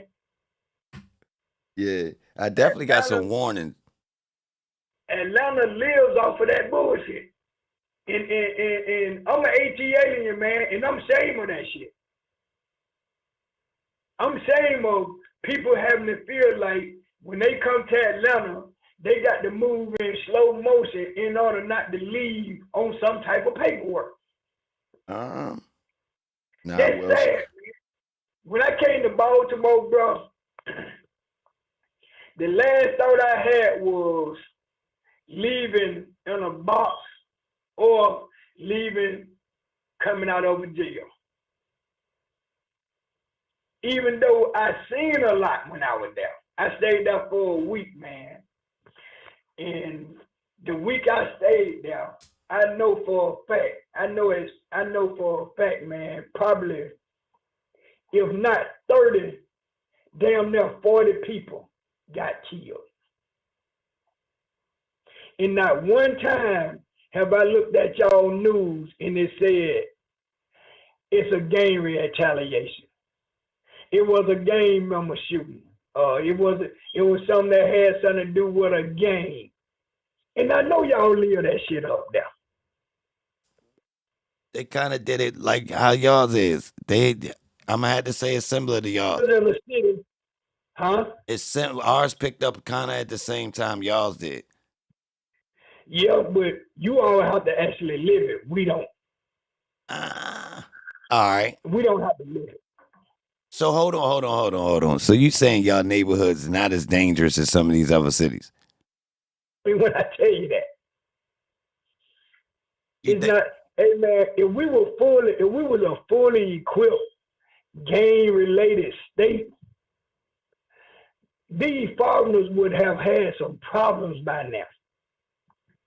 Yeah, Because I these agree. foreigners got.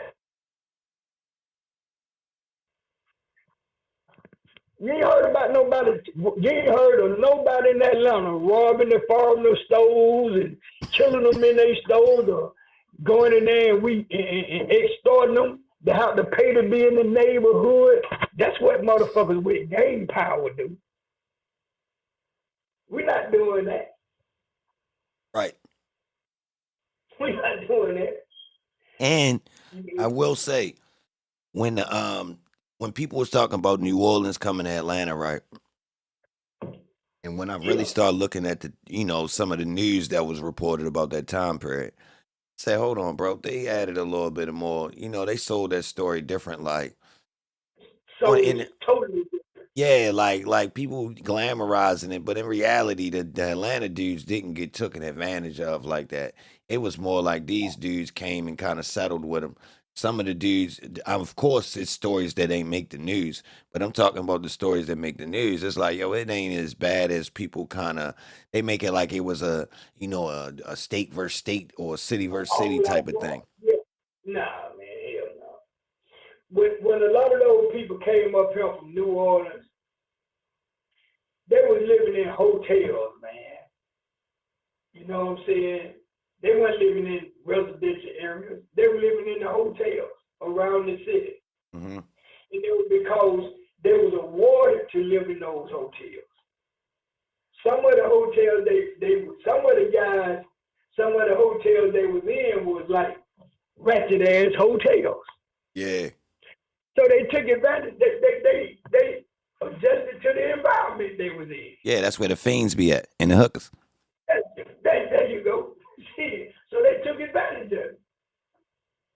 Now, like I said again, I'm gonna say once before, I'm gonna say it again.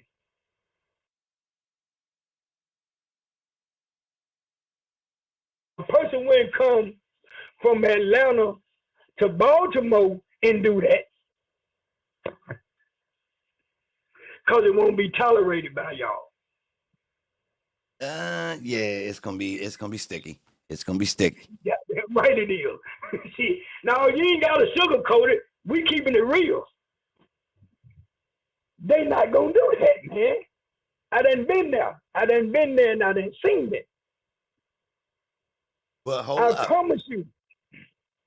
So you hold on, but you can't say that Atlanta soft though. You saying that they just going about it. I didn't say it was soft. They just carrying it a different way. Okay, let me say it like this.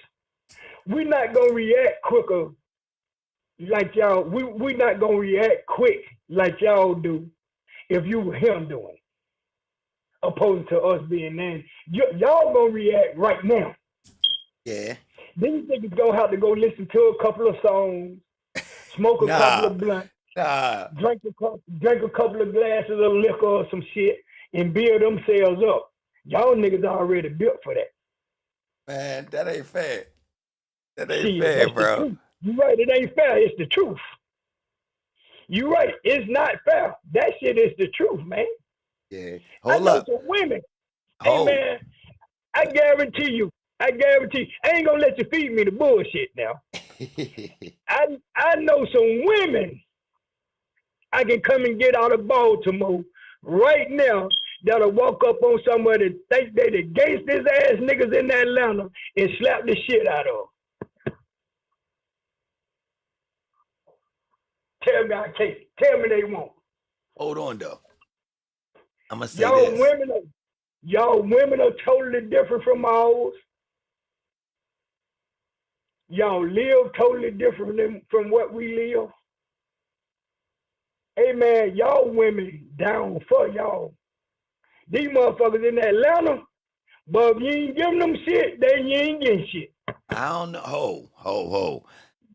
I can't judge the Baltimore women overall, y'all. I ain't had enough overall to give you like a real scope. I'm gonna keep it real. You ain't got to. I'm doing it. You ain't got to. I'm gonna say they must be official, but I can't really. I don't know how it work on that level right there.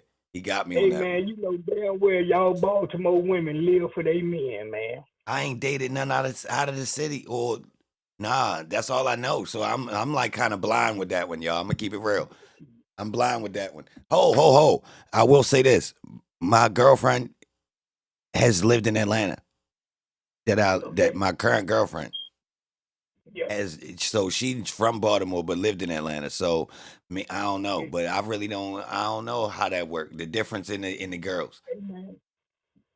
I guarantee you this: if you stop dealing with her and start dealing with a chick from somewhere else, it ain't gotta be Atlanta. You gonna say, "Shit, Big Jeff might have been right." Look, so check this out though. The way you said that we more aggressive. I feel like New York, when I went to New York, they was more aggressive than us. And Philadelphia. Yeah. Okay, y'all not only y'all are not just only aggressive. You all are aggressive and y'all are intimidate, man. You understand? Because y'all gotta come. You know, y'all are passive aggressive. Put it like that. Okay. Y'all passive aggressive. Let me tell you something, man. My girl told me. She said, "Let me tell you what I had to do." I said, "What's that?" She said, "I had to let these niggas know." Now this a Baltimore chick talking to some Baltimore cats now. She said, "I had to let these niggas know that if they try to stand on you or try to rob you or whatever they talking about they want to do to you, they were gonna have to kill me too." And these niggas was right in my face, bro. Kicking it to me like we were cool like that. But now, don't underestimate me. Don't think for now time I wasn't prepared for some shit. You understand what I'm saying? Because believe me, if I decide to go somewhere, wherever I go, I'm already prepared to die. If it comes, I'm prepared to do what I gotta do to secure myself. I ain't got a problem with that. That's life. That's not just where you go. Something can happen to you anywhere. Yeah. Well, I kind of got You this thing understand? where I think you really can't prevent it. You can't prevent it. If Yeah, it's gonna happen, it's gonna happen. yeah, it's You going down. can't stop it. That's my You theory. can't How I stop make it. That's how I get on the airplane, y'all. it. Surely that idea right there, because this is some crazy shit. To be honest, we ready to get up on this goddamn device and Damn and right. fly where? Oh yeah. All right. The only way you convince yourself is, you know what? If it's meant for a nigga go down on this bitch, it just had to been You damn planned. right. It's no way a nigga could. You feel me? It's no way.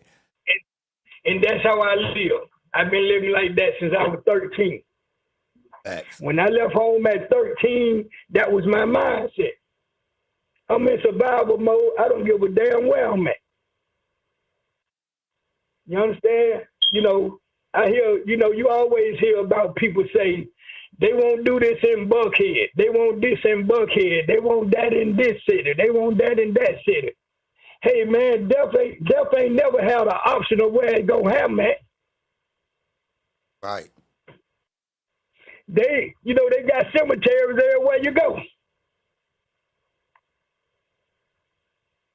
So what make you obsolete? Anything can happen, man, and I believe in that. I live by that. Shit happens. So what I'm dealing with right now, that's how I look at it. Shit happens. It's always time to go do something. Everybody have that time. So I'm gonna support my kids like I've been doing, and we're gonna put our backs together and we're gonna fight this damn fight until we can't fight no more. Oh, be honest. They try to dress it up like they had a lot of proof of what they was trying to prove.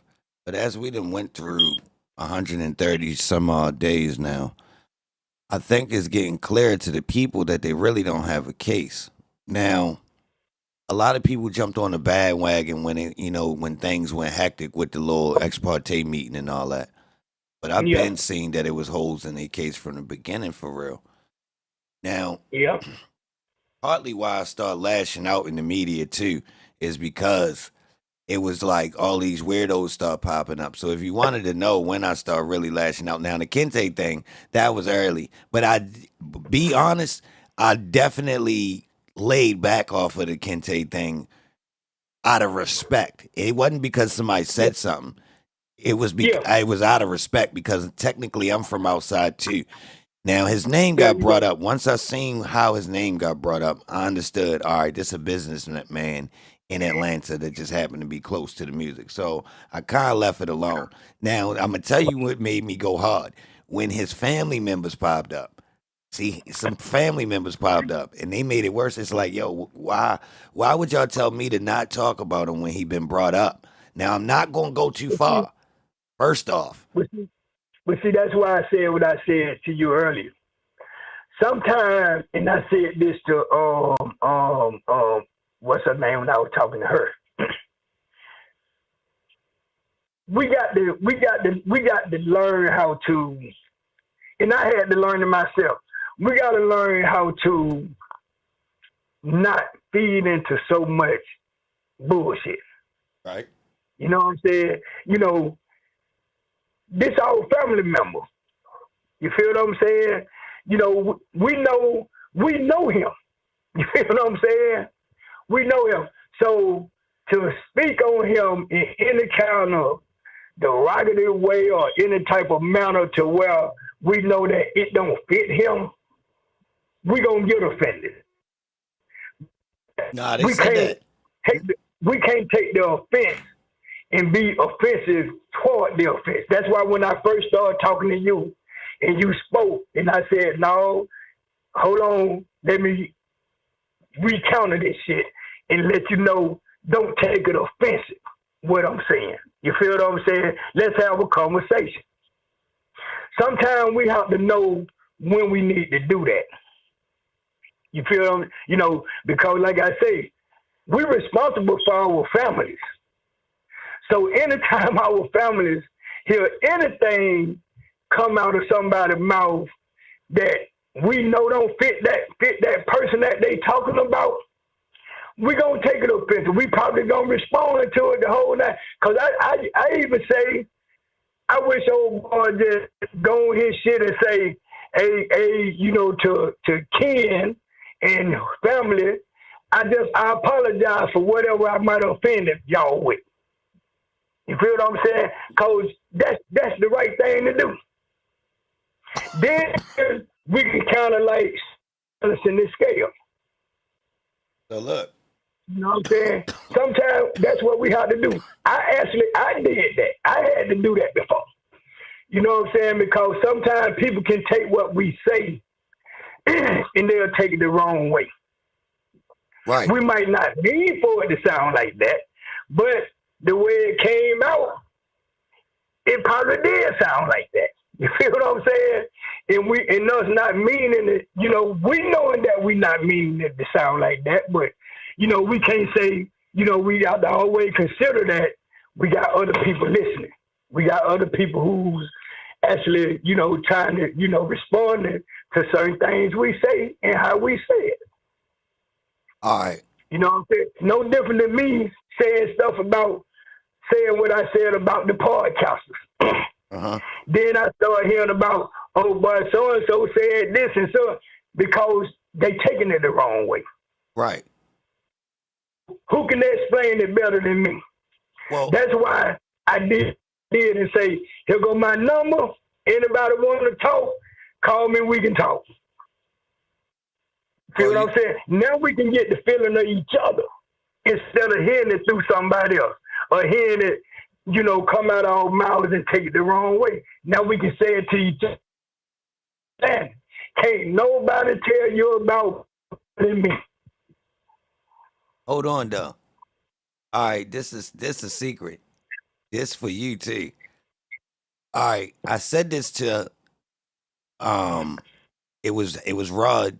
It was somebody that called for about Rodney, right? So she said, "Yeah, I'm her right wife." I said, "Look, first off, you shouldn't even call. You're not supposed to respond. All right, because of this trial and the way they done brought certain names out, y'all gotta ignore these people. Nobody don't know y'all, like you saying. So look, once I caught on to this part, look, I really don't know these people. I'm gonna Yeah, report on it from an outside angle, right? Now I don't know yeah. shit because I'm not from Atlanta. If I can come Listen, up with talking about this from just paperwork, excuse me, and what we see in the courtroom, that's legit because I'm so far from it. I'm not even trying to be correct, right? So like certain things I won't do. If you pay attention to the way I was talking about Kente, look, I was talking about it from a respectful angle of first off, he don't got no picture. His club is known.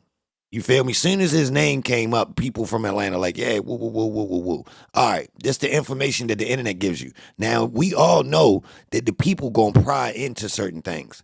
I just was Yeah. early.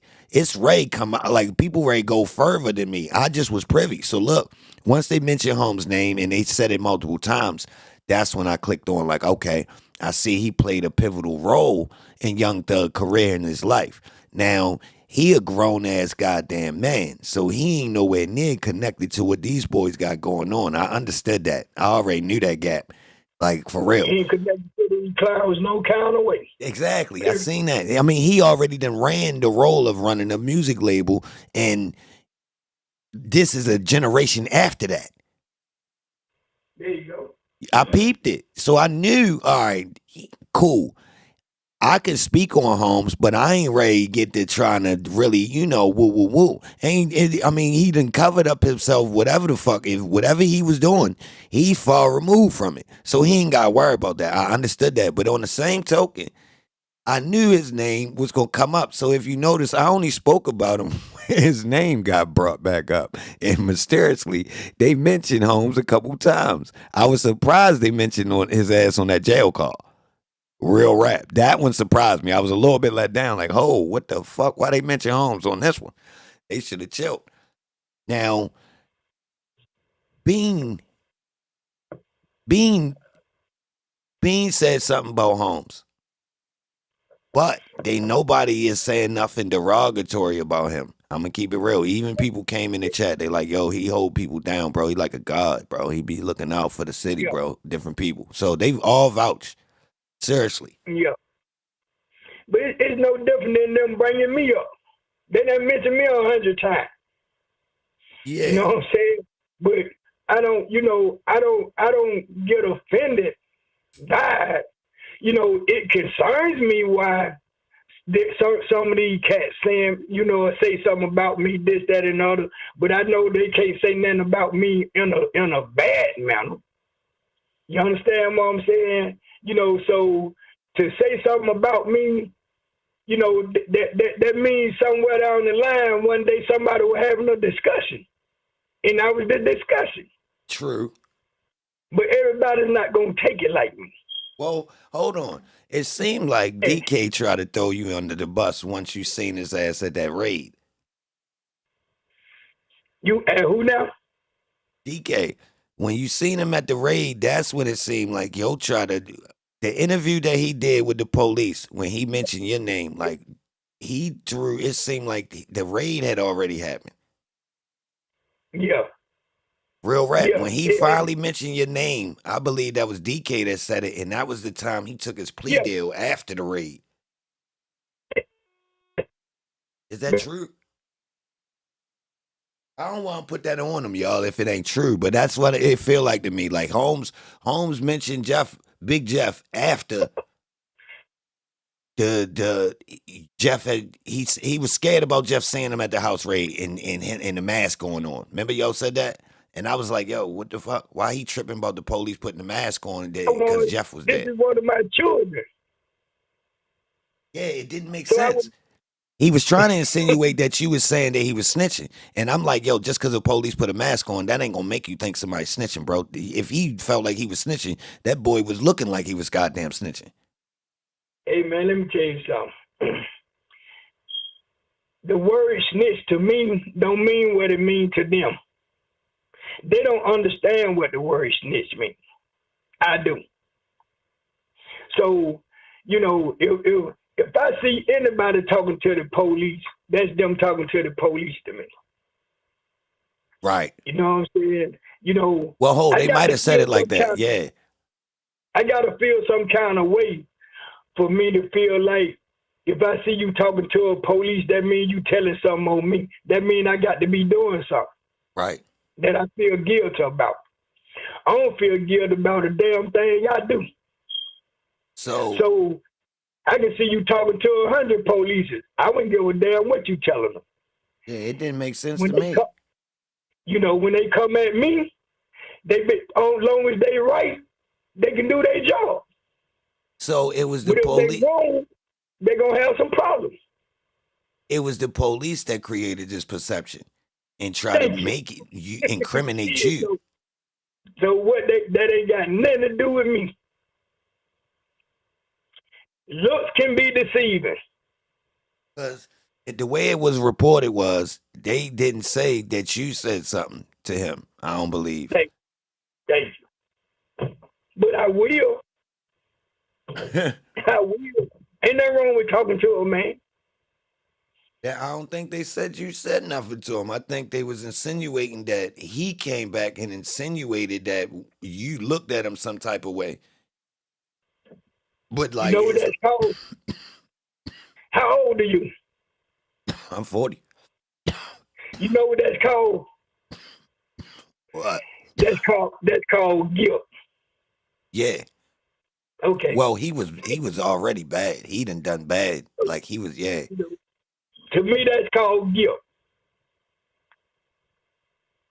You understand? So why should I even consider that? That's not even a factor to me. Right. You know what I'm saying? So that's not going to stop me from doing what I come to do. That's not going to stop me from saying what I come to say. That's not going to stop me from being who I am. Because of your guilt. That's shit you got to live with, not me. All right. So where do you think the trial going as far as like them with their witnesses? Do they Nowhere. It ain't going nowhere. It's not going anywhere. What I want y'all to understand is what the trial is actually about. See, people done forgot what the trial is actually about. This trial is about the state proving that these guys are a gang. Mm-hmm. Of the criminal gang. Thank you. They are supposed to be showing and painting a picture that these guys are a gang, a criminal gang, as y'all call it. Mm-hmm. Because it's not against the law to be a gang. It's not against the law to be a gang. It's against the law to be a criminal gang. In what they supposed to be doing is they supposed to be painting a picture to show that these guys are a criminal street gang. And the way they trying to do it, they got to show criminal behavior, criminal activities on such levels to where it looks like all of them are being a participant in it. And they haven't proven that yet. I agree. You feel what I'm saying? So let's keep in mind, everybody needs to keep in mind what the case is actually about. And then you'll get tired of looking at this shit. Because you'll understand they ain't talking about that. I think a lot of people got tired. All of these witnesses that they bringing in now, I'm going to show you how they make y'all stop paying attention. All of these people that's coming in now as witnesses, they're not witnesses for the trial. Do y'all know what they witnesses for? They are being witnesses for impeachment on these guys who's refusing to testify. So they're using them to impeach these guys. That's why they keep talking about impeachment. The trial for the guys that's on trial ain't even going on right now. For the last 2 months, man, all of this shit has been about impeaching Woody, impeaching Moontoon, and now they finna impeach Lil D. Now, what's the real effects of an impeach? I don't get it. Impeach is they gotta prove that guys are not testifying to what they say in their allegations.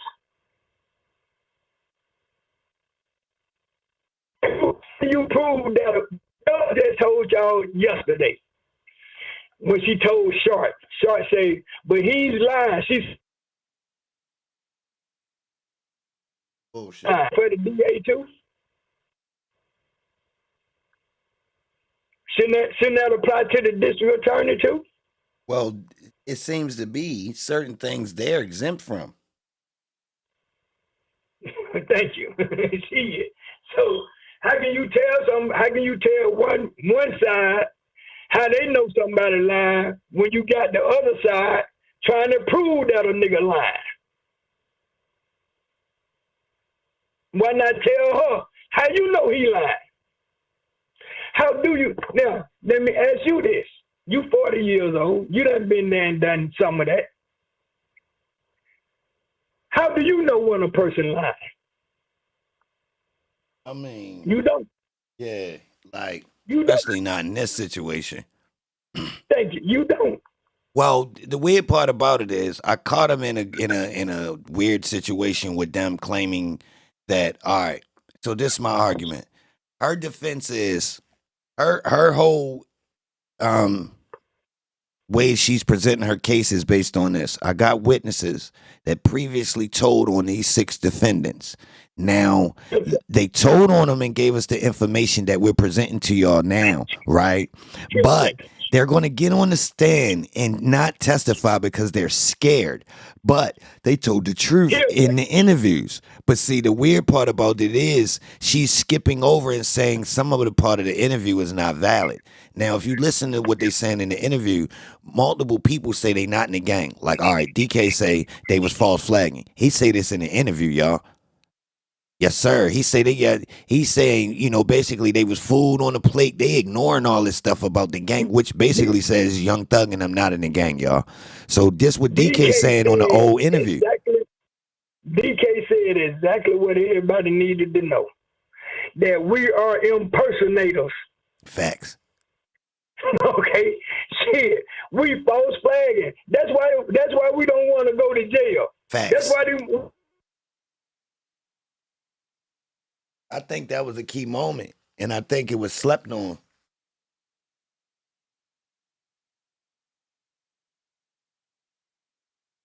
Oh, where you at, Jeff? You still at? a lot of people that's from Atlanta. Name me one person from Atlanta that you can say is a 100% bona fide thoroughbred gang member. And I kiss everybody in the world ass. If somebody can name me one. I've been asking this question for a whole year. I ain't got a legitimate answer yet. Well, according to the state, they want us to believe that Donovan Thomas was one of the biggest. And the motive was for Thug to allegedly have they want us to believe that it was about shell cows in the window that got bust. All right, that's one. Yeah. Then they want us to believe that Young Thug wanted more rank. So he wanted to overturn the leader of another gang. Doesn't make sense, y'all. They telling us that he would get rank if he removed another blood from a different blood gang. Like they don't even know they got stories that's conflicting each other. I promise y'all. Who gonna get in the rank? He can't. It is a conflict of interest. It don't work like that. According to what they're saying, though, like, look, if you go in to look at a gang member. It don't make sense. He would have had to been on the same team. But look, hold on. I'm gonna tell you another part of their presentation that conflicted. All right, so she talk about Woody having a conversation with Nut. She say Nut walk up to Woody in the car, say, "What up, blood?" Woody answer in 2015, "I ain't no blood. I ain't no gang member." Bro, boys say this before the Rico came, bro. He stamped into a nigga, the biggest blood. He telling I ain't no blood. So how the fuck they turned into Bloods after that? What I want people to know is, in Atlanta, certain things that you say don't mean what people think it is. That's no different than me talking to you, right?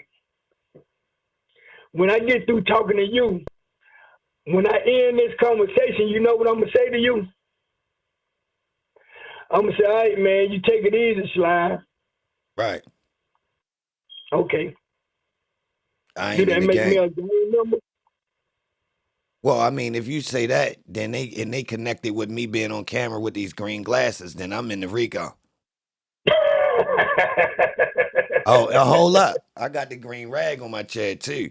Hold on, hold. I'm flagging, literally. Hold on, let me show you. I'm literally sliming right here at all times, to be honest. To be honest. Okay.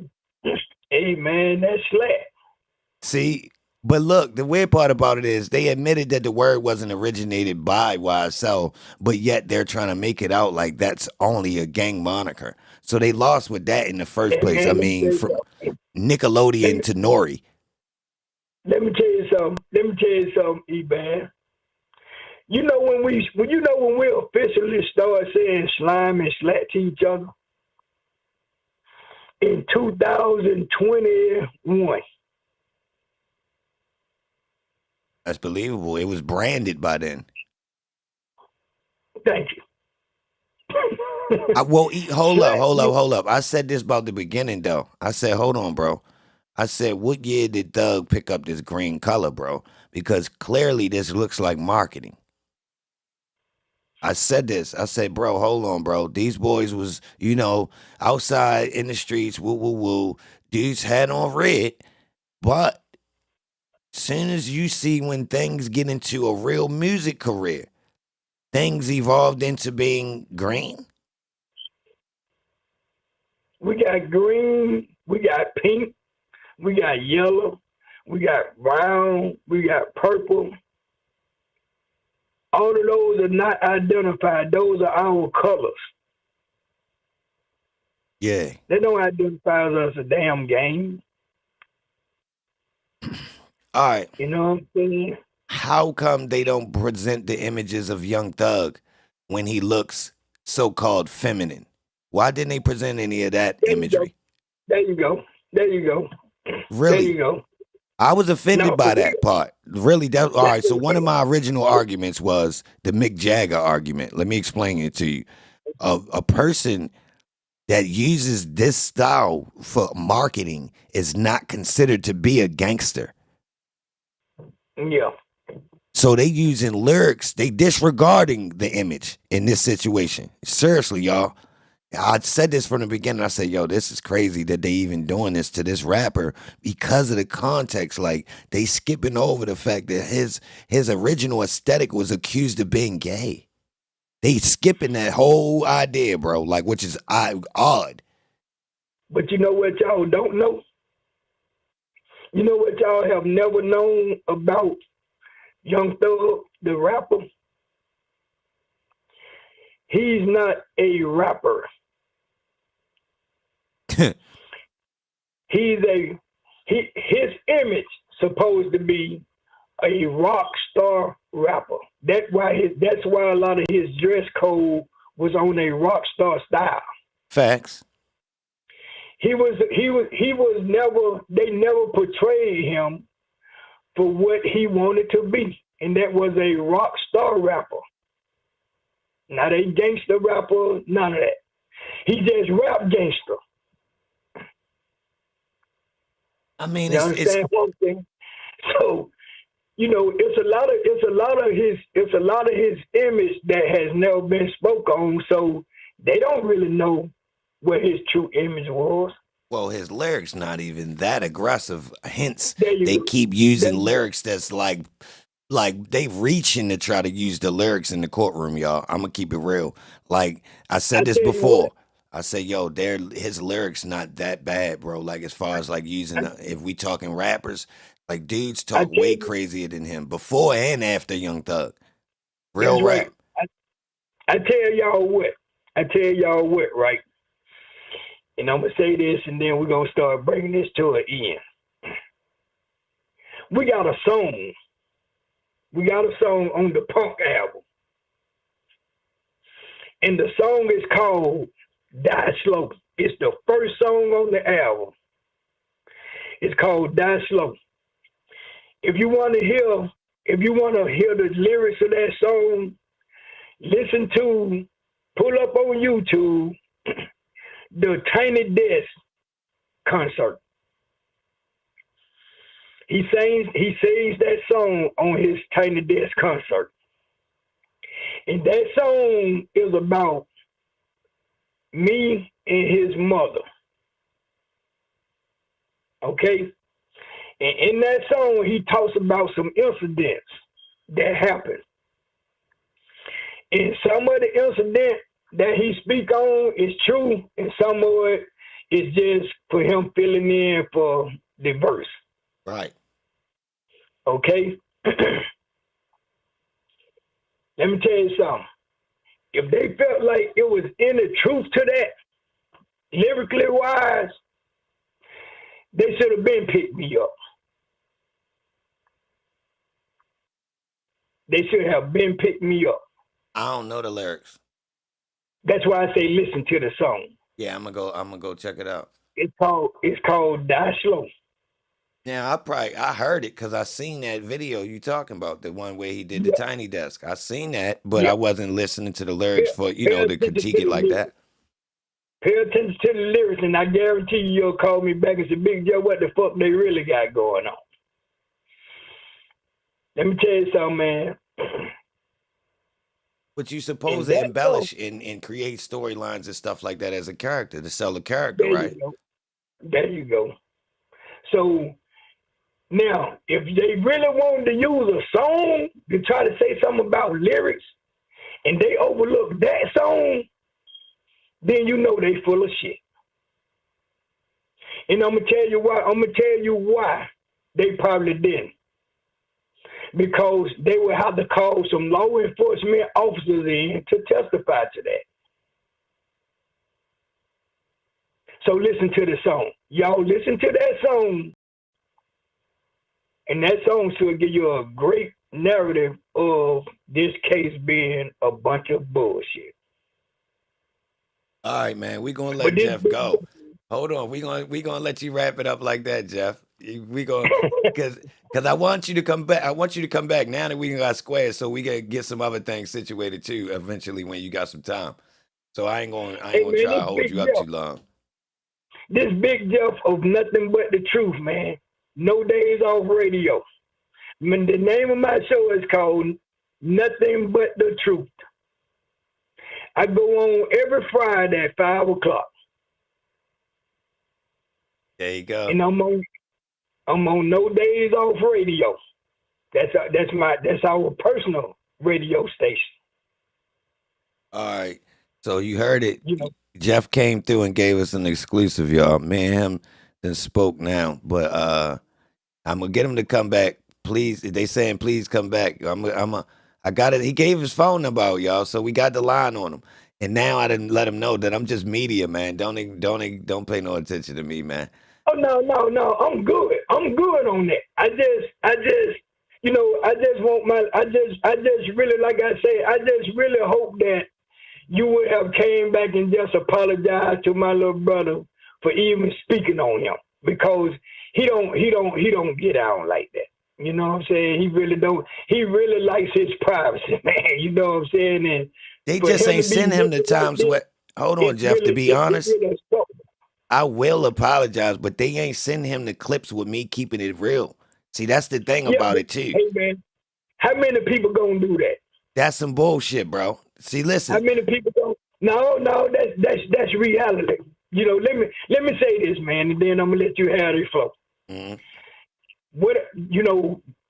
If you listen to my show, I say the same thing I'm saying now on my show. What we got to start being mindful of is the fact that me and you could have sit here all day and been going back and forth. People would have been making comments like, damn, Big Jeff E-Ban ass, E-Ban kicking in Big Jeff ass with the conversation and this, that, and the third. Right. And guess what have me, man? People listen to our black asses for 7 hours. But I guarantee you this: we've been talking real. A lot of people done hung up on our ass. I mean, we kept a solid 300. Well, You know, no, we actually you know went what I'm up. saying? No. We didn't. No. All right, so hold on. I'm gonna put the grid on the screen to show y'all what we did. So me talking alone, they was dipping on me. When I got you on the Yeah, line, you brought another 100 people since you came. So yeah, and they stuck around. I'm gonna keep it real. yeah. No, I'm just saying. My point is this: Yeah, they don't want to hear the positive. anytime you talking about something positive, Yeah, they don't want to hear it. people don't want to hear it, No. man. Certain people don't want to hear it because they stuck into negativity shit all the time. They are. That's If why. we'd That's argue, why I beg. Yeah, that's why I beg on my show that we all start coming together on each other's shows, man, and bring the positivity out. Keep the positivity going, so we can start erasing some of this negative shit out of society, not just out of people, from listening, out of society. Period. all right. We need to start making a stand to where everybody just keep it real for a change with each other, man. All right, look, watch this. I got a trick. I already got you as far as, I'm going to make sure. I mean, ain't like he listening, but I'm going to say, people already know I'm not on Kente ass anyway. And it ain't no beef. He a goddamn, Yeah, he know that. yeah, He like know it that. ain't, Like he's, I said, he just private, man. He just, you know what I'm saying? He just a private person. nah, he made it. To put it like this, like his name got brought up, but technically he ain't got nothing to wear. Nobody is not going to keep talking about y'all. Believe me, it's funny in my stream, but it's really just an ongoing joke. Like, yo, who's Kente? Yeah. It's like if I wanted to really go hard with it, like I mean, it is what it is. Rodney locked up, and it ain't no more strings attached. Kente own the club, and he got a record label. That's what it is. Like you feel me? Like so, like I wasn't going. What I'm going to do? Press up on him? Nah, that nigga's from the streets, man. I know what time it is, man. Like fuck, I'm happy for dudes that made it out of the trenches. Straight like that. Yeah. So with that being said, when people pop up like, yo, don't do this, like, yo, ho, bro, you acting like I really dug in and found this dude. His name got mentioned, and I'm just doing the same thing that these other bloggers ain't get a chance to do yet. So relax. And plus, I'm more respectful. That's how we see it. You know what I'm saying? So that's why I didn't say no names. When I was on my show, I just said to the bloggers because I meant to the bloggers. Now, have I ever wanted to just call some names? Hell yeah! I don't want to call a few guys' names that been on the internet with the bullshit. You feel what I'm saying? I consider it bullshit because you talking about somebody you don't know. You understand what I'm saying? That's why I consider it bullshit. Nah, but I because said, look.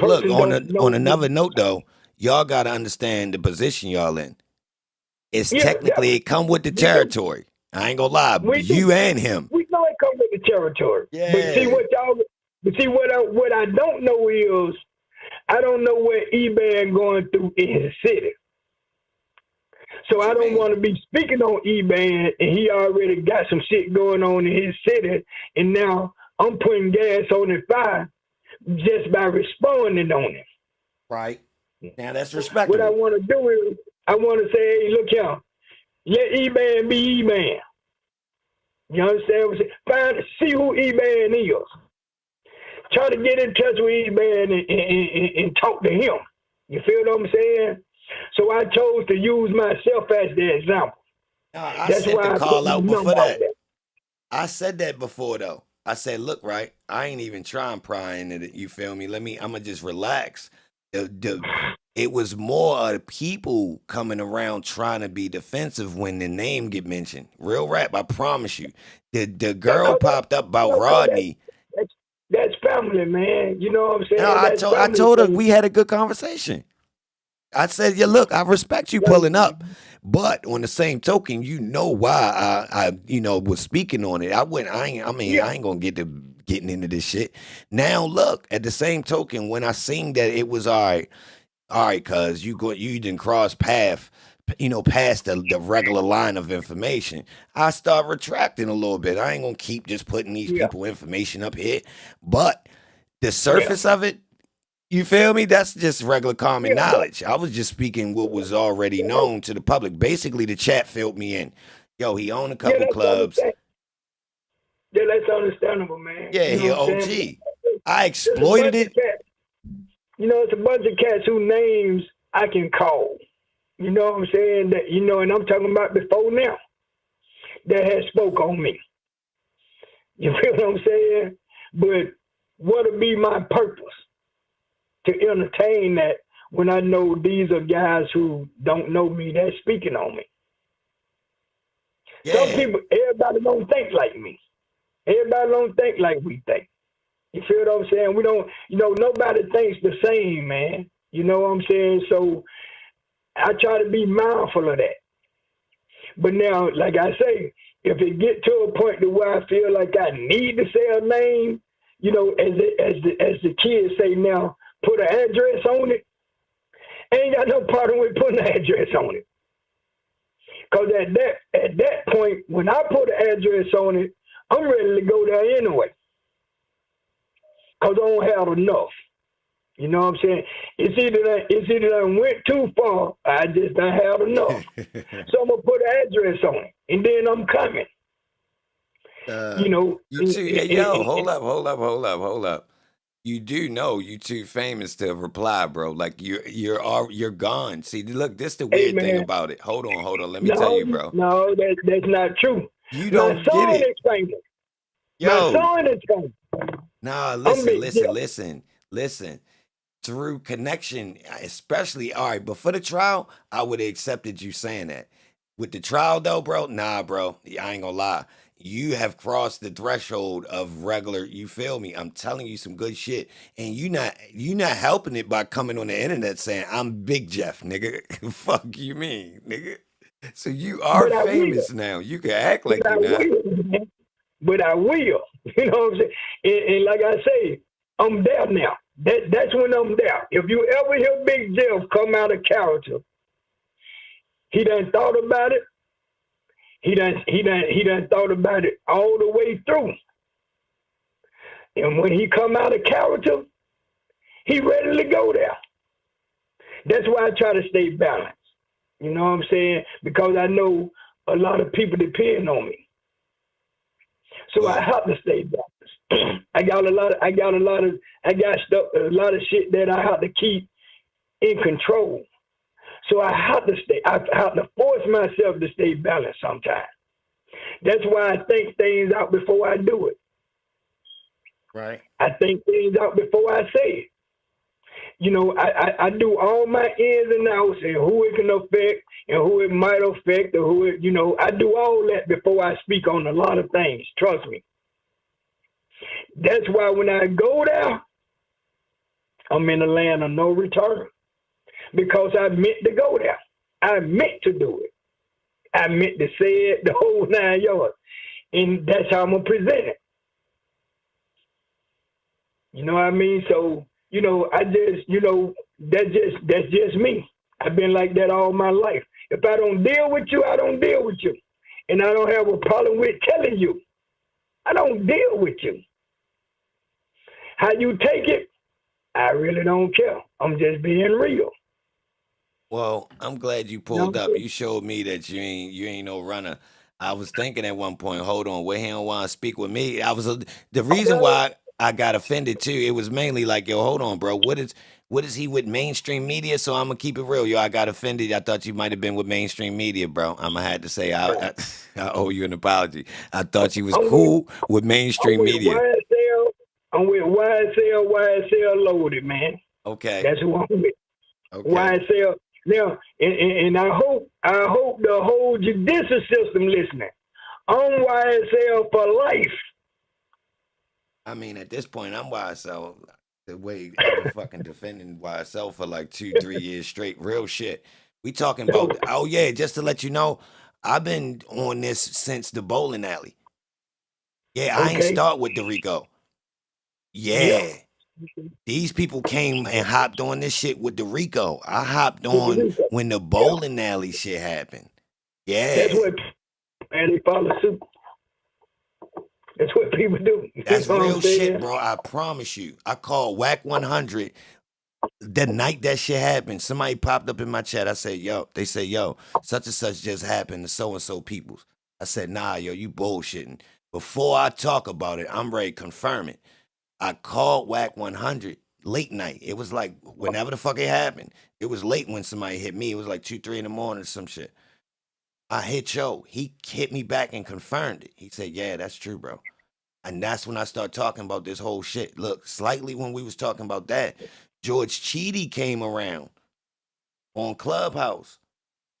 And that's I've been talking about it before the Rico even. You know what I mean? Now when George Cheedy popped up, And I had to straighten that clown. what happened with him? He's a clown.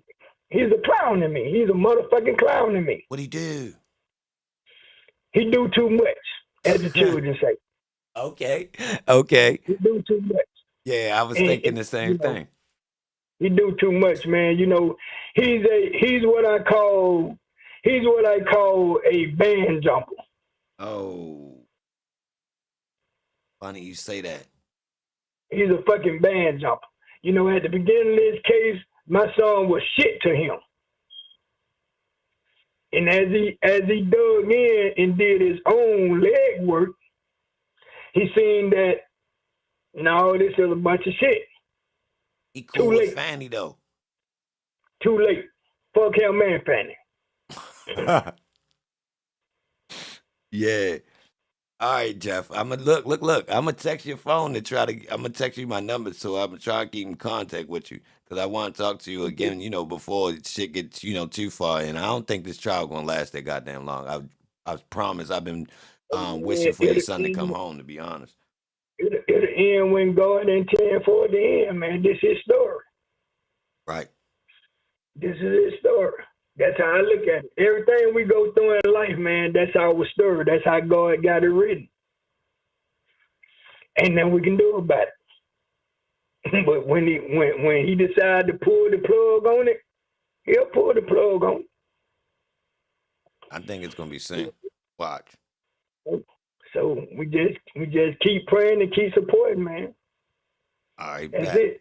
I'm gonna talk to you soon, and I'm gonna make an apology out to Kente. I'm gonna do it on my live stream, so it's hard stamped. I'm gonna make sure everybody hear it too. Okay, man. Hey, man, I'm here. All right, bet. I'm here, man. This Big Jeff, man. Nothing but the truth. Salute. Oh. Yeah, y'all. The exclusive. Salute to Agnes for, I don't know what he did. Ag lined it up. So y'all gotta say thank you to Ag, man. Ag lined it up, man. Ag Cope. Man, she related to Woody, man. That's how she got the play in, man. She already knew this nigga, man. Man, we got lined up, y'all. What the fuck, man? No, Ag cheated. She grew up with this nigga, y'all. She cheated. She cheated. I ain't going for it. She cheated. Ag cheated. Hold on, y'all. Let me get my mic right. Hold up, y'all. She cheated, y'all. She know this nigga.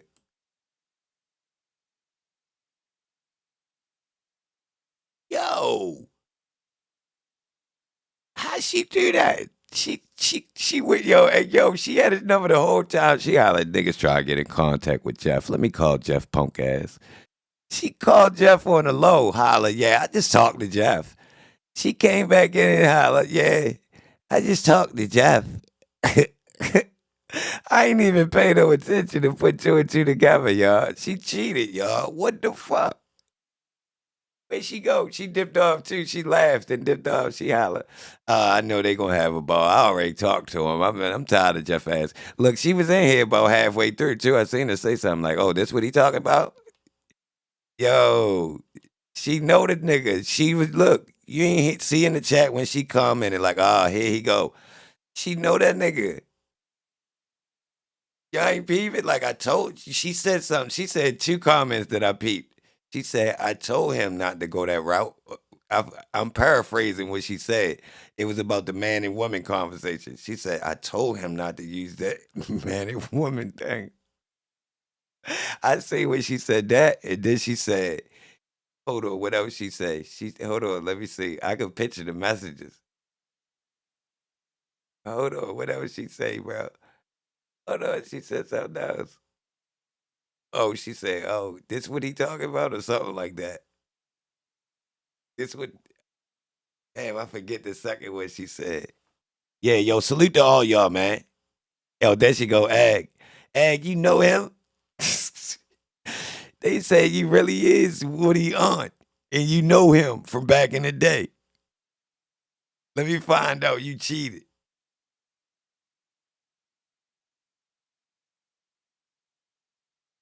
Yeah, salute to Ag, man. She pulled it off. I don't know what she told him, but you feel me? I think y'all missed the original part of the conversation, right? When I ain't had the audio right. Y'all missed when he first pulled up on the phone. Yeah, y'all ain't hear the initial part how he came on the phone. I wish y'all'd have heard it. Y'all couldn't hear him when he first pulled up.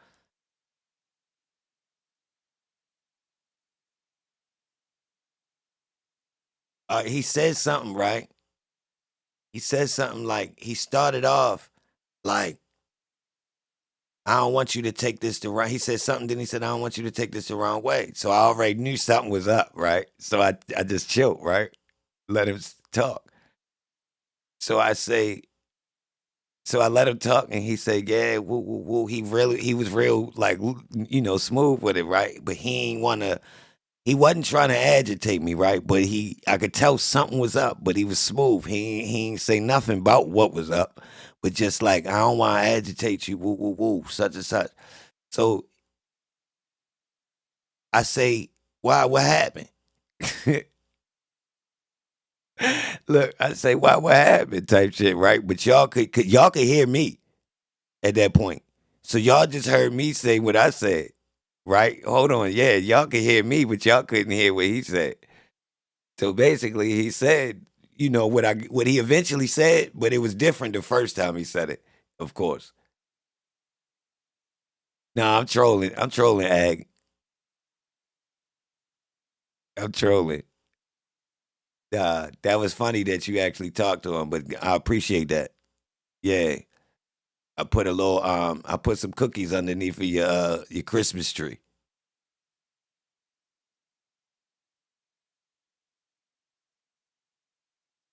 Yeah. Yeah, we needed that. So we got things square and we figured out that, but I really wanted them to understand that I'm more be trash talking because they are celebrities in the context. Real rap. That's what he still don't get it though. I started understanding this early though. On Clubhouse, I understood this. It's fair game. Once somebody get thrown up past a certain level, like they not regular civilians no more, technically it's fair game. Yeah, now look, that's the thing with it though. What you doing with it? Is you weaponizing it to like throw dirt on their character? Nah. Only person I done did that with is Whack. And I still knew with him that he was already thrown out to be the heel anyway. His character meant to get slaughtered. He knew it, man. I did that. You get it? So look, if y'all pay attention to when I was speaking about Kente, nothing wasn't exposing. I used all information that was readily available to the public. Think about it. And he can't be salty about what somebody say. Niggas from the streets. Niggas be hating like a motherfucker, saying the worst shit about you in the streets. So the street niggas can't get mad about me giving my personal opinion. Man, that nigga a bitch. All that type shit. Man, come on, man. I know that's fair game. Know these people. Ain't no way a nigga on the other side of the internet, somebody show him, yo, look at this nigga talking about you. Nigga don't know me. Exactly. Exactly, bro. I know, yo, listen. I know how this would feel if you told me this. Listen, I'm over here minding my business, right? Doing whatever I do. my name is in the air for a certain reason, right? So people might mention me at certain times. That's a thing, just like the streets. Your name gonna get mentioned and talked about. Now, people don't really know you though. They just be talking about you in like in a certain type of manner. They might say some funny shit sometimes. They might, but fuck them. I know this part. I've been out there where somebody say something to me like, yo, yeah, it's such and such, and I'm really confused. Like, who said it? I'm like, yo, I don't even know them people. And it clicked to me, yo, it's certain you starting to ring a little bit. It make people, you feel me? It's not gonna be authentic. I get that, bro. If y'all go back to Clubhouse, bro, that's when I start dragging, man, fuck these people. Yo, listen. If a nigga is claiming to be the street, this nigga wouldn't even be on this bitch. So first off, I'm gonna say what the fuck I want to. Cause first, if they really is that street, they gonna have to really do something too. So like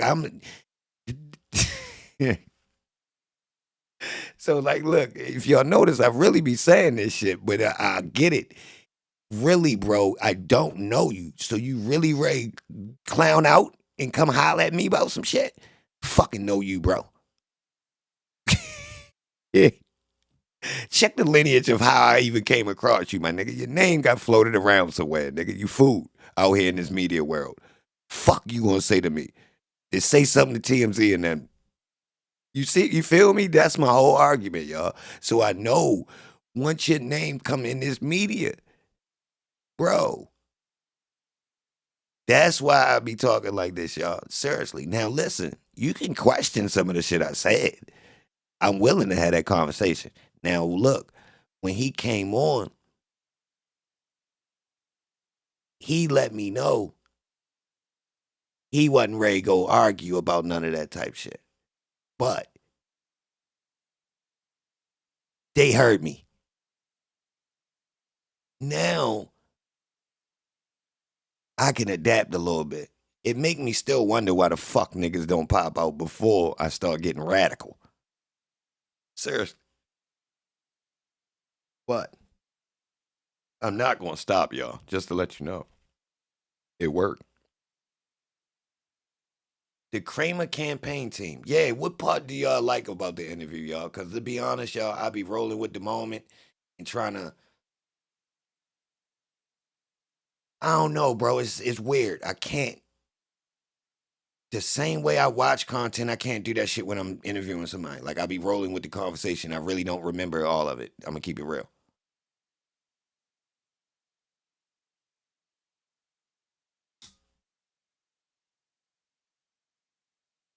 Keep it real. I don't think you can. I don't think you can really. I think you gotta go with the flow. Weird thing.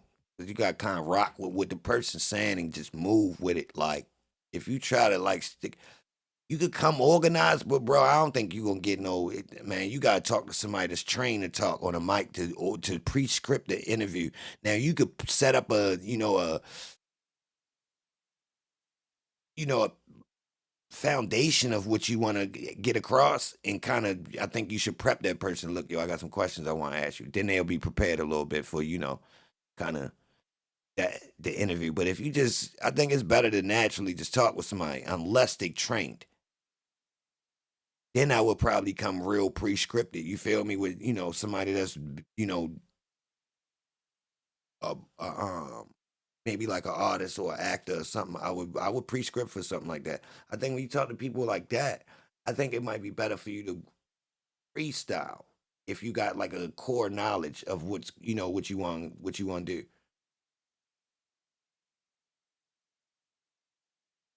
I appreciate y'all rocking out with me too. Yeah, just know, yo, we could have turned up. It would have been short though, and he wasn't going to turn up. I mean, you know me. I ain't going for no turn up unless that's what you want to do.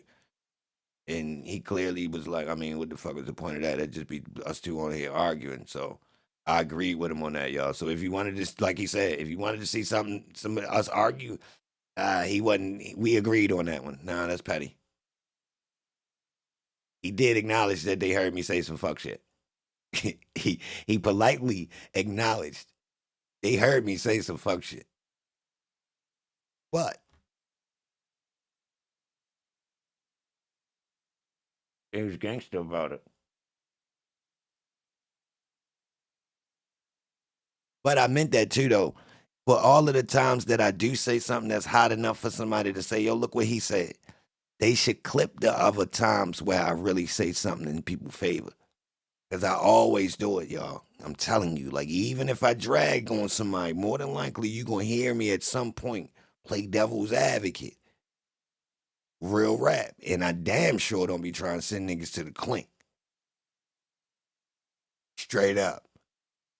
So that one ain't, you feel me?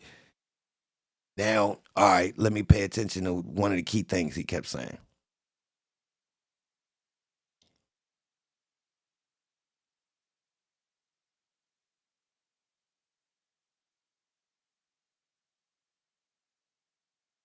Yeah, I let him rock. Now I think you gotta let people. I watch people that do interviews, y'all. They let the guests goddamn go. Now I got a style where I'll jump in like double dutch at certain moments, but my style is built to come on, yo. Let them rock. Let them rock. Don't interrupt. Go ahead. Let the person go ahead. Now if they seem like they drifting too far, it's your job to kind of rein them in a little bit and bring them back home and let them go again.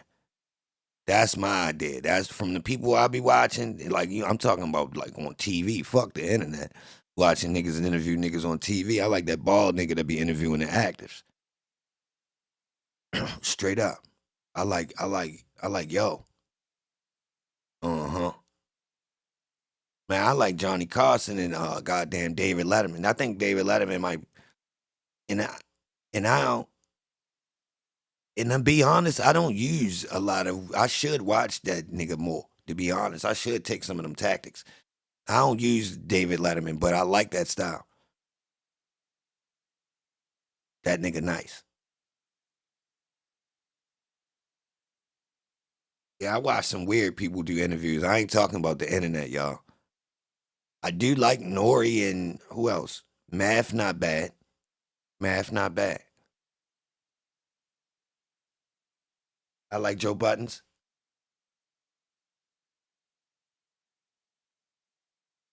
I don't like Charlemagne. Well, I think that's because of the antics he did, so I just don't even take him serious. I'm gonna keep it real.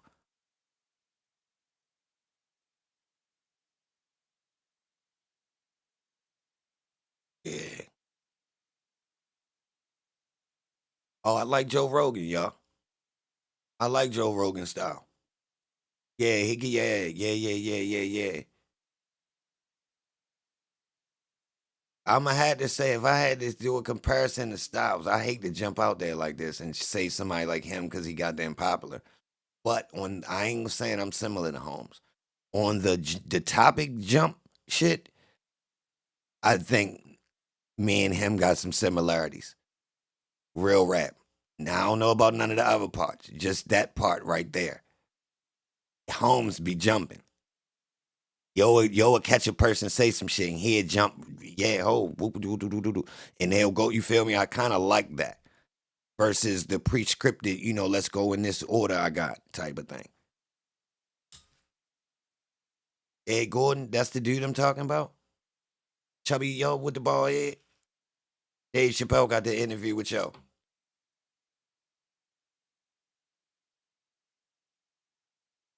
Y'all know that. I had to pull the backup mic out too, y'all. I set this up for that call too. Did y'all know that? Who knew that? That I had this secretly sitting there for when I really wanted to use that phone call shit. Did y'all know that? Y'all ain't see this sitting there for like a month or two without me using it, and I actually questioned, yo, is you actually going to use that shit? Or you just hooked that shit up for no reason?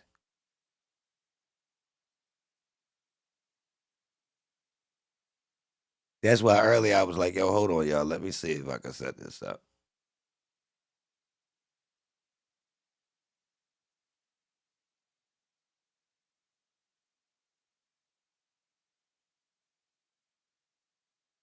My face on it. I be only showing my face because I be smoking, y'all. So I had to deal with that. I used to be on camera a lot, but I was smoking, and I still don't understand. I don't think they like that. I don't think YouTube like it. That's why I started going off cam and talking, and you feel me, so I could be still myself. But now I'll pop out. I actually could stay up here for a minute, but I just be chilling because we be watching the trial. But when we not watching the trial, I'll pop out a little bit more. I don't mind. I don't mind.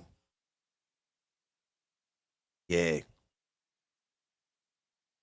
But yeah, today was a good stream, y'all. I'ma probably pop back up later on tonight. James Lipton, that's his name, bro. That's him.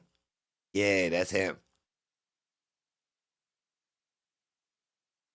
He should be more famous, bro. Yeah, but yeah, thank all y'all for rocking out. Anybody that hit the super chat or the cash app or became a member too, I appreciate that. A couple of y'all did it, and he was talking, so I didn't want to talk over him because it kind of he I said something to one person and it kind of startled him. He thought I was talking to him, so I didn't want to keep doing it. You feel me? But I appreciate y'all straight up. I mean, I should clip this interview down. I'll be lazy. Y'all should get on me about that, being lazy with the content. I know. I know.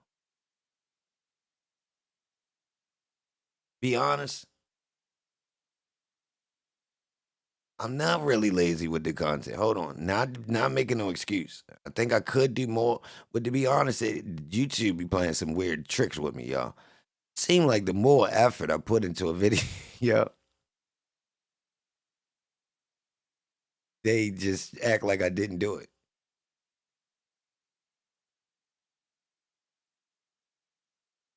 Clip it down.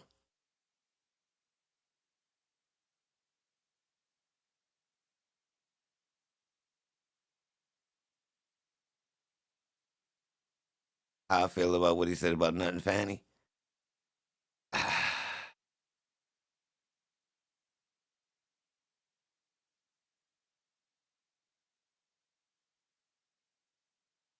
A lot of context to info only you be presenting. Yeah, he did. He did. He did, yeah. He definitely did. I ain't gonna lie. It was a point where he said so much stuff that was like relatable. I was just sitting back smiling. Y'all couldn't see my face. At one point, I was just sitting back smiling. I know y'all had to be thinking the same thing. Like, oh shit. He said a combo pack of things at one point, bro. That was like, bro, are you serious? Like, you would have thought he'd have said, bro. See, that's kind of, I ain't never, all right, look. Part of it too, y'all. He said a couple things that I was about to cut in and say, yo, see, this was my argument. You mentioning things that I was saying the whole time, and now we ain't talking till now. But I ain't even feel like fucking up the vibes. I mean, keep it real. I ain't feel like fucking up the vibes, y'all, and blaming nobody. So I took accountability. Yeah, y'all. Yeah. Real shit. I don't know if y'all peeped it. I took accountability, y'all. I ain't want to fuck up the vibes. We was dating good. Yeah. We was eating spaghetti together, sharing from the same plate. I said, you know what? I ain't gonna fuck up the vibes. Yeah, he paid for the person to come in with the violin. He serenading me right now. We cool. We Gucci. Might as well chill. I'm gonna just take accountability right now. Real shit. I'm saying, see, I don't get credit for these times. Yo, don't think I folded. Whoa, nah. But it was gonna fuck the vibes up, wasn't it? It was gonna get Tony Montana shit if I'd have just got turned. What I was gonna say. That's why I asked y'all beforehand, like, yo, what y'all want me to do? I ain't trying to really call up on some old flim because that's out of bounds. I mean, when I be saying certain stuff, I say it in context. So me calling and just sparking off on some old, yo, I called. I ain't really trying to do that, but I already know.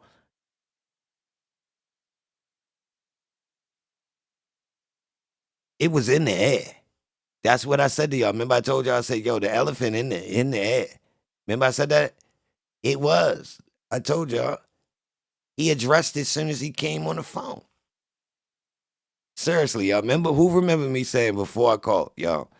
So how y'all want me to go about this, yo? Because the elephant is there.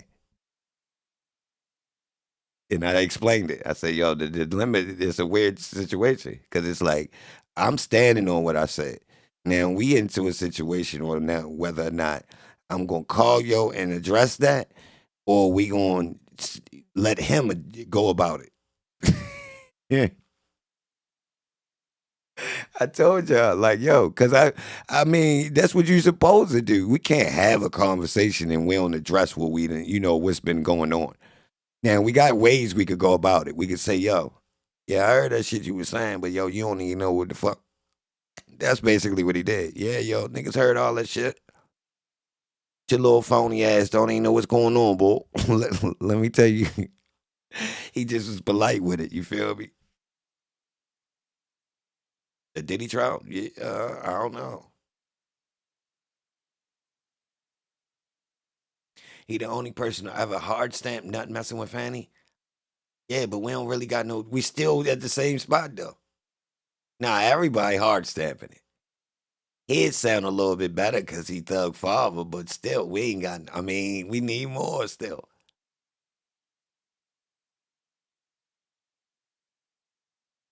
I could have flexed more. Like I could have pried. If you notice, I wasn't prying into, you know, like all right. I went a little bit into his background. I let him go with the flow and I went with him. Like if you notice, every time I kind of put him, said something. At first, I was going away from the trial. First off, if y'all pay attention, I went away from the trial. So that's another thing. Most people gonna stick and only ask about the trial the whole time. I see that it's more conversation to be had. So that's why I asked about different things to get him to, see where he was at with it. And technically,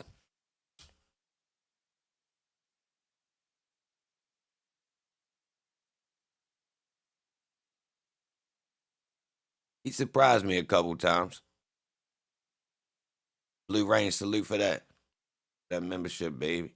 He surprised me with a couple times with a couple things he said in response. I forget which ones. It was a couple of them. Yo, it was about 2, 3 times. He kind of caught me like, okay. I'm gonna keep it real. He surprised me with a couple of them.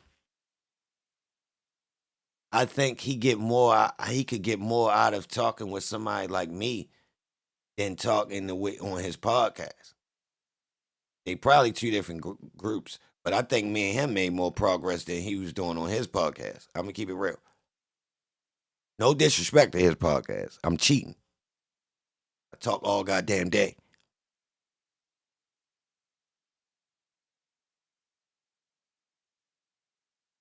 I'm cheating. Salute, Blue Rain. I appreciate that. But if that's what he going for, come on, bro. That was part of my argument too. Y'all do know this. When I start getting my argument with black media is, hold on, bro. I really be in this bitch over this bitch going hard. Why niggas ain't pulling up? Now I don't not for the freebie or the lookout or the clout chase. Really on some old like join in. You feel me? Like kind of thing. So once I start seeing people with major media, if y'all pay attention, that's when it's like, oh hell no. Y'all remember that, right? Y'all do remember.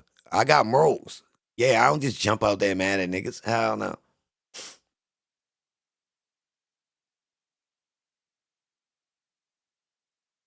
Him saying ATL ain't built like B-boy. I don't agree with him like that. As much he was hard stamping it, and he kicking it from a different angle. He talking from Atlanta angle. I don't give Baltimore that much credit. I get it. You get a little bit of difference. Yeah, woo, woo, woo, right. Yeah, I give him that. I think he was flexing. He was flexing on him.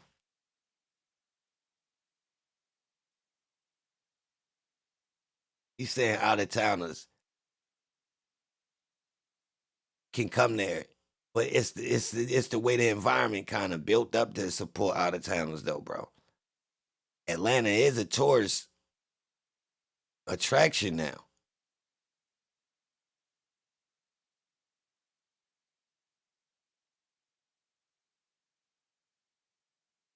Cloud, I didn't bring it up. I never said nothing about him coming on Clubhouse. I was, then I didn't.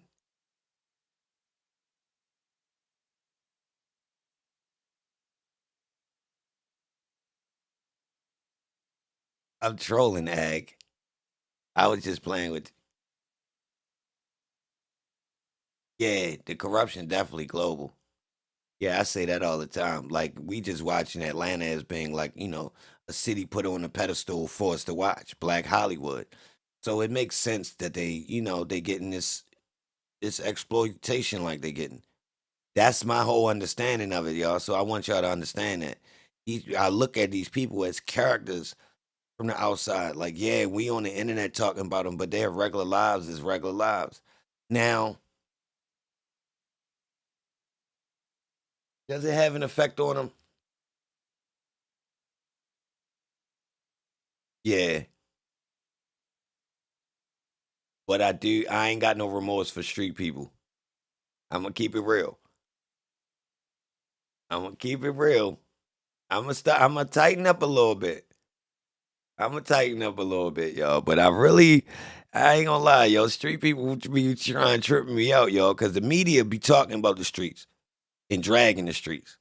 Like the media, when they grab a story, they'll run it every which way but loose. We talking about everybody in the world to talk about a story and be saying all types of shit. For some reason, I get held accountable. If y'all notice, but look, I don't get no credit for my integrity on other days when I'm keeping it 55th. These same people don't pop up and say, yo, you know what? Yo, I ain't gonna lie. I like the way you report on media differently and, with a little bit more respect. So it's weird that I get attention when I start dragging. Yeah, I don't know if you've been around long enough, yo. You need to stick around. Like I could be cordial as I want, get a little bit. As soon as I start acting the ass, like turn up, that's when people was on some old hole. What the fuck? So if we'd have noticed people mentioning, yeah, niggas people done sent me clips. Hold on, bro, but they ain't sent the clips of the times where I'm like, yo, tell Holmes pull up. So I just want y'all to know before I lash out, just know I done already sent the back call and all that. Yo, like, hold on, bro. Be over here. So when it seems like it's people that they'll go talk with regular media, it's like, hold on, bro.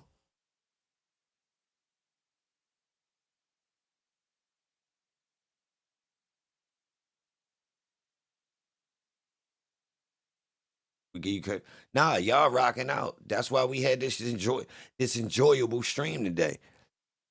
Hell yeah, we wouldn't even have had this stream if it wasn't for y'all that really be rocking. Because technically, it would have got so low of an amount of people in here, I would have stopped goddamn talking because the chat would have slowed down. It don't work without the people. Real rap. I'm not rocking. I'm not ignorant, but I'm not rocking without the chat. Straight like that. Fuck I look like. Talking to myself? No. Not doing it. Not doing it. Would I want to hear myself? Fuck no. Y'all don't know, nigga. I read y'all just chat out loud in my head. So I'm really talking, nigga. It's just a real conversation. Y'all, when I read y'all shit in my head, I'm talking. Y'all talking to me. Man, listen. Know what the fuck them other goofies doing. I don't know what style they using, but listen, I done developed this shit to as though I'm rocking with the chat, man. Them niggas some ducks. So what the fuck they doing? For real. So if you want to know how this shit work, that's how I'm working. Can I rock without the chat for me? Yeah, I could go for a minute, but still, I'm still reading it. So it's like,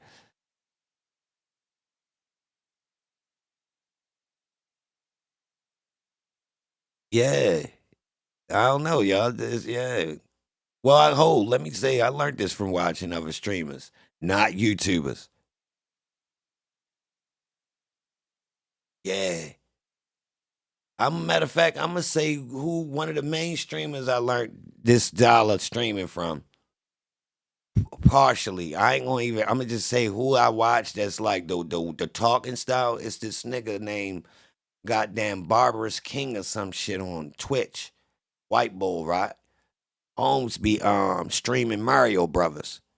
Now I used to do video editing, right? So I just leave shit playing. So this nigga is like a TV show / radio host, but he a gamer. He playing Mario though. So the shit is boring, really. But he like it's like he your homeboy. He just cool. He be talking about random shit. Sometimes he talk about some shit you ain't interested in, and you know, you might ignore his ass for a couple minutes. But yeah. So I'm gonna have to say I used to let this nigga play in the background for a minute. So when I came and seen YouTube, I had never even really watched that many YouTube live streamers. Y'all, I'm gonna keep it real. Like, so maybe that's why I'm all the way against the grain, like from what the fuck is going on with the YouTubers. I don't even like StreamYard, y'all. So, like, I had to force myself to learn OBS because that's what the real streamers is using, in my eyes. I damn near want to hook the game up, but I just don't play. I can stream the game if I want, but I don't.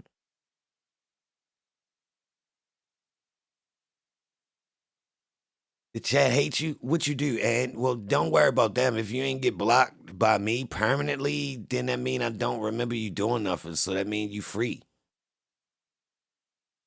So don't complain about it.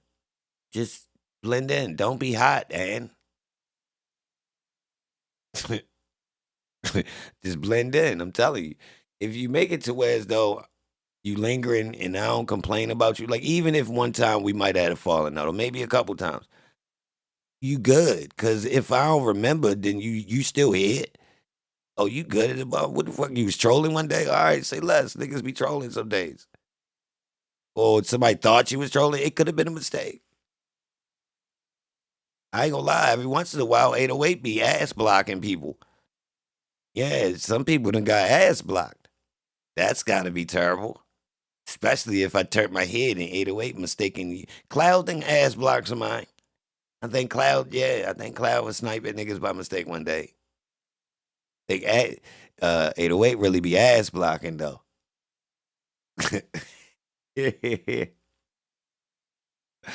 Real rap, y'all. Like one day I seen somebody get sniped.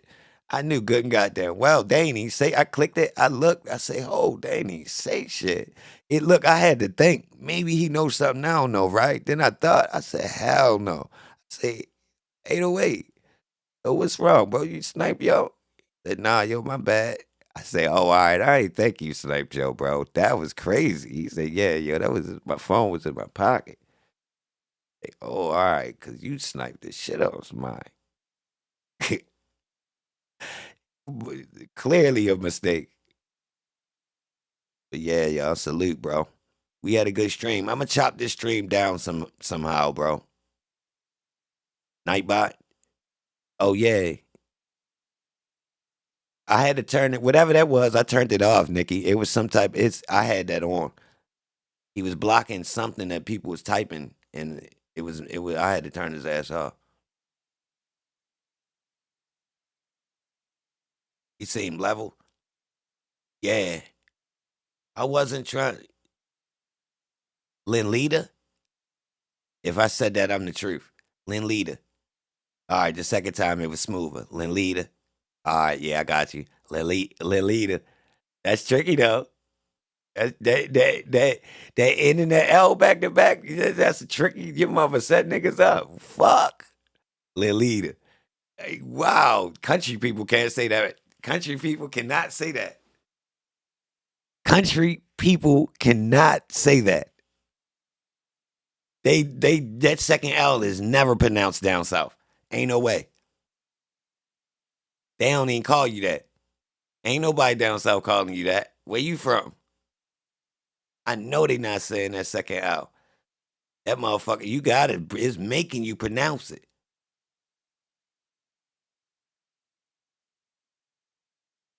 Leader. You from ATL? Oh, hell no. What they call you, baby? They don't call you that. They call you something else. I cursed you out? Yo, all right. I always give a disclaimer, though. Now, if I meant it, that means you fall in the bracket of like, you really was trolling. Seriously. Now, if you caught me on some old, we had a,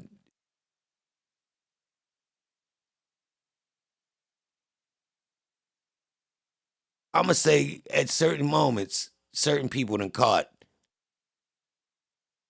what I thought was you was trolling. Now, I don't just run around throwing apologies out because I still don't be knowing if niggas be trolls. But I will say some people innocently caught. I say this all the time, yo. So it's some people it was a mistake. Can I be wrong? Like, yo, you got to put yourself in my shoes. Reading the chat, so it's like it's this double-edged sword, y'all. So yeah, certain people that was good people definitely got slaughtered and didn't deserve it. I say this shit all the time. Yeah, it didn't happen. It's casualties. And I'm not proud. Yeah, normally, like, listen, this the thing though. If I was out of pocket, time would tell. That's the trick. So it's like, all right, yeah, say I say that. Boom. If I was wrong, time gonna tell.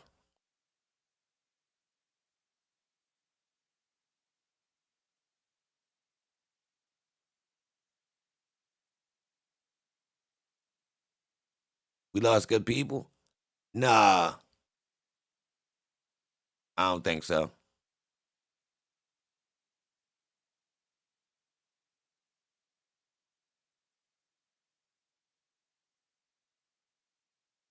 Nah, I don't think nah. Because if you official, more than likely, you gonna probably still be listening and you gonna hear me say,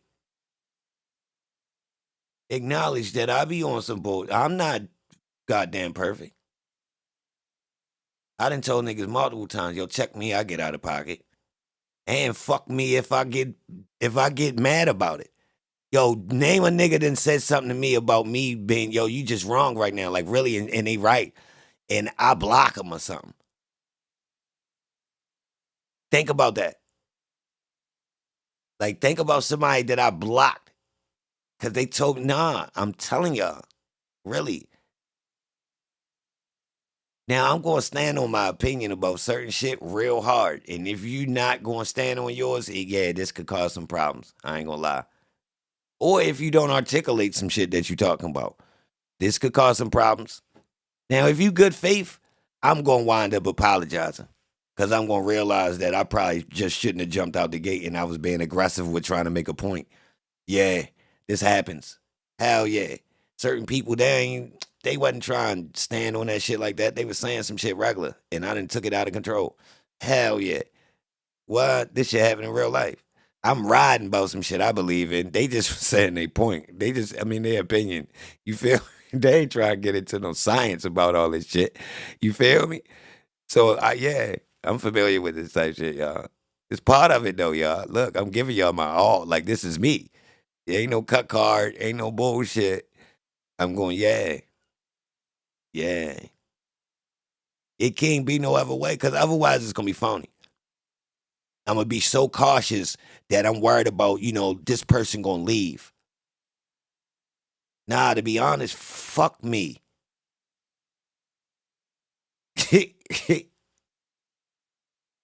Straight up. Like if you stick around long enough, you'll hear me even say, "Yo, I ain't bro. Like this ain't no one man pony show. This ain't about the come and listen. Nah, yeah, yeah. I'm speaking, and yeah, you come in to pull up the E-band films, and I'm the host, right? But pay attention. Nah, your crowd is a part of this shit. Pay attention to how I'm telling you. I say this shit all the time. Like, I got tired of saying it. It was getting a little bit played out, but I'm telling y'all, this ain't the me show.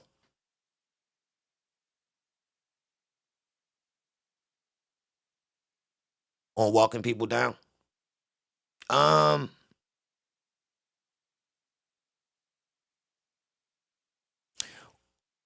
Kick, we walked into that's what was going on. So on the Kick time period, I'm gonna have to say they wanted smoke at that time period. The Clubhouse shit, I was being provoked. No excuses. I was being provoked on the Clubhouse shit, but by the time I got the Kick, I was already turned and ready, and they wanted it. So that was, I'm gonna have to say, that time period was out. I would have never got into that type shit. You feel me? Real rap. I'd have never got into that. But I felt purpose with that one because the battle was there. See, on YouTube, the battle was just they was hating and they just didn't want me saying what I was saying. I wasn't really tripping, man. Y'all niggas corny. I don't really give a fuck about these topics. You know what I mean? So if you notice on Clubhouse, I start getting away from the redundant shit and start talking about, real shit. They wanted the crowd. Yeah, they ain't give a fuck about me, y'all. Hold on, y'all. That was another thing that I understood. They ain't care. They wasn't slandering me because of me. Nah. They wanted the crowd, y'all. That's what all that shit was about. The YouTube and Clubhouse crowd that was attached to that type of content. That's why I was being attacked on Clubhouse. By the time I got to Kick, and I went head first into the fuckery over there. So I was, you feel me? I was all into who wants smoke by the time we got the Kick. That's when I actually was, but it was provoked. If you was around, you know what time it was. But just to let y'all know, I'm not for negative paced content. Like, I wouldn't even pull up every day to get on this bitch yelling. Fuck no. Nah, I ain't gonna lie. I ain't got the energy, y'all. If you pay attention, it's even times on Clubhouse and certain times where niggas be doing that shit and I just like, fuck that. Now, I ain't no quitter, but on the same token, it's like, all right, I'm done with that shit. I'm bored. It's not productive.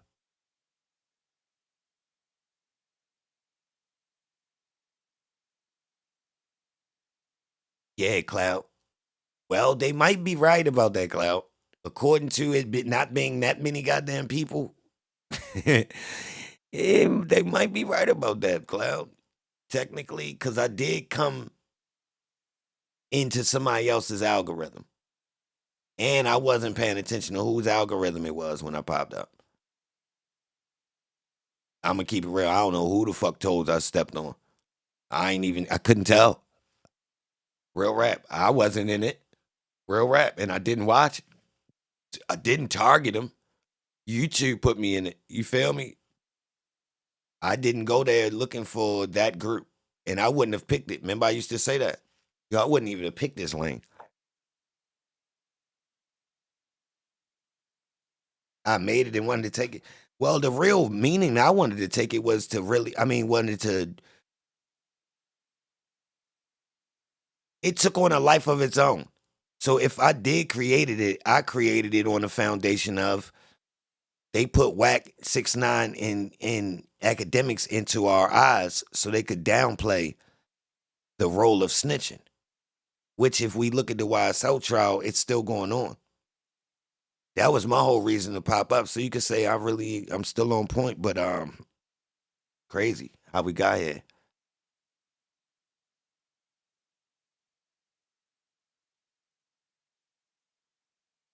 Yeah, Cloud.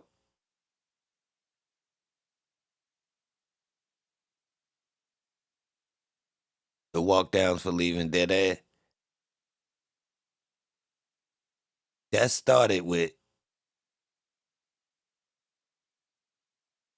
other people acting like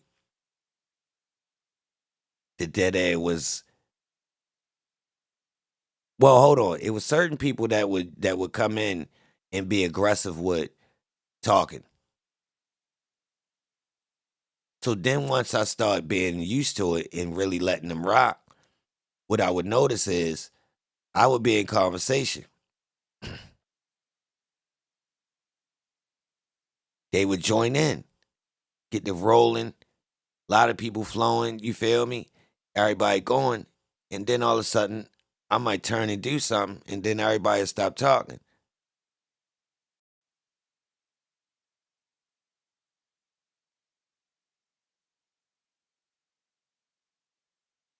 And I'm like, hold on, bro. Well, y'all, like, don't fade off now. Like, I had it flowing, and then y'all take the steam. No disrespect, y'all joining in the convo. But then what I realized was that they wasn't organic, y'all. They was doing that shit intentionally. Purposely letting me gather up the crowd so they could come in and enjoy the crowd, use it up, and then dip off. Yeah. Cool though, fuck all that though. That's old news. We spent away from it. They tried to pop back up. I mean, they ran more plays. They tried to get us back involved. Who remember they ran a play trying to get us back in the mix, talking that dumb shit recently. But listen, man, we got bigger things to do, man. Hold on, y'all. We need Ag to help us get another interview. Straight up. I don't know what she said. She got to whisper. Look right. I'm about to take a break. I probably pop back up tonight on the second channel. Straight up. That's if I find some content. I ain't gonna force it. I appreciate y'all being here, man. Holla at y'all in a little bit, man. Holla.